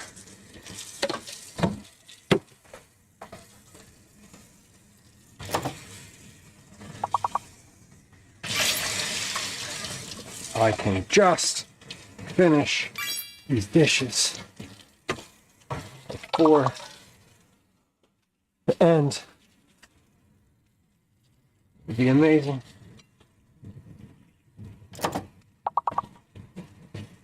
Feel like I'm in a... It's over! Hey, if you're on Twitch, welcome back. Thank you for your patience. I appreciate you. Nobody likes the ads. I don't like the ads. But two things are true. One, Twitch is going to run ads no matter what we do. And two, it's better when I use them to do dishes and be off camera for a few minutes to take a short little break and catch up with kitchen admin tasks. So thank you for your patience if you're hanging out on Twitch. If you don't like ads and you're like, what the hell's wrong with this guy? You probably left already, so I'm not speaking to you. But if you want to further enhance your viewing experience and benefit to this channel, please go subscribe on YouTube, Command YT in chat. Otherwise, we're finishing this game of words on stream. We have one guess per person left. Get your last guesses in if you're playing. It's almost done. Okay. Very good. Very good. Well, I have to admit to you that I did not finish the dishes this time around, but we came very close. So, it's all good. I didn't have enough people to do the dishes either, so that's a familiar feeling. 5 minutes left on the cookies that are in the oven. They're looking good. Okay, I am gonna close the dishwasher though, so that I don't trip over it. Oh, I didn't wash the teaspoon. I'm definitely gonna need that. So let me. There we go. Okay, that's clean now. Okay, we're back. While we're waiting for the rest of those cookies, the second sheet pan of cookies to finish in the oven, let's look at this recipe. Make sure I have everything that I need for it. And then we're going to get started once these are out and cooling on the counter and I no longer have to worry about them and I can focus completely on the making of this tuna john, which is in fact a very straightforward tuna pasta. Not a tuna pasta, it's a pasta with tuna. Yes. Okay, we need olive oil. Thusly. Lemon juice. Thusly. 2 cans of albacore tuna.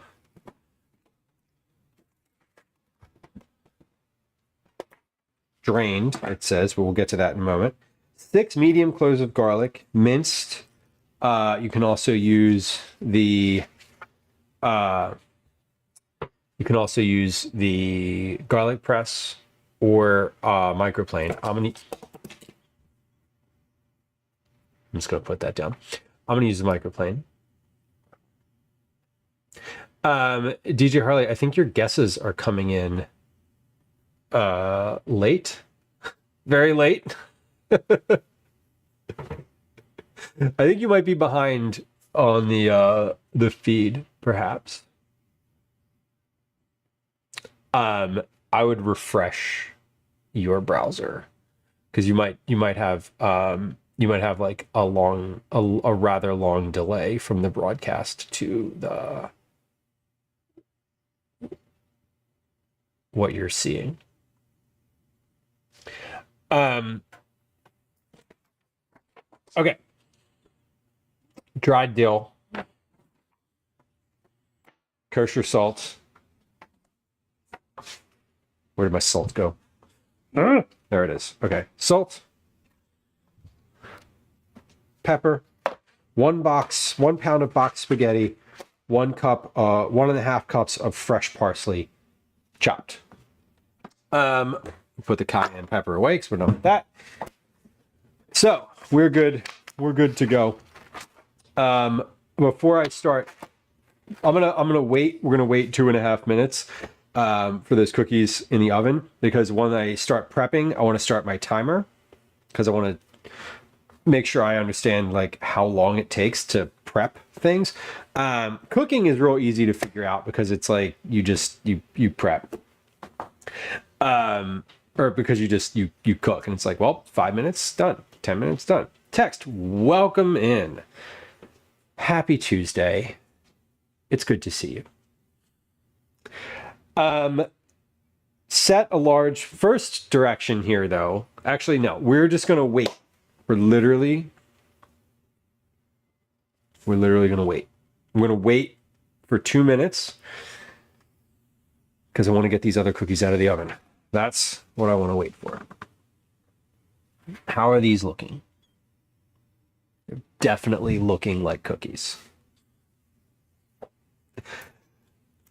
How are these? Oh yeah, those are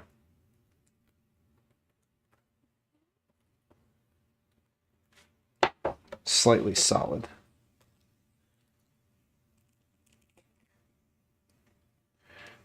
Yeah, those are browned. Okay. They need to cool. Well, we're waiting. I don't like waiting. I don't like being idle. I feel restless when I'm not doing something. Not just on stream, like literally all the time. Just all the time. I'm good at waiting, but I need something to do while I'm waiting, which is why I like grabbed a drink of water. I'm hydrating. The fact that they sell these at Costco for as cheap as they do is the only reason I have like fancy water. Whenever I get a Costco order, I get a box of fancy water too.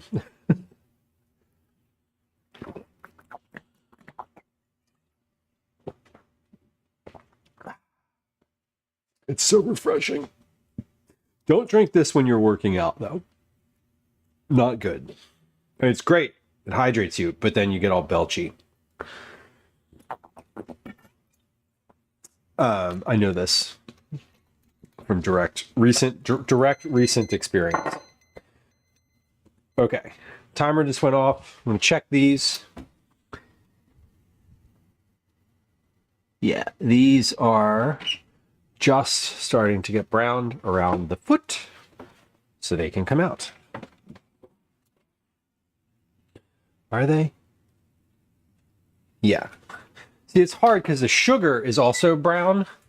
And so the sugar is brown. And so I'm like, is it the sugar that I'm seeing or what?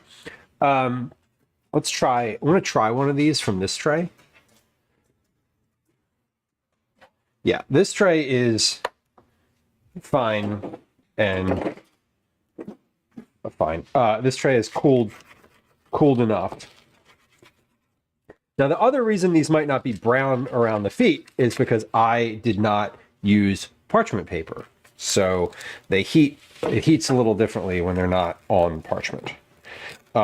which I'm aware of because they are slightly stickier to the tray, which is fine. Just need to make sure to, just need to scrape them off a little bit more.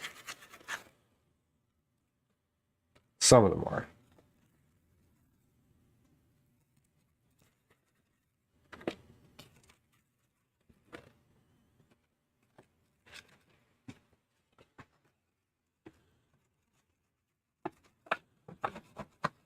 Okay.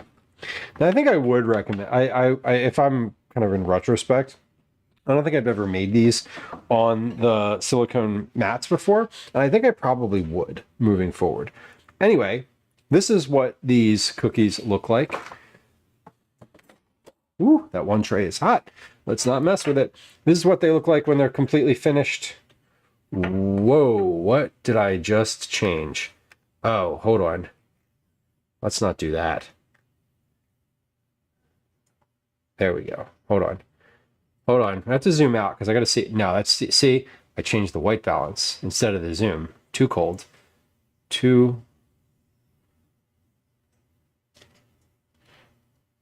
All right, that seems about right.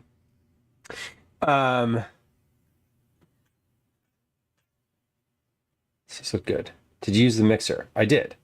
Is the dough too dry? No. The dough seems fine. Here's the bottom. Little brown around the edges. Sides. Salty top. Inside.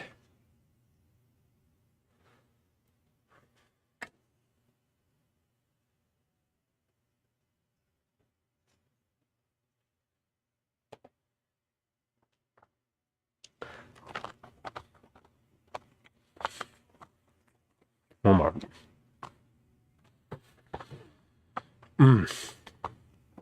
Fuck, that's good.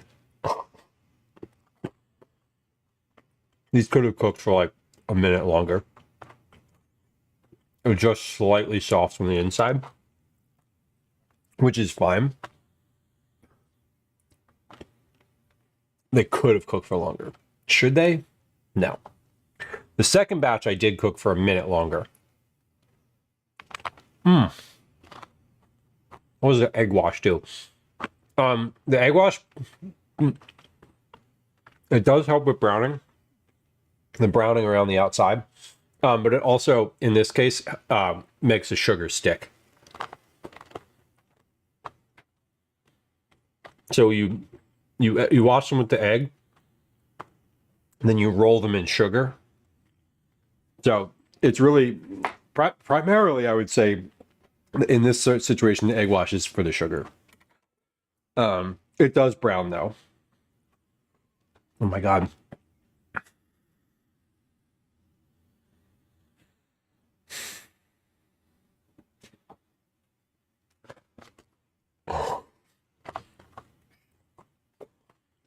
Let me eat another one of these.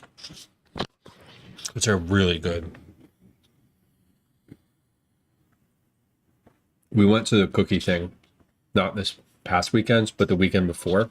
The one that I was gonna stream, but wasn't able to. Because, whatever. Because we won't get into it. Because I'll get upset and angry about it. Anyway. There was a version of these. They were the exact same thing. They were just slightly larger. And Gwen said they were really good. And I'm curious. I didn't have one. I bought some for her and she ate them all. I bought a bunch. And I really wanted one myself. But then she ate them all. Because I told them they were for her. So it's fine. But I'm curious how these stack up. Proteins are the glue. Yeah. Yeah. I'm thinking I'm considering what I totally different recipe. The one that is the flax bar recipe that I've been working on. The version that I made fell apart a lot. It was very crumbly. And I'm wondering if adding an egg to it would help. I know it would help,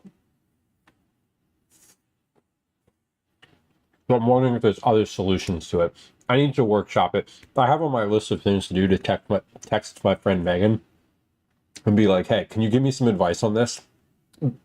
Excuse me, professional baker friend. I have a baking question for you. And direct access to your text messages. No rush. So fluffy. The Nanaimo bars. Nanaimo? I've seen that word so many times and I never know how to say it. Because I only ever see it in print. I don't think I've ever heard anyone say that word out loud. Avery Rook, welcome in. Happy Tuesday.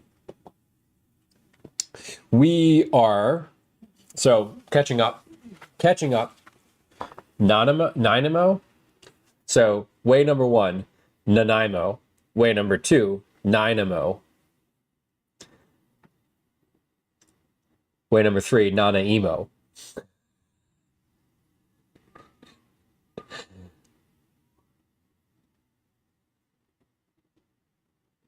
Nanaimo. Nanaimo bars. Nanaimo bars. Okay. Got it. It's not Nanaimo? That sounds like a Korn song. If you know the one I'm talking about, you definitely. If you know the one I'm talking about, it's playing in your head right now and you kind of hate me for it. I think it's Freak on a Leash.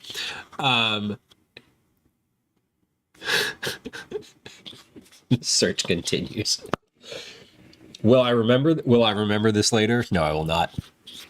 Let's make tuna pasta. It's 6 p.m. my time, and I'm gonna make dinner because we're ready for it. Okay. Well, we have our cookies. They're good. They're ready. Can I touch this sheet pan? Yes, I can. Let's put all the cookies on one sheet pan. When I was like, "Hey, we're gonna make this tuna pasta," and then I immediately did not do that. I immediately was like, "There's too much stuff on the counter. Let's move things. Let's clear the counter just a little bit. Constantly clearing the counter." There should be a counter for that. Clears counter. It would be multiple times a stream. In the hundreds. For sure. Lizzie, welcome in. Happy Tuesday. I hope it's been a good one for you. I hope it will continue to be a good one until it's over. And if it hasn't been a good one, it will end. As they usually do.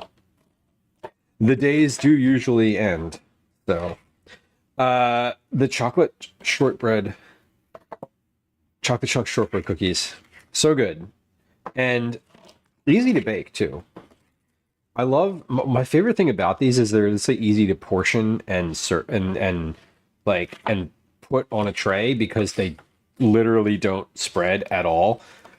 Like you could just put I could easily put all of these on the same tray. I just did. They don't spread any farther than this.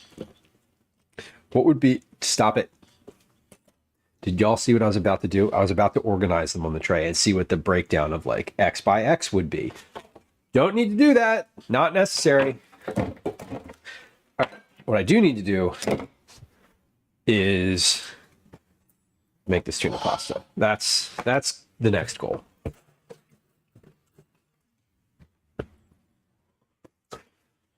Do it. Don't encourage me. Don't encourage me.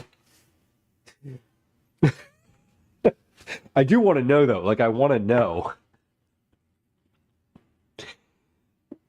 Let's see. 24 in a tray. 1, 2, 4, 8, 12, 16, 20. 4 by 6.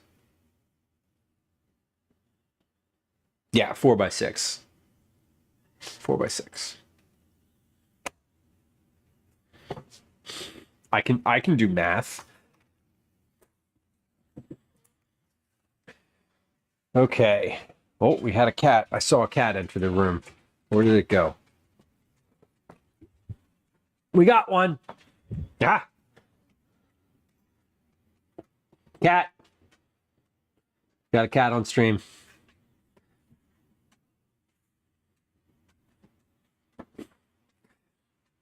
The hallway pooper is here. Hey, raise your paw if you haven't learned how to use the litter box properly. Yes, this one. Raise your paw if you can't figure out where to put your poop. Me. Me. Who likes to poop in the corner of the hallway? Me. Who likes to poop behind things?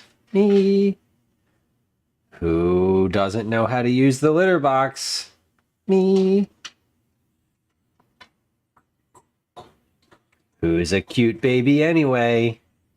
Me.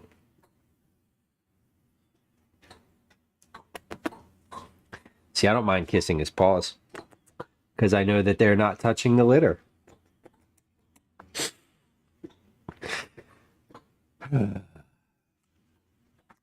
Yeah, cats have, you know, when their environment is disturbed, their behavior changes. Like there's foster kittens downstairs. He was fine in the litter box for a while. And then the foster kittens came. Well, we went on vacation and he was not, we weren't here for 2 weeks. And then we got foster kittens and I think he's just protesting. I don't know. But baby boy doesn't like using the litter box. He's very sweet though. He's very sweet, aren't you, babe? Okay. Well, we've seen Elsie. And we've seen Elsie. Yeah, we've seen Elsie and we've seen Ash today. We've seen Daisy coming around. She's still around. Hi, babe. I see you too. Yes. We have not seen Obi today. It is unlikely that we will see Obi. He's very reclusive. Okay, you getting down? Daisy left the room. Now he wants freedom. Okay. Let me wash my hands.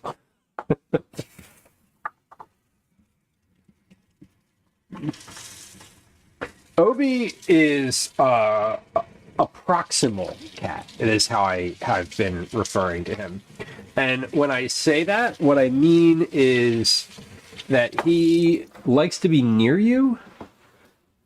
He likes to be in your proximity, but he doesn't really want you to interact. He likes kind words. He likes when you tell him he's handsome. I mean, who doesn't really? He likes when you like speak nicely to him. He even likes when you give him like a little, like when you walk up and you show him your hands and you give him like a couple little scritches and then you stop. He doesn't like bite. He doesn't like get upset. If you ask for more, if you like continue petting him, he just kind of gets up and walks away. So he just likes being around. He'll sit nearby. He'll sit like on the other side of the room and be like very content. He'll loaf and just chill. He is funny because I think he takes his cues from Daisy, because she's very much like that, and the two of them hang out all the time. The team orange in the house is Daisy and Obi. And they're always near each other. They nap together. They nap together. They sit together. They interact. Generally, it's very cute. It's very cute. Okay, let's prep for this tuna situation, or like just make it. There's no prepping. There's like everything kind of happens at once. So I'm going to read through the recipe first to make sure that there's no like gotchas or things that I want to change the order of or reword before we get started.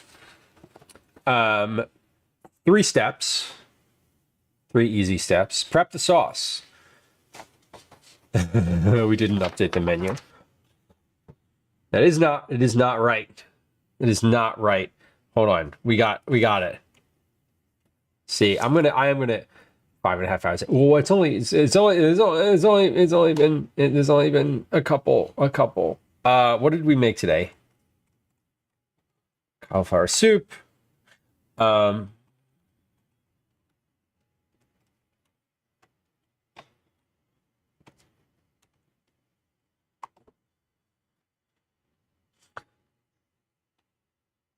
Okay.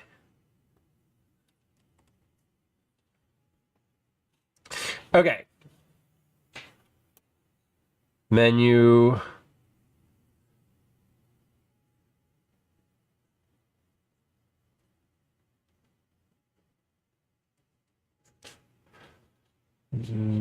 Hold on. I'm gonna hit save. There it is. Okay. The menu command should work now. For all of your menu inquiry needs. Don't forget the step where you let the cat taste the tuna. I know, right? Cat mouth adds the secret flavor in the dish. Yikes. Which part is for dinner? The tuna pasta is for dinner tonight. The soup we're gonna freeze. The soup recipe isn't. I still want to test it one more time. If the tuna pasta recipe comes together, I made some changes to it from what I made some changes to volume of ingredients from the first time I did this. So I think this will be a better version. But the soup I do want to test. I think I do want to test one more time. So not that is relevant for dinner tonight, but Calvin is going to want the tuna pasta for dinner. I might eat the soup. We'll see. I liked the soup, and I had leftover tuna pasta last night. So anyway, ingredients: 3/4 cup of olive oil, 1/4 cup of lemon juice. That changed from the initial. It wasn't lemony enough for me the first time around. So I added an additional tablespoon of lemon juice. Phyllis, I hope you are enjoying your lunch. 2 cans of tuna, drained, albacore tuna specifically. 6 medium cloves of garlic minced, about 1 tablespoon. 1 teaspoon of dried dill. 1 teaspoon of kosher salt. 1 teaspoon of ground black pepper. 1 pound of boxed spaghetti, 1.5 cups of fresh chopped parsley. Fresh parsley chopped is what I said. So changes from the initial. I added more lemon juice. I added more lemon juice and I added more parsley. Does it. Prep the sauce. Set a large pot of salted water on high. Into a large heat-proof bowl that can fit over the top of the pot without falling in. Add all ingredients except the pasta and parsley. Let the bowl heat, stirring occasionally while the water comes to a boil. Step 2. Cook the pasta. When the water boils, set the sauce bowl aside and cook pasta per the manufacturer's directions. Drain pasta, reserving 1 cup of the cooking water. Combine the bowl ingredients, pasta, and reserved pasta water in pot, stirring until well coated. Stir in the fresh parsley and serve hot. Actually, here's what I want. Return pot to stove over medium heat. I want medium heat because I want the water to, I want to cook. I want things to sort of emulsify together as much as possible. Stirring until well coated. Stir in the fresh parsley and serve hot. Liz says parsley hates me. Fortunately for you, this recipe is flexible in the sense that I just want you to add fresh herbs at the end. I don't really care what herbs those are. So parsley would be my choice because it's like a sort of a classic, a classic like seafood lemon parsley situation. But dill would be excellent here. Fresh dill would be excellent. You could definitely add basil to this. Oregano would be good. Any of those like green Italian or green like Italian sauce herbs would be pretty solid here. We're gonna take all this cast iron off the stove though, and move it so that I can cook on the big burner because I do want my pot of water to be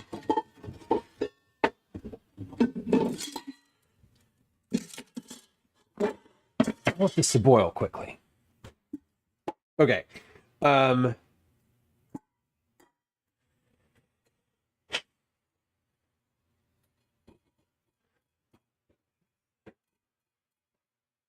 Let bowl heat over water.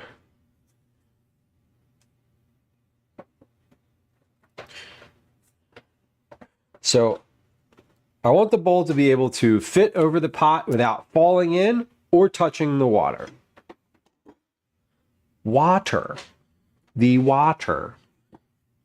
I do not want it to touch the water. So let's just start with that. Big pot, big bowl, sitting on top. Easy. Okay, let's start my prep / cook timer, whatever, and get started. I'm gonna fill this pot and salt it. Does the manufacturer have any directions about that? Bring 4 to 6 quarts of water to a boil, add salt to taste. Well, I don't generally love drinking salty water, so I don't know what salt to taste means, but we'll figure it out. I know what they mean, like, in general, but I feel like if they're saying 4 to 6 quarts of water, they should also tell you a volume of salt to add. Because, like, to taste is very subjective here. Anyway, I'm just being nitpicky. Because that's what we're doing right now. We're picking things apart. This is just about full. Okay. Let's make sure this doesn't touch the bottom of the bowl. It does not. Okay. So here's what we're going to do. We're heating that. It's coming to a boil. Let's get our stuff together here. First, let's add our olive oil and our lemon juice to this pan. Let's do, so we need 3/4 cups of olive oil. So everything is going in this bowl to start. 1, 2,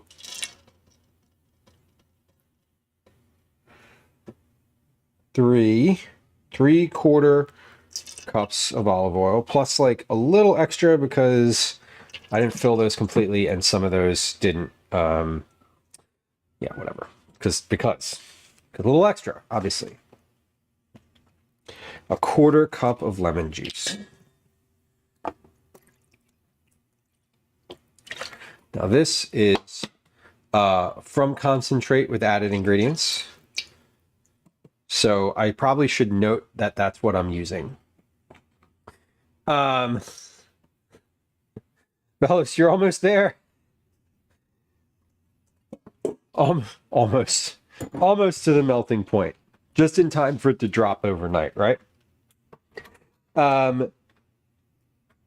Add all ingredients except the pasta and parsley. So we're just going to put these now.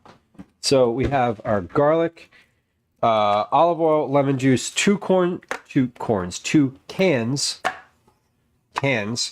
of tuna. We're going to drain these. It says do not drain on the lid of these, and I can't fathom why. Like, why would you not? Would you like? Maybe it's because when you mix it up, it's supposed to like rehydrate it or something. Have you ever not drained a can of tuna? Like, is that normal? Am I the one that is weird about this? I always drain my tuna, but is that a common thing? I feel like I don't recall seeing on cans of tuna a note that says do not drain. That feels weird to me.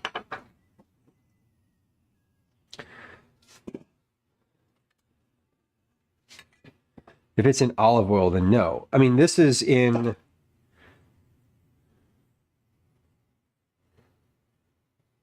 That's it. It just says tuna and salt. Contains fish, tuna. It doesn't even say that it's in water. Tuna cans say do not drain for specific brands that package fish with only natural juices and oils, not added water or broth, meaning the liquid is rich in flavor, nutrients like omega-3 and moisture. Good to know. Okay, so I think that is honestly worth... I've never seen that. I've never seen or heard that before. That's not to say that it's wrong. It's just that I haven't been exposed to it. Interesting. I think my note on here would be then if it says do not drain, then don't drain it. Like, I looked at the ingredient label after this, and it doesn't say packed in anything. So I think you're right. They probably just packed it without maybe any liquid, and it is like sort of the natural what came out of the fish. Maybe, I don't know. Anyway, we're gonna put that back over the burner. So I keep on putting my bowl back on the burner because that's like what I want. The can usually says tuna in water and tuna in oil. Yeah, and I almost always avoid the ones that are in oil. I like the ones that are like unseasoned in water only. That's usually how I prefer them. 6 medium garlic cloves minced. Get my garlic tube out. Chef Alex, welcome in. Howdy indeed. They want you to mix it all together. Okay, and I do want that. So I have made a grievous error by draining these. See what happens? I looked at it and I was like, do not drain. Whatever. Who says that? And then didn't think anything else about it.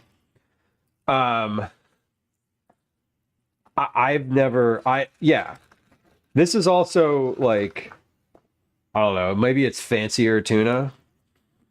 Maybe it's fancier tuna. I think that's probably it. I got the one that was like, I got the cheaper one in the store, but it was like, you know, line pole and line caught, like sustainable fishery, all of the things. All of the things. Knives out indeed. I hope I'm. As soon as you said that, I was looking around. I was like, I don't. Do I have a knife out? I don't. Do I? My son went to cooking camp this past summer, and one of the days he came back from camp, and I was just like streaming and chatting and like not paying attention, and he came up and like on the counter he like turned my knife so that the blade faced the correct way, and I was like, damn, you learned some shit.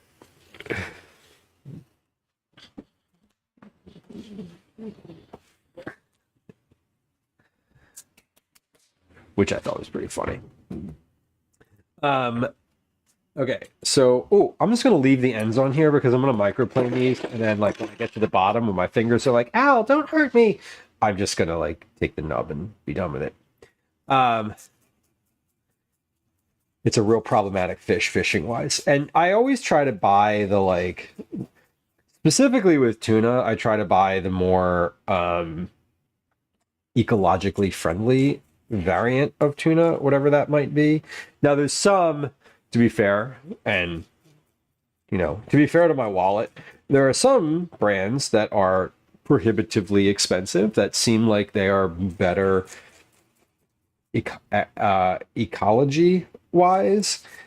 Economy wise, I try to find the ones that are like within the reasonable budget, but also like,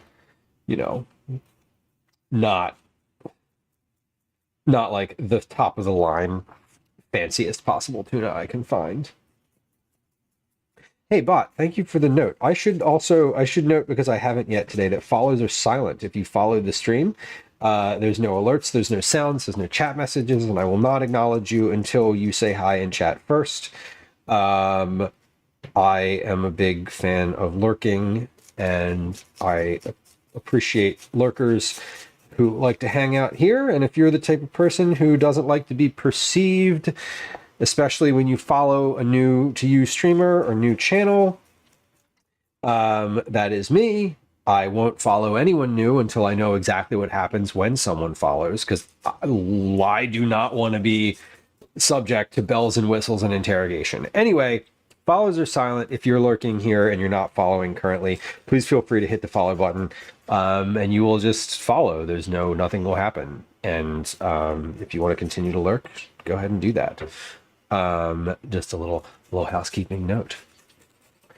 So what we're doing is making a really straightforward no cook sauce for our pasta here. This, I don't even remember when I started making this. This came from one of those things that I like read about at one point. I remember I was reading about like no cook sauces, and I think this is one that I was just like, I bet all this stuff would be good together, and it seemed okay. Okay, so we're waiting for this pot to boil. That's what's Cookie. That's what's happening.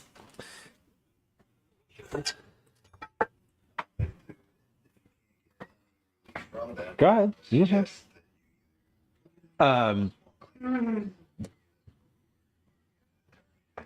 Happy? Good? Okay. I'll try not to eat all of them before you get home. All right. These are good. Oh, there's my bench scraper. I was literally just looking for this. I was like, where did it go? I knew I cleaned it, but I don't know where it went. Okay. So we're finished with the prep for the sauce. Let's give this a little stir. This is almost, our water is almost boiling. The pot here acts like a lid. So what I'm making is basically, I'm heating up everything in this bowl over top of my pasta water as it's coming to heat. Once it is at temperature and it's boiling, I'm going to take the bowl off the top. Often when I'm cooking this, I don't do that. I just turn it down and like let it be at a slow boil. But honestly, you don't need to do that. And I feel like what will happen is if I tell people to hold on, pause. I'm two different things are happening in my brain at once. Teaspoon of dill, teaspoon of salt, teaspoon of pepper. 1, 1, 1. Okay, dill. Great. I feel like what will happen is if I do that and I say like, hey, turn the pot down and, turn the pot down, make sure it doesn't boil over at the edge, blah, blah, blah. Like, it's too many steps, or it's too much. It feels like too much to consider if you're not like, I don't know. It just feels like too much to consider for a really basic recipe. And I don't like need that to happen. So I'm just saying to take the pot off while after the water boils. Okay. Teaspoon of salt, teaspoon of pepper, teaspoon of dill. Stir that in. And then we are finished with our sauce ingredients. That is it. Let me give this another stir. We're almost boiling. So I'm going to keep a little eye on this here. About 2 minutes to boil here.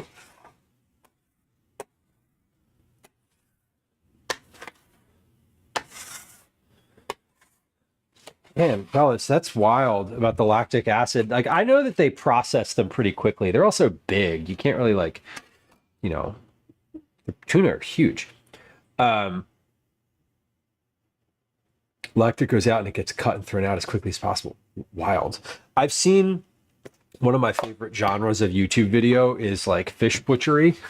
And like how to cut and clean this fish, how to cut and clean that fish.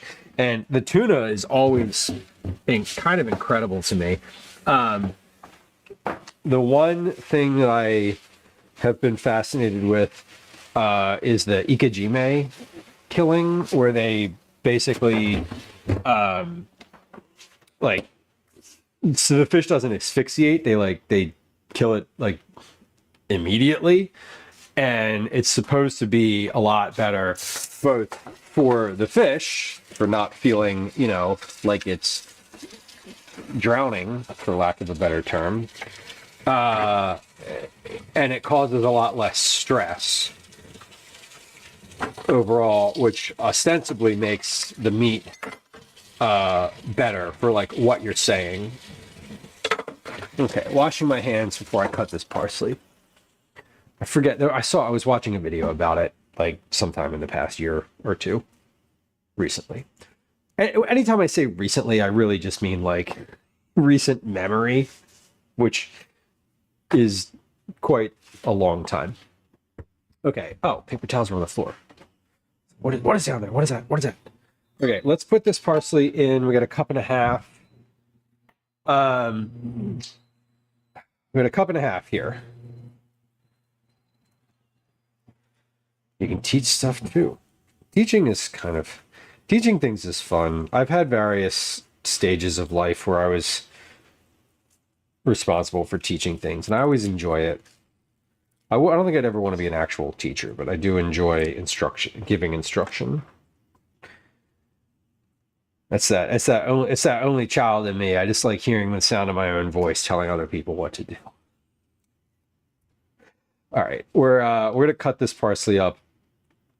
At some point, I'm gonna hear that that pot sizzle, and that's when we'll know that it's finished.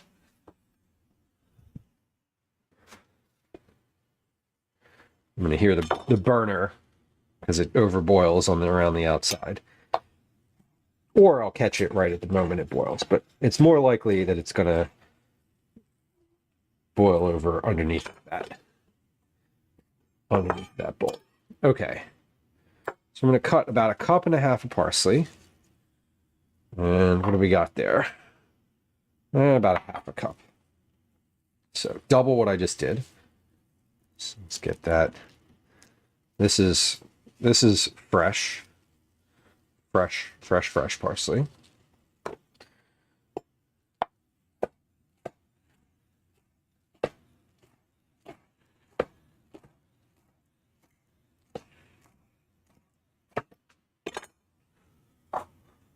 Cup and a half. Beautiful. Let's get all that in there. And this can just go back in the fridge. The stems, I'm not adding the stems this time. Just the leaves. I've got a cup and a half. This is ready to go. My water should be boiling. We're at 17 minutes, including the time to boil water. So all of my ingredients are prepped and ready to go. I mean, when I say they're all prepped, I mean like the sauce is literally finished too. We're good. Let's clean my cutting board. Well, first we give this another stir. So this sauce is coming together. Yeah, we're at a very low simmer right now. So this is the sauce. Oh, let's not pour that out of the bowl. This is the sauce as it is. It has everything else in here other than the parsley and pasta. It's just heating up, and the dill is rehydrating. The tuna is, I guess, rehydrating. My bowl is still over top of the pot, so it's getting it's coming to a boil. All we have to do is literally cook the spaghetti, drain the spaghetti, mix everything together with a little bit of pasta water, and then mix it with the parsley. So super simple next steps here. Take my cutting board and just brush that off. And we are waiting for water to boil. That's what we're doing. Joe, welcome in. Joe, I hope you're having a good Tuesday. I know Tuesday's a weird one. Tuesday is, generally speaking, my least favorite day of the week. Because it's too early. Wednesday's like, hey, it's the middle of the week. It's great. Thursday's like, hey, it's almost Friday. Amazing. And Friday is obviously, you know, as the kids say, goated among weekdays. But Tuesday's just sort of like, well, Monday was cool. Everyone was laying low because the weekend was just, you know, right there. Tuesday's just like the worst day. I don't know. Tuesday's the Monday of the non-Mondays. Tuesday is the Monday of the non-Mondays. Tuesday when I used to work in like corporate. Tuesday was the day that everyone decided to like give you the shit they were going to give you for the week. Like after the weekend, people come back on Monday, and then they're like, "Hey, can we touch base on Tuesday on that thing?" And you're like, "Sure." And then you have to like talk to some jerk on Tuesday about their problem, and then like Wednesday and Thursday, you know, Wednesday they expect you to solve it, and Thursday they're like, can we follow up on, when can you follow up? And you're like, Thursday, because I don't want to talk to you again on Friday.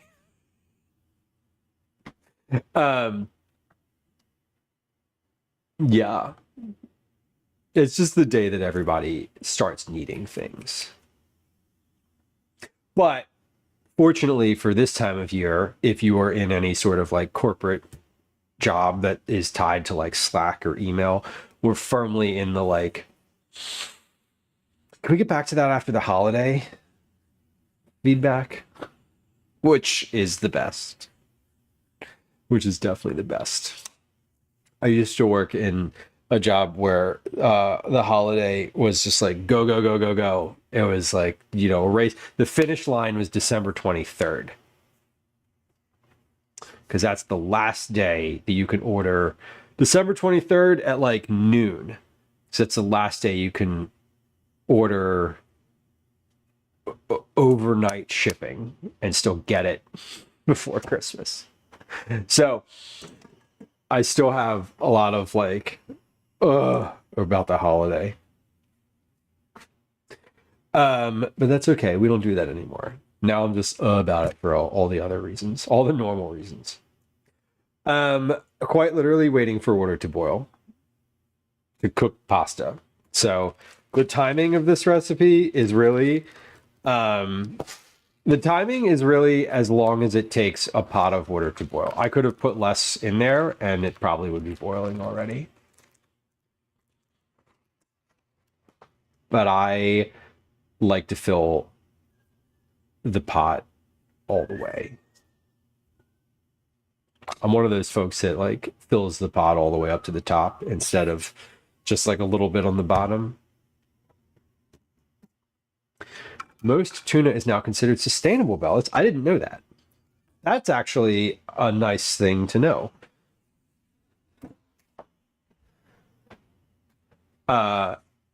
Fascinating.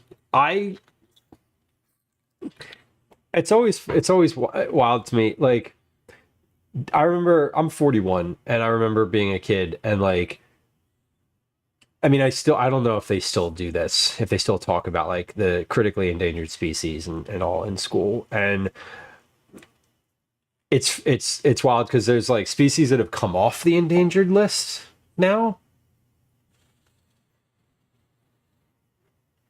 And I feel like, I don't know. I feel like I didn't know. Like it's like you never know if they come off. I'd rather not know. To be fair, I'd rather everyone just consider like that, hey, these animals are all still endangered. Because really they all are.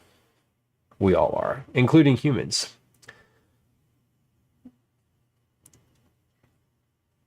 I don't know if you heard about what's going on in the environment lately.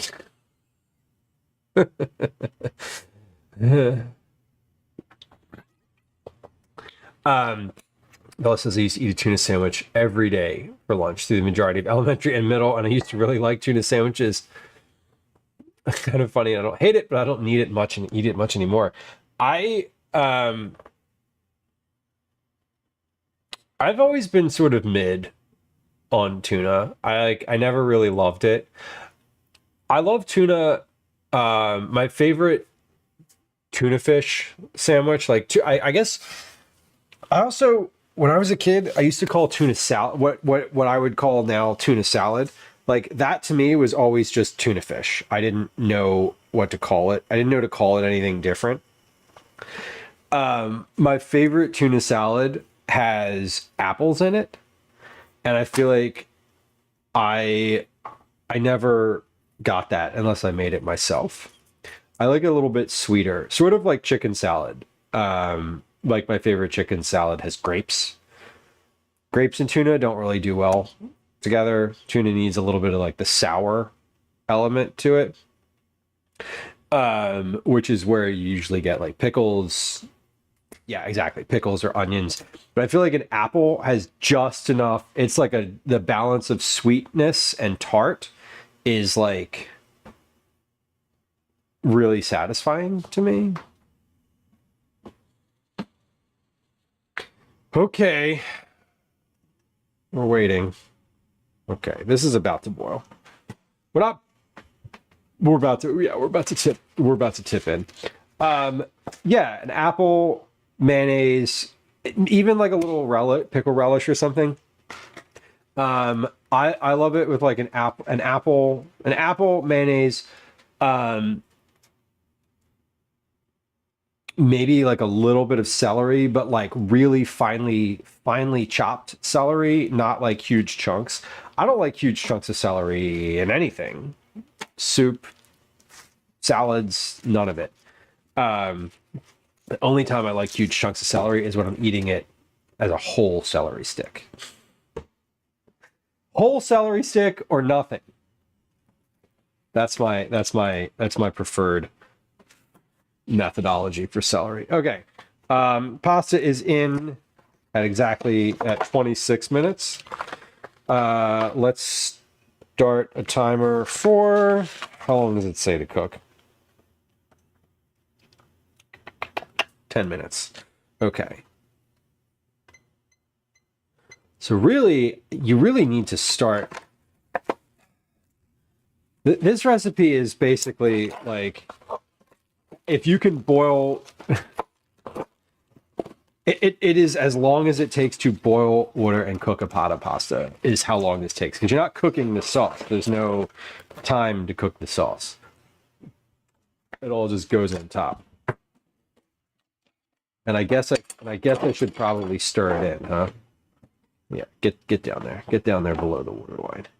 All right, so I took the bowl of the sauce off, because that's what I'm calling for. So I'm making it the way I would make it if I was following the directions here, not necessarily the way I would make it if I was just doing it regular old like.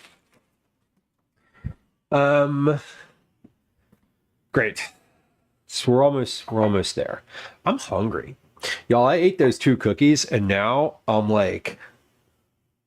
ready for some dinner. Like, I didn't really eat lunch. So I'm like, I had like a little bit of that soup and now I have a little bit of soup, a little bit of cookie, and now I'm ravenous. Savory Sailor, welcome in. Yeah, Velos, that was like, we knew about the big dangers, right? Like, hey, maybe let's not smoke in the car without seatbelts anymore. Right? But like the mercury in the fish coming up the food chain little by little, subtle. Subtle. You know, I was explaining to Calvin this morning, or maybe yesterday, I don't remember. It was within the past 24 hours. We were talking about pencils, like literally mechanical pencils. And I said something, I was like, oh yeah, like, oh yeah, you know, with that, you got to have all the pencil lead. And then I was like, yeah, but it's not even really lead, it's graphite. And he was like, what do you mean? And I was like, yeah, it's not real lead. Like they don't make pencils with lead anymore.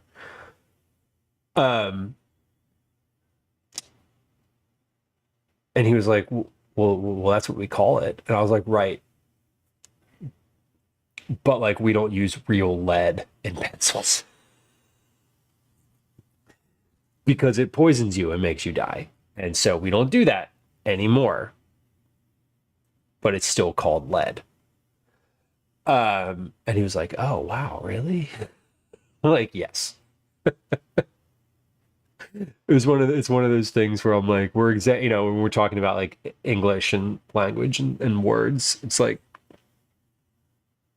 yeah, like we call it pencil lead, but like, you know, we try not to use lead in things anymore. Wah, wah.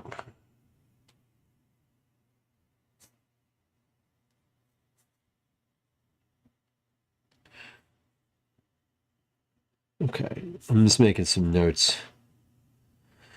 Basically, like, hey, let's like use less. Don't fill the pot all the way because then it'll take longer to boil.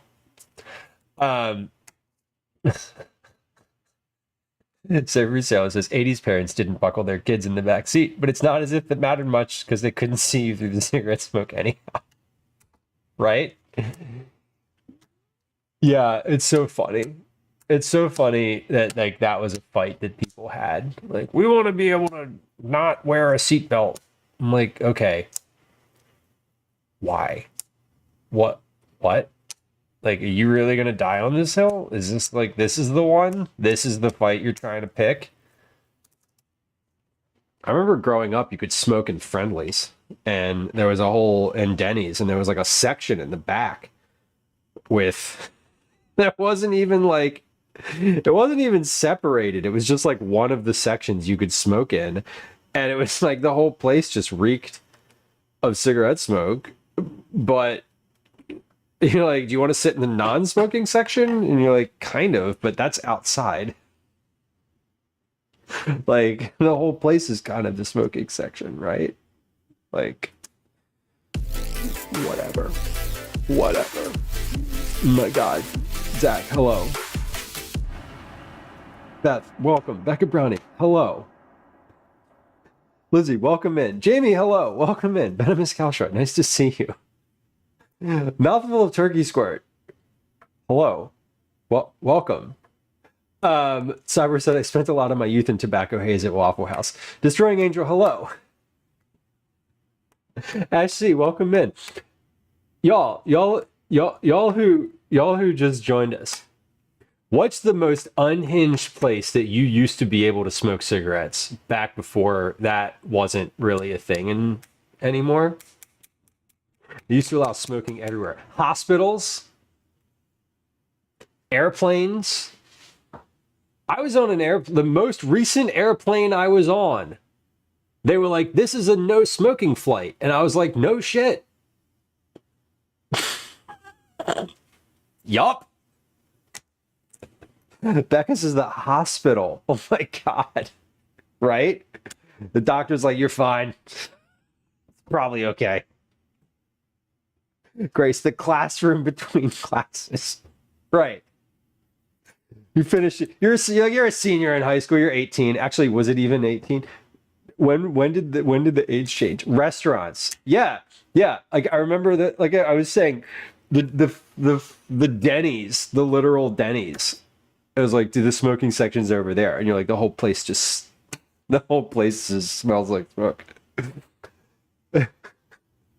Bella says, I caught the edge of the no one gave a crap if you smoked in high school. Amazing. Jamie says, I have a picture of my newborn brother next to an ashtray in my mom's hospital room, right? And the newborn was smoking Pall Malls because that was what the doctor said was best for newborns. They used to allow it at all bars. At bars. Yes. I'm young and Australia has really strict anti-smoking laws. Good. I'm on team like, let's keep it outside. My grandfather was a pediatrician. He was one of the driving forces of indoor smoking in West Virginia, for which he got death threats. Obviously. Just like I'm saying with like the seatbelt thing, people were like, we want our rights. And I'm like, but why? The middle of the mall, of course. Just ashing into the fountain. And then there's people who are like, what's a mall?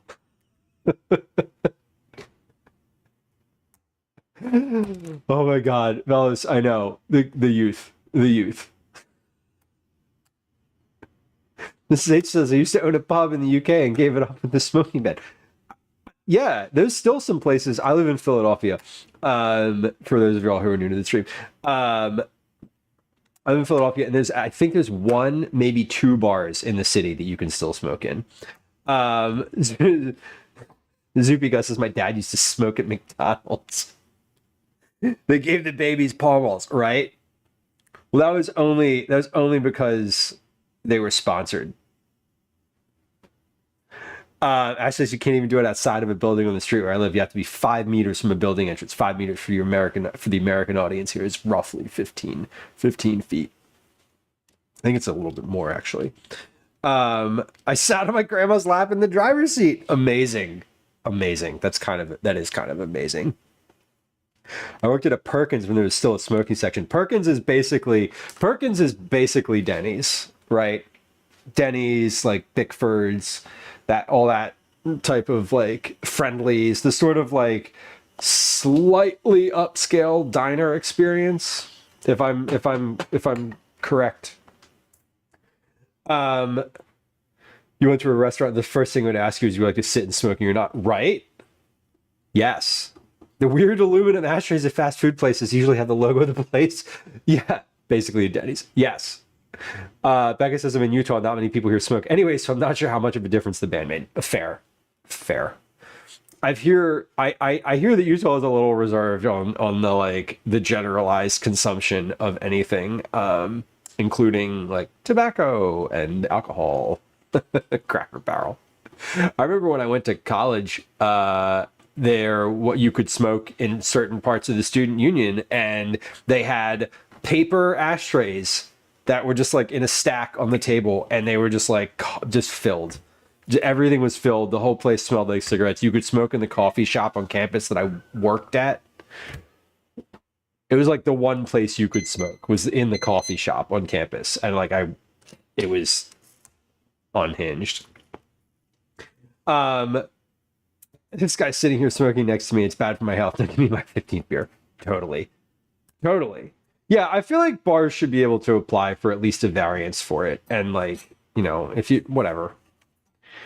They're dens of sin anyway. I don't drink, so I still like going to the bar. Occasionally. I like the vibe. Ponderosa. Holy shit, I haven't thought about Ponderosa since the very last moment that I stepped out of one when I was 10. Bob Evans. Down on the farm, we smoke Winston's. Hey, Zach, thanks for the raid. I hope you're well. I have some pasta cooking on the stove. I'm gonna drain that. We're gonna like mix that. I'm gonna drain that. I'm gonna come back and say hi, tell you a little bit about what we're doing. I'm gonna finish this dinner aspect then. But thanks for bringing friends through. Thank you for indulging me about my smoking question. I haven't like thought about indoor smoking in a long time. Oh man. There's a couple places in Philly that you definitely can. Like there's a cigar bar that you can smoke cigarettes inside of, but they obviously have a variance for smoking. Done. Finished. Well, turn it off. Okay, we're going to save some of the pasta water. I want to note for all the people who are like, save the pasta water. I'm saving some. Here it is.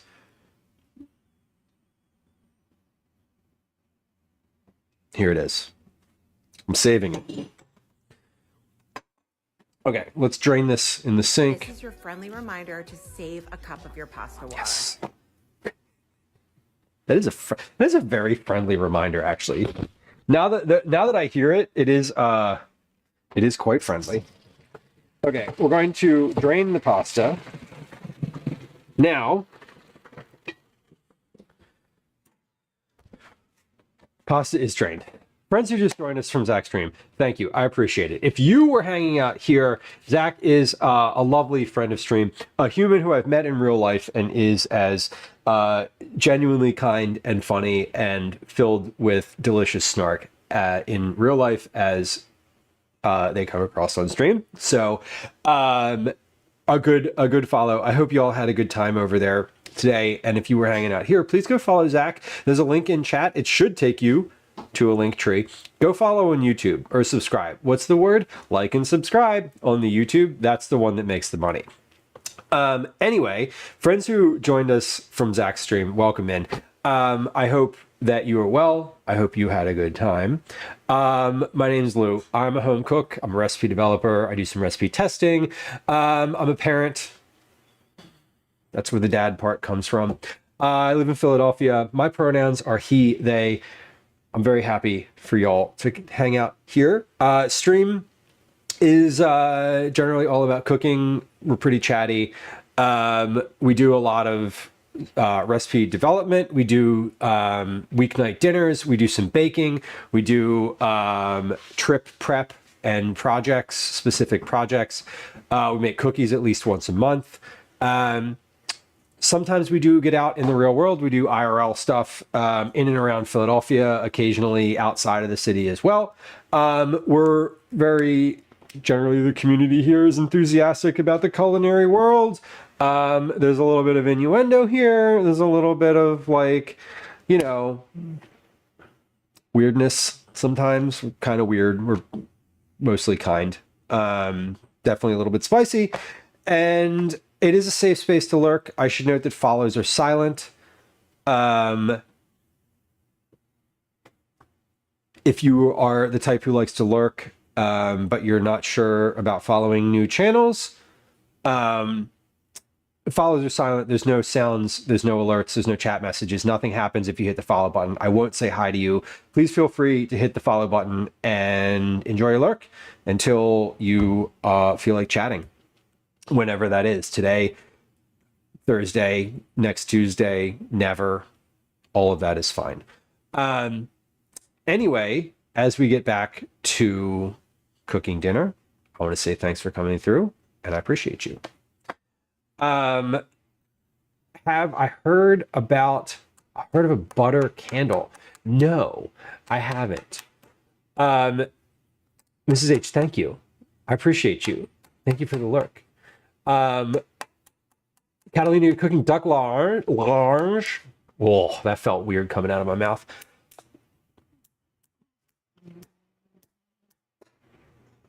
Yup. Anyway, I mentioned innuendo. Did I not? I think I did. That's what we learned about on the ZM channel today. Oh God.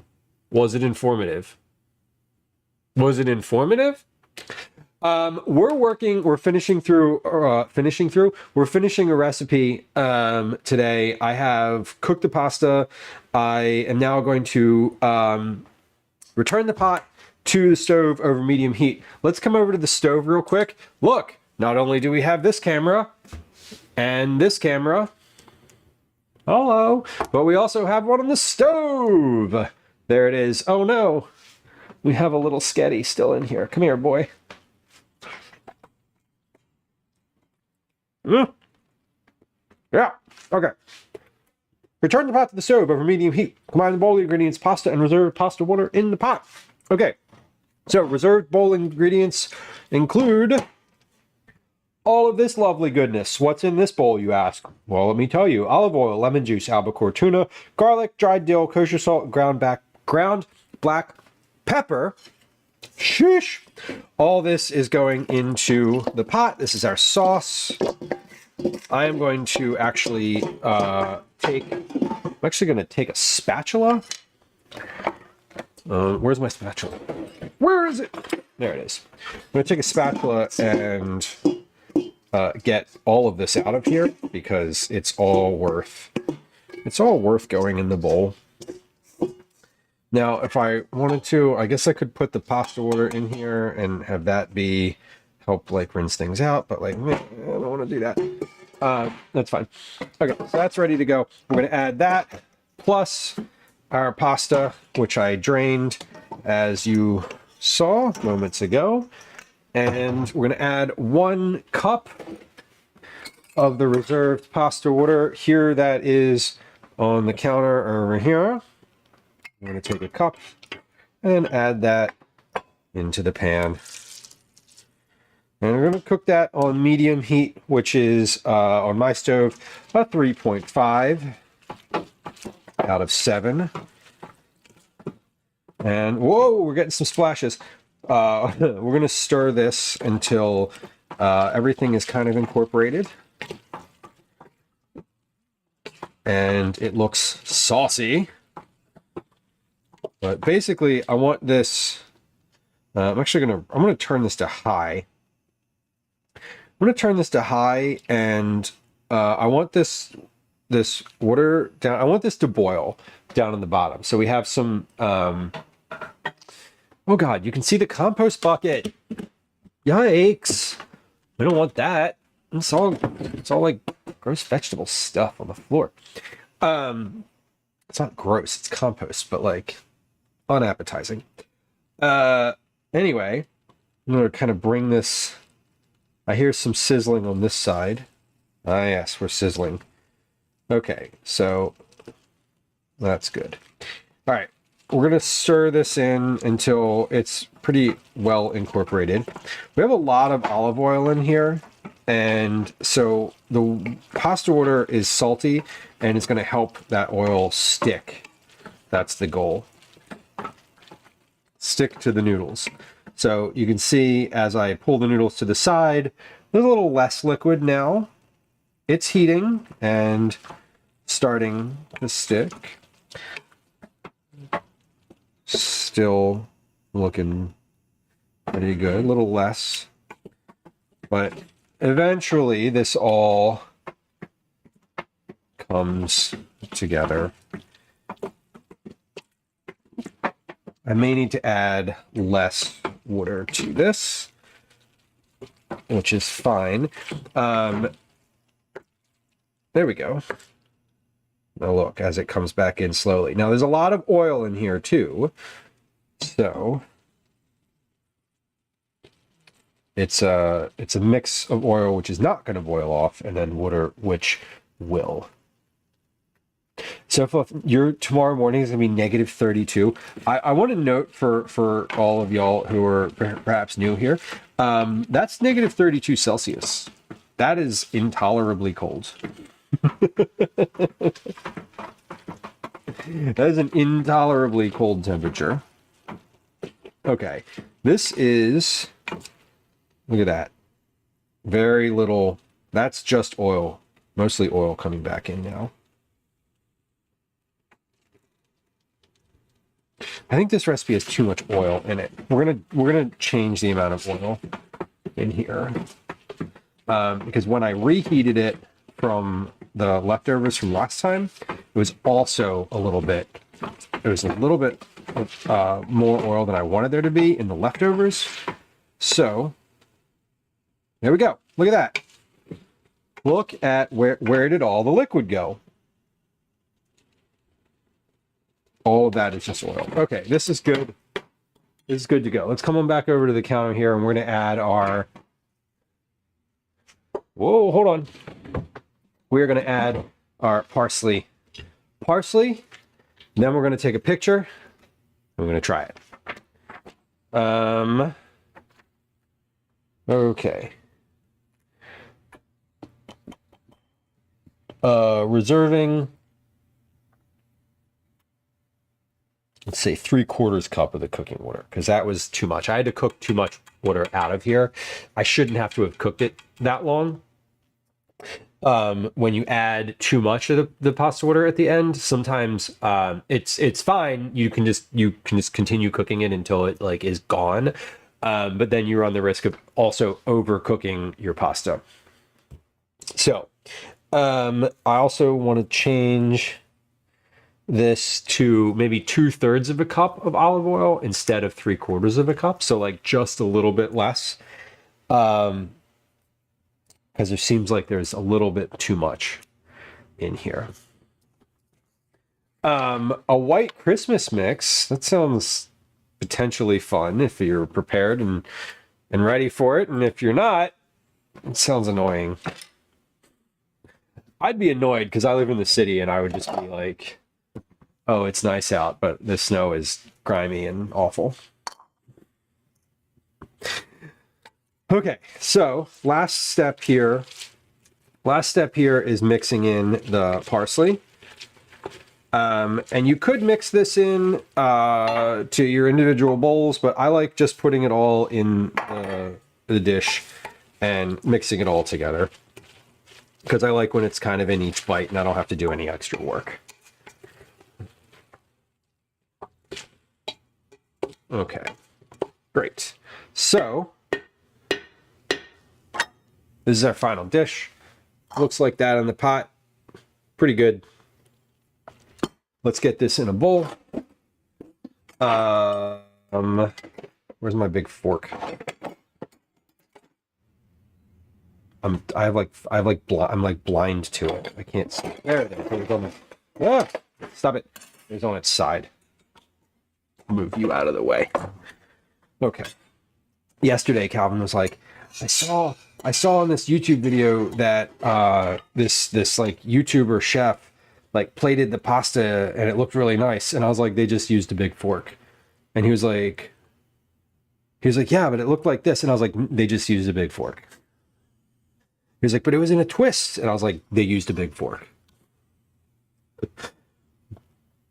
Like, how did they get it like that? I'm like, they used a big fork. And he was like, well, how come yours doesn't look like that? I was like, because I just used tongs and like slop it into a bowl because I'm not presenting it for your visual pleasure. Like, you want it to look nice? I can make it look nicer than I do. But it just takes some modicum of additional effort, which, like, we're putting pasta on the table. Like, chill out. It ain't that deep. Remember when my dad killed my dreams too, right? Sorry, kid, the magic's over. Okay, let's take a picture of this before I forget. I need a flat wood surface. Pizza peel will do.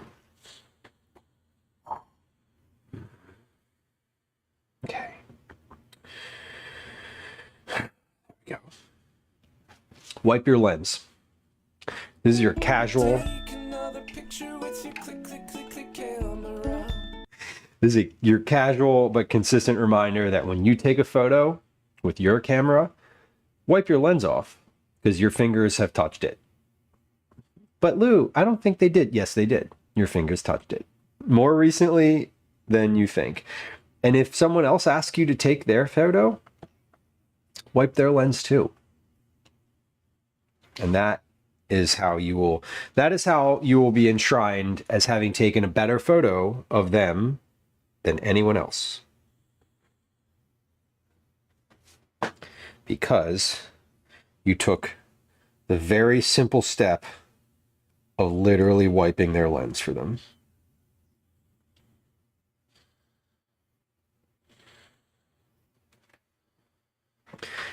I know, I ruined the cookies with the round chips. I ruined the pasta by not serving it in a nice little, nicely twirled way. So Fluff, you have a sliding door camera cover on your phone. That's okay, that's nice. I would still wipe the lens.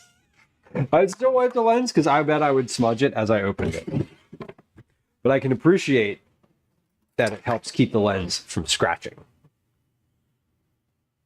which is also good.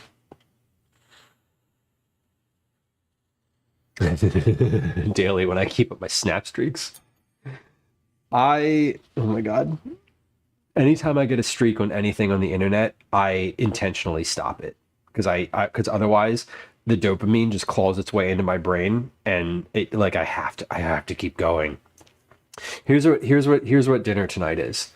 This is a bowl of tuna pasta. This has olive oil, a sauce with olive oil and lemon juice, tuna, garlic, dill, salt, pepper, and parsley, and it is just spaghetti. The oil in here is butter, not the oil in here is olive oil, not butter. It also has a bit of the pasta water in it. So hopefully this is good. Hopefully this is replicable. And if it's not, we'll do it again. Not tonight. We could. I could make this again tonight.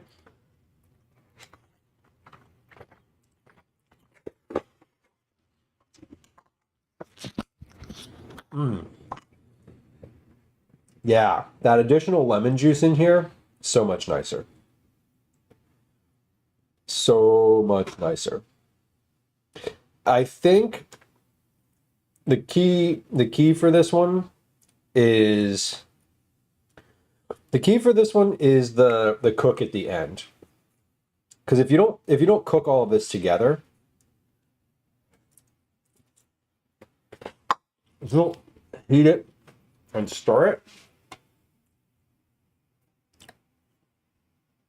it doesn't emulsify and the sauce doesn't like gel nicely. So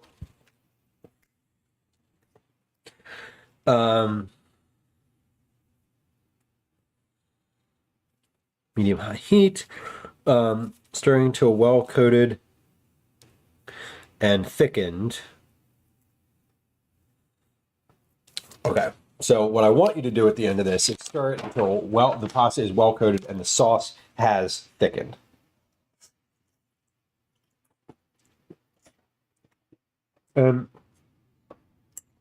Now, I kind of wish that I had added the tuna, the liquid from the tuna can where it said "do not drain." I'm curious what difference that would have made. But I think in this recipe, I'm going to say if it says to not drain it, to add the liquid. And if it says to drain it, then obviously drain it.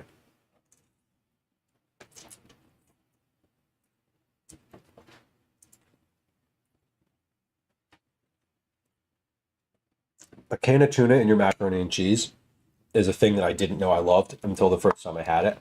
And now I know that I love it.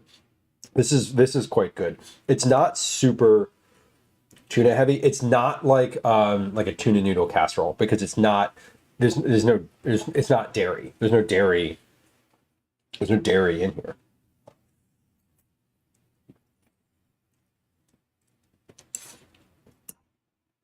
Damn. I would add even more lemon to that. If I was just so I've made this myself. I've made this dish for myself or for the house multiple times. I know that I've made it on stream before. I can't tell you when. I don't remember when. I'm positive that I've made this on stream probably years ago. I think for me, there's a balance here because with tuna is good. I want more tuna and more lemon. But I don't want to call for someone to use 3 cans of tuna in a weeknight pasta dish. That feels excessive. 2 feels kind of like a lot. Honestly, 2 is like the minimum. I would say if you love tuna,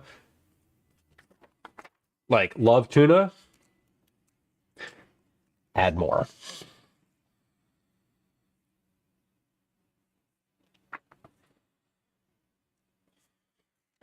Because it really kind of, like 2 cans of tuna get lost in a pound of spaghetti. The flavor's there, but if you want like a lot of chunks, then this is not going to be as satisfying. My mother used to screw up boxed mac and cheese. It is possible. Lemon zest at the end if you're being fancy. Yeah. Yeah, and I mean, I'm not cooking the lemon per se, but I am heating it at the end. Like it's not on the heat for a while. But I'm also saying that you can add a bunch of other stuff to here. If you wanted to add like white beans to this, we're back on the white bean train, always on the white bean train.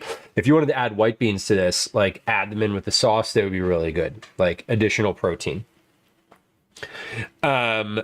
You could definitely add lemon zest to the end of this. You could add fresh dill to this. I love it with a little bit of crushed red pepper. That is how I like it, like exactly like this, just with a bunch of crushed red pepper in it too. Going back to like we were talking about spicy earlier.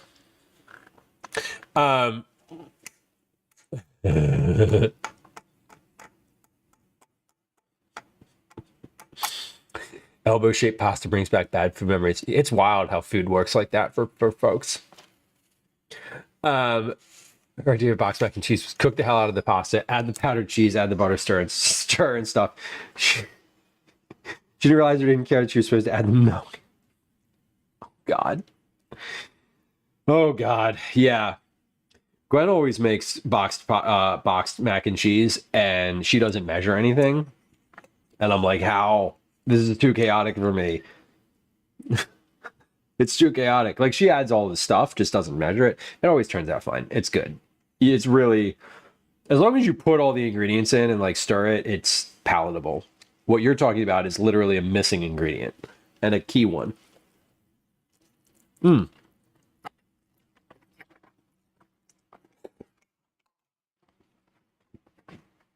know what else I need to do? I needed to rinse that parsley. There's like a slight amount of grit on it, and it's definitely from the parsley. It's not from the tuna.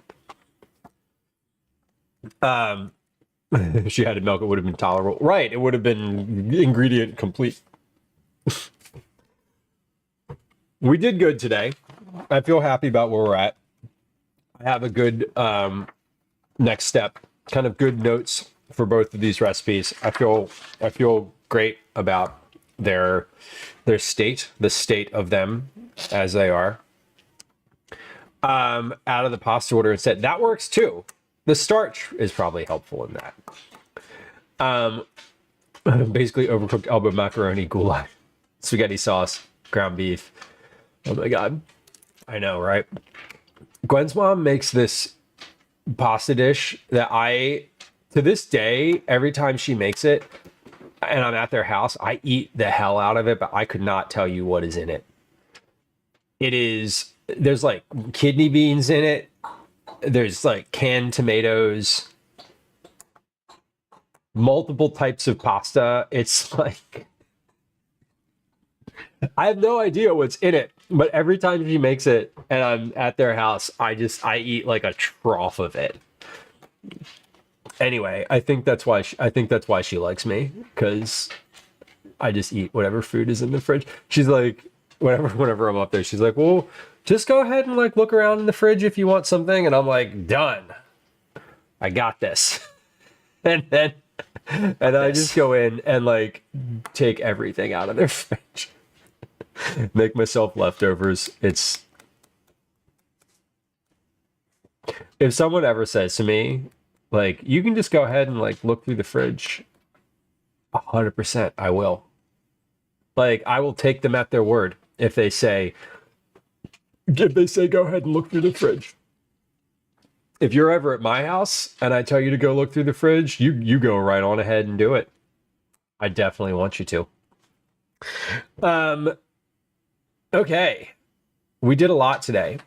We are we're in a good spot. I want to show you, let me show you, let's recap, and I'll show you like what we did today. And then we will get out of here. I don't really know where we're going. I'm looking around for where I think we could go next. I think I have an idea. I'm pretty sure I have an idea of where I'd like to go.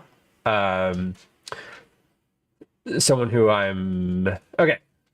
Let me show you. Yes. Sorry. I keep closing the friggin' page that I'm trying to look at. I literally keep closing the tab. Annoying. Okay. We got it though. How far in is this person? Oh, not far at all. Okay. Great. I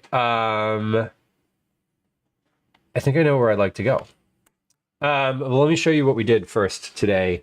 Anyway, other than the pasta, which I have shown, we did that. We did some soup. The soup is chillin'. This is a cauliflower and cannellini bean soup. So we made that. We also made salted butter and chocolate chunk shortbread cookies. They look like this. Gwen had one on her way out the door this evening and made happy noises, which we love to hear. So that was a good thing. The next time that I'll be live is Thursday. I was gonna make cookies on Thursday. But I made them today. So we're going to do something on Thursday, something food related, I think. I was thinking of making cheese danishes on Tuesday of next week, Liz. That was my plan. Are you around on Tuesday? Okay, good. Good, because if you were like, oh no, I can't, then I might switch gears. I might switch gears anyway. I need to like recalibrate because I was gonna. Oh no, Tuesday I also have to bake some. I have to bake some stuff for. Or not bake. I have to make something for Calvin's school. We're gonna make something. Yeah, we're gonna make something for Calvin's school. Anyway, I know where we're going today. We make pizza or tortillas or pita.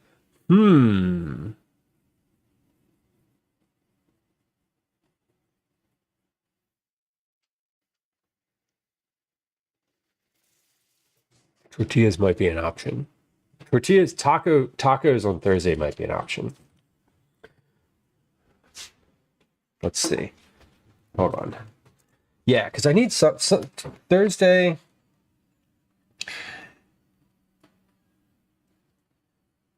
Okay. Maybe. No promises, but we're gonna write it. I'm gonna write it down. I'm making those chicken pot pie toasts on Thursday. I know I'm making those because I need those for Calvin for school on Friday. We may end up doing Danishes, but I think I'd like to do the Danishes, I think, on Tuesday of next week. Because I was thinking I'd like to have something going into the Christmas holiday. I'd like to have a bunch of Danishes to snack on Christmas. Okay, we're going to raid a new to me streamer who I've seen doing food and drink a couple times. I'm not sure if food and drink is their primary objective anymore, but I've seen them doing several food streams now in a row. This person has what tags do they have on the channel? English, casual, ADHD, lurkers welcome, cozy, woman, grub guild, cat cam, and backseating welcome.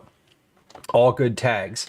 This is we're going to follow going to go to Warzy Blue, Warzie Blue.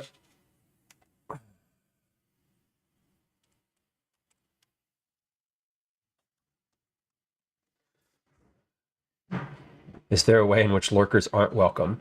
Yes. People who... Wait, did I hit start raid? Oh, I did. Okay, it's like not showing... It's not showing me that I started the thing. It's like, it's literally, it's not... Oh, it's weird. It's not coming up on my thing. Anyway, oh, it's up there. Oh, weird. Okay. Luke, thank you for hanging out today. I appreciate you. It's good to see you. I hope you're having a good week. I hope Tuesday's been kind to you. I hope you, in general, all people. Yeah, calling people out of lurk. Savory Sailor, don't do it. If I'm in your chat and I haven't chatted and you say my name out loud in reference to me being in your chat, there's a 100% chance I will never be in your chat again. Because I will unfollow you. Anyway, a little about me. Lurkers are welcome here. I will never say your name in chat unless you chat first. I should mention that follows are silent. We don't say thank you. Anyway, I hope you all have a good one. Okay, bye. We'll see you on Thursday. Okay, bye.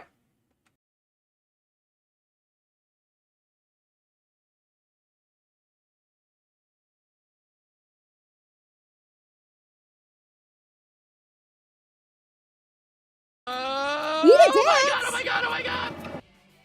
Eat it, Dads! Welcome in! Hello! How are you this evening? Welcome in, everybody! Yo, if you're not following Eat It Dads, go follow Eat It Dads.